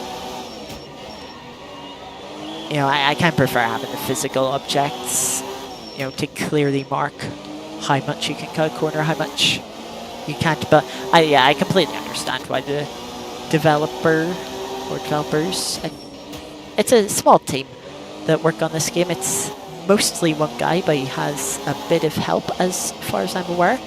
But it's a cool game. It looks really good. I don't have the graphics turned quite far up as I would have liked to, but I'd rather have my frames. Thank you. Yeah, I love the art style, the poly, sort of lower poly style of this. The handling I love in this game. It's just such a satisfying handling model in my opinion. I don't know if any of you have tried it and what you think, but I'm definitely a big fan of the handling model. I was wanting to, with how much I was enjoying this, I was wanting to try out a track variation of this game. Not made by completely different people. It's called Circuit Superstars. I give it a go and I hated it. For how much I love this game, I'm surprised at how much I hate Circuit Superstars. Just the way the camera is different, the handling's different. I think the tire wear as well contributes to it. I just didn't enjoy Circuit Superstars.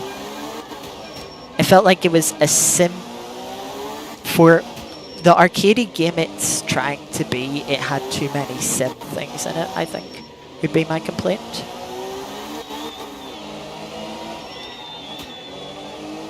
Whereas this game keeps it simple. Yeah, you do have to worry about like suspension, weight transfer, crests, compressions, but it's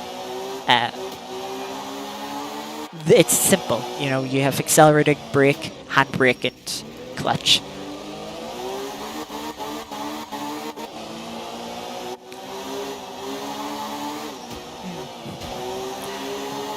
Maybe sound, maybe.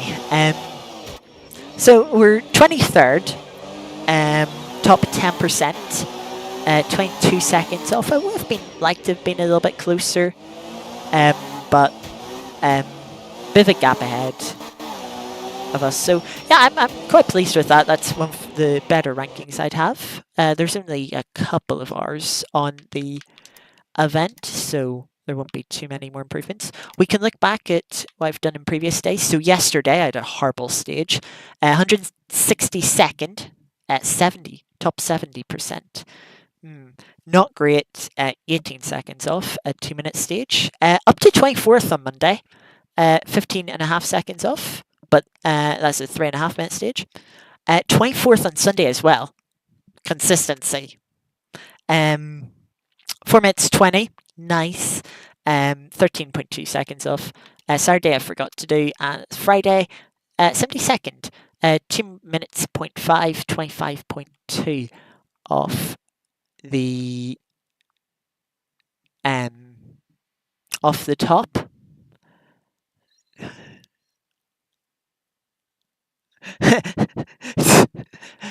Tie-dye. The health and safety of this rally really is shocking. That's a great thing about video games. Health and safety can go bugger off. It's kind of like one of the principles for a Minecraft game show I watched as like thing and trailer. Because it's a game, we don't have to worry about health and safety. We can have as much violence as we like.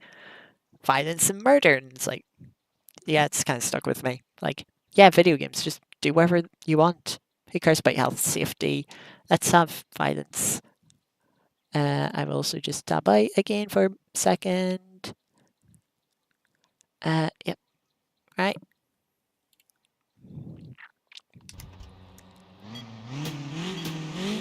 I forgot to read stage details. But here we go. I don't even know what class of car this is. Maybe Group 3 or Group 2. I do know we're at Kenya. I think this stage is about 5 miles long. But yes, we are now on to the weekly event. A weekly event consists of 4 stages at a location. You can have a service between the second and third event.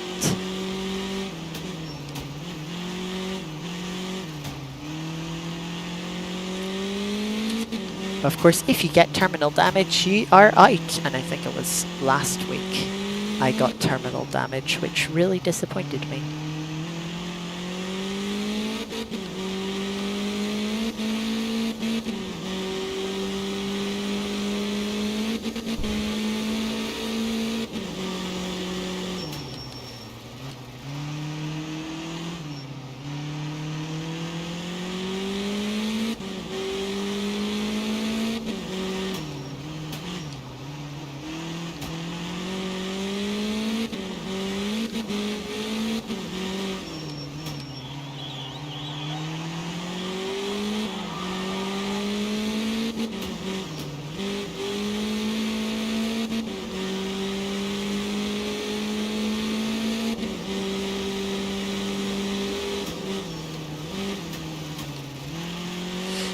little bit wide, but we go away with it.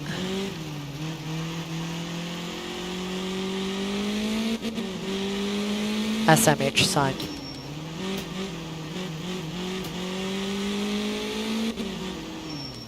Oh, that's a tank slapper.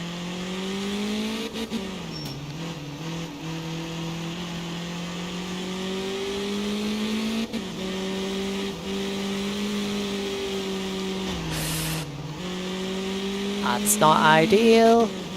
Hopefully we don't pick up too much damage from that, because we're going to have to carry it through the rest of the stage, of course, and the next stage, before we will have the chance to repair it.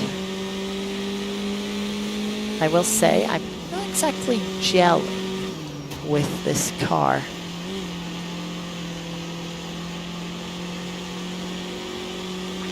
Up this steep hill.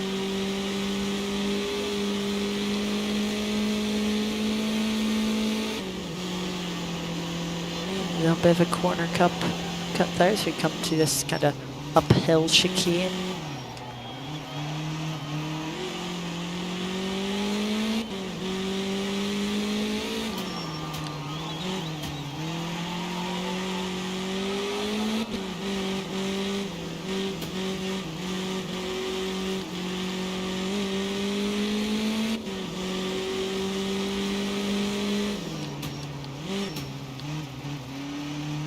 Definitely tell I'm focusing a little bit more.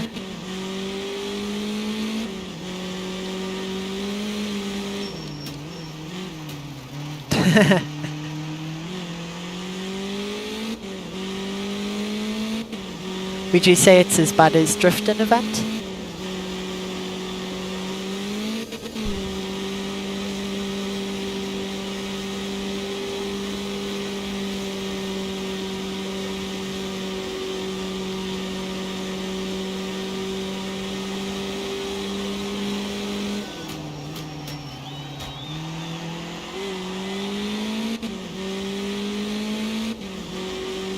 Right, we're nearing the end of this first stage. We've got a couple of high-speed corners coming up to finish this stage off. A lot of bravery, a lot of commitment needed. Slightly cut, and yeah, not a bad final couple of corners. 422.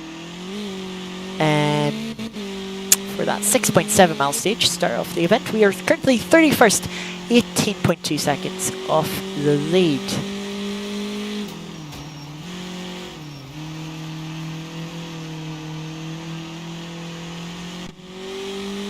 Fair enough event. Yes, let's move on to the second stage. It is a 3.5 mile stage. We are in Group 3 cars.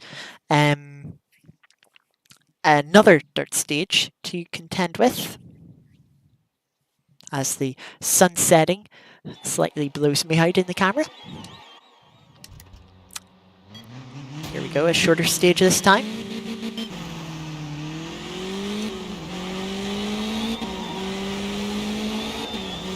I like the people on the track. It's obviously a homage to the Group B era of rallying when people were quite crazy. Let's be honest.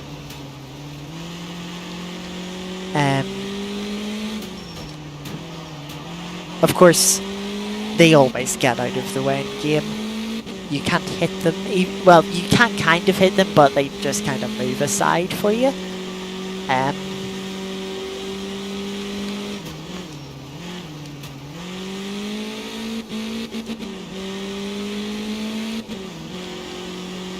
There is no violence in this game.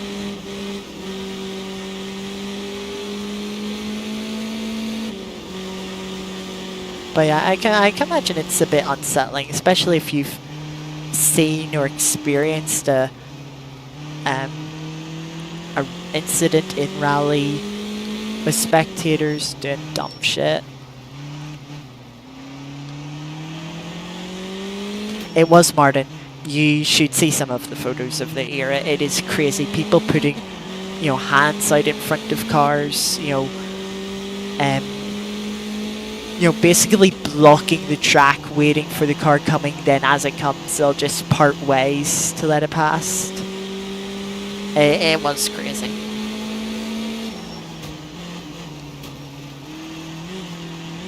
Of course, spectating very controlled in rallying these days, because if it wasn't, let's be honest, there wouldn't be any rallying. And even then, it is struggling a little bit, especially in some local places. Though I've had the pleasure of time-keeping a couple of rallies between last year and one this year so far. I would say, after, I was just asked by one of my dad's friends. He asked my dad, "Oh, hey, would you come help out time keep a rally?" And my dad asked, "Hey, do you want to come along, help out?" And I was like, "Yeah, sure, something to do for the weekend." And it's quite an enjoyable experience, getting up close with rally cars, getting to watch the stage, and just being that close and that involved with rally has kind of given me a bigger appreciation of rally.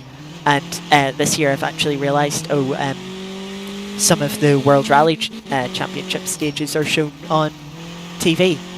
And so I've been trying to keep up with it somewhat this year. Yeah, it's been an enjoyable watch. But meanwhile, we've finished the second stage, 26th now, 28.7 seconds off the lead. But now, we're halfway now. We've got morning stage coming up, only 2.7 miles. Still on the dirt. Look at those flamingos. We can make repairs. We had a little bit of gearbox damage, which we can repair. Hopefully help our pace a slither. Either way, let's get into this. A much shorter stage.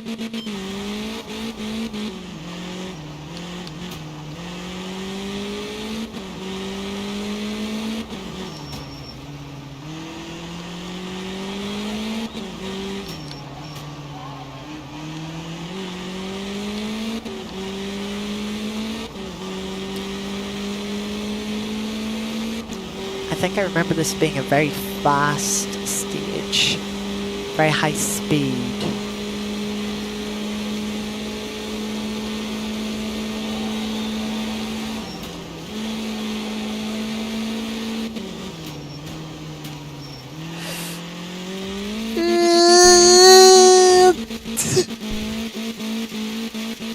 No, we're not recovering that. I tried. Well, no, we just the car just got slightly unsettled through the right-hander leading up to it. Didn't have the car positioned where I would have liked to, and then just ultimately a little bit too deep into the left-hander. So yeah, that's going to have cost us quite a bit of time, but we'll push on. Let's come over this jump. And another, much smaller that one. I think we're going another. Is that the finish? That is the finish. One final jump to finish. Robot, welcome along. You're just in time for the end of the stream. We're currently doing the weekly stages on Art of Rally. We've already done all the BeamNG stages at the start of the stream. We got 3 stars in all but one of the Gambler 500s. That's final scenario. We've only got 2 stars, unfortunately. Then the chat at the time voted to move on to ACC, so we did a couple of ACC races earlier. They went quite well, I would say. We did a little steward investigating of an incident I was involved with in the second race before moving on to Art of Rally, of which I just made this little balls up, as you can see in the background. On the third of 4 of the weeklies of the stages for this week's event. And no, not you event. Yes, we have one more stage to go. We're currently 50th now, 48.8 seconds behind the leader. 2 seconds off the next car, but let's see if we can make any final positions through the final stage. It's we're running the first stage back in the opposite direction again. which we went quite well in, let's be honest. So hopefully we can run just as well, make up some positions in this final stage. Right, here we go.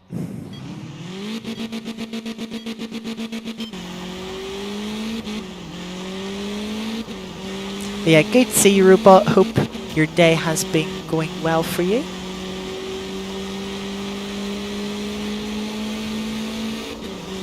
You're welcome, event. So, and yes, we are running the first stage just in the opposite direction. Big braking zone, a little bit wide there on exit, but not too bad.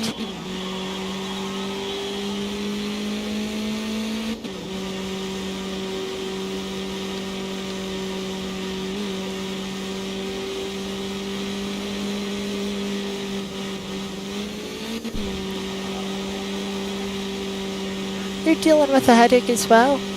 Oh, sorry to hear. Hope it's not too bad and it improves throughout the rest of the day. A little bit deep into that right-hander. Still there, but just less. Well, at least it's improving. That's the main thing.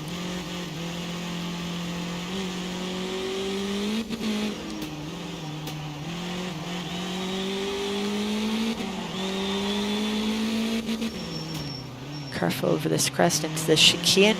What was an uphill chicane in the first stage is now a downhill chicane.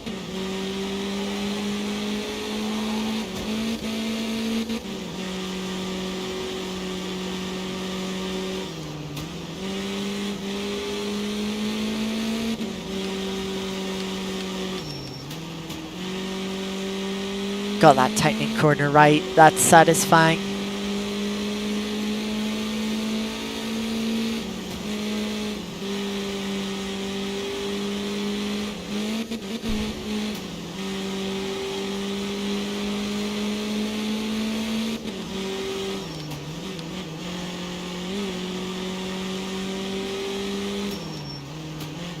You really are a menace, Sound. You really are.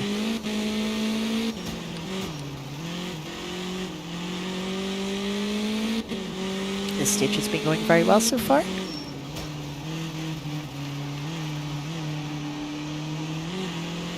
Maybe should have gone down to second there, but too late.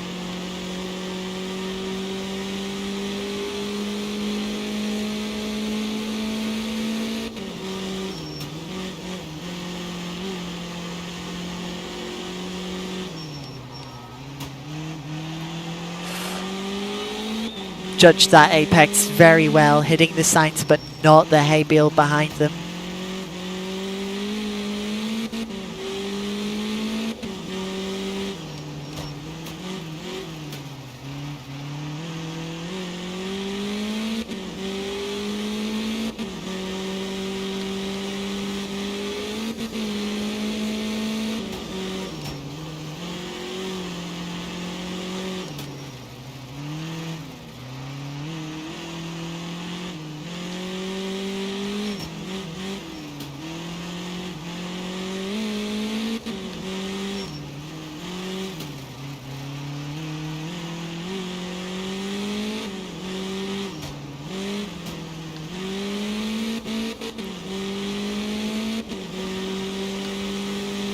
Yeah, those signs aren't solid, which is quite nice. The hay bales are quite solid. You can move them a little bit, but if you're moving them, you're having a really bad time.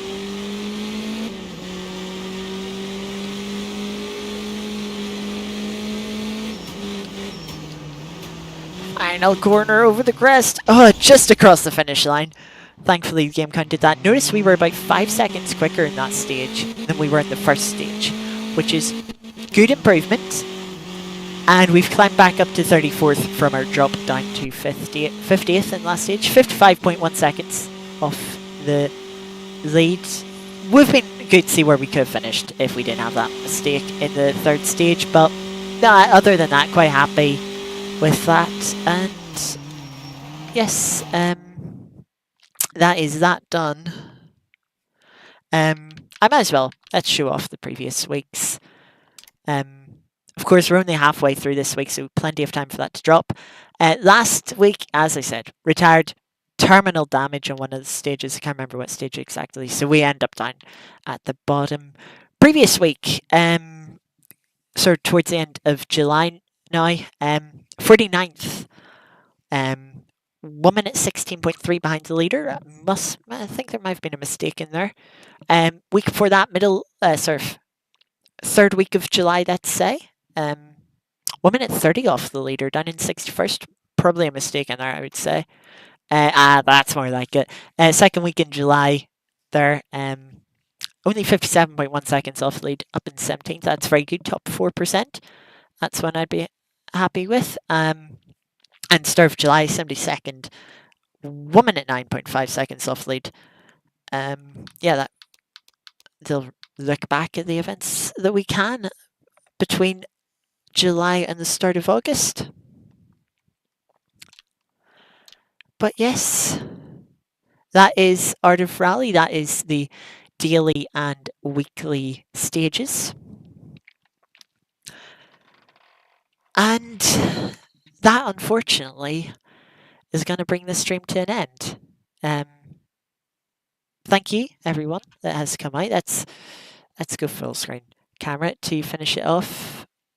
Thank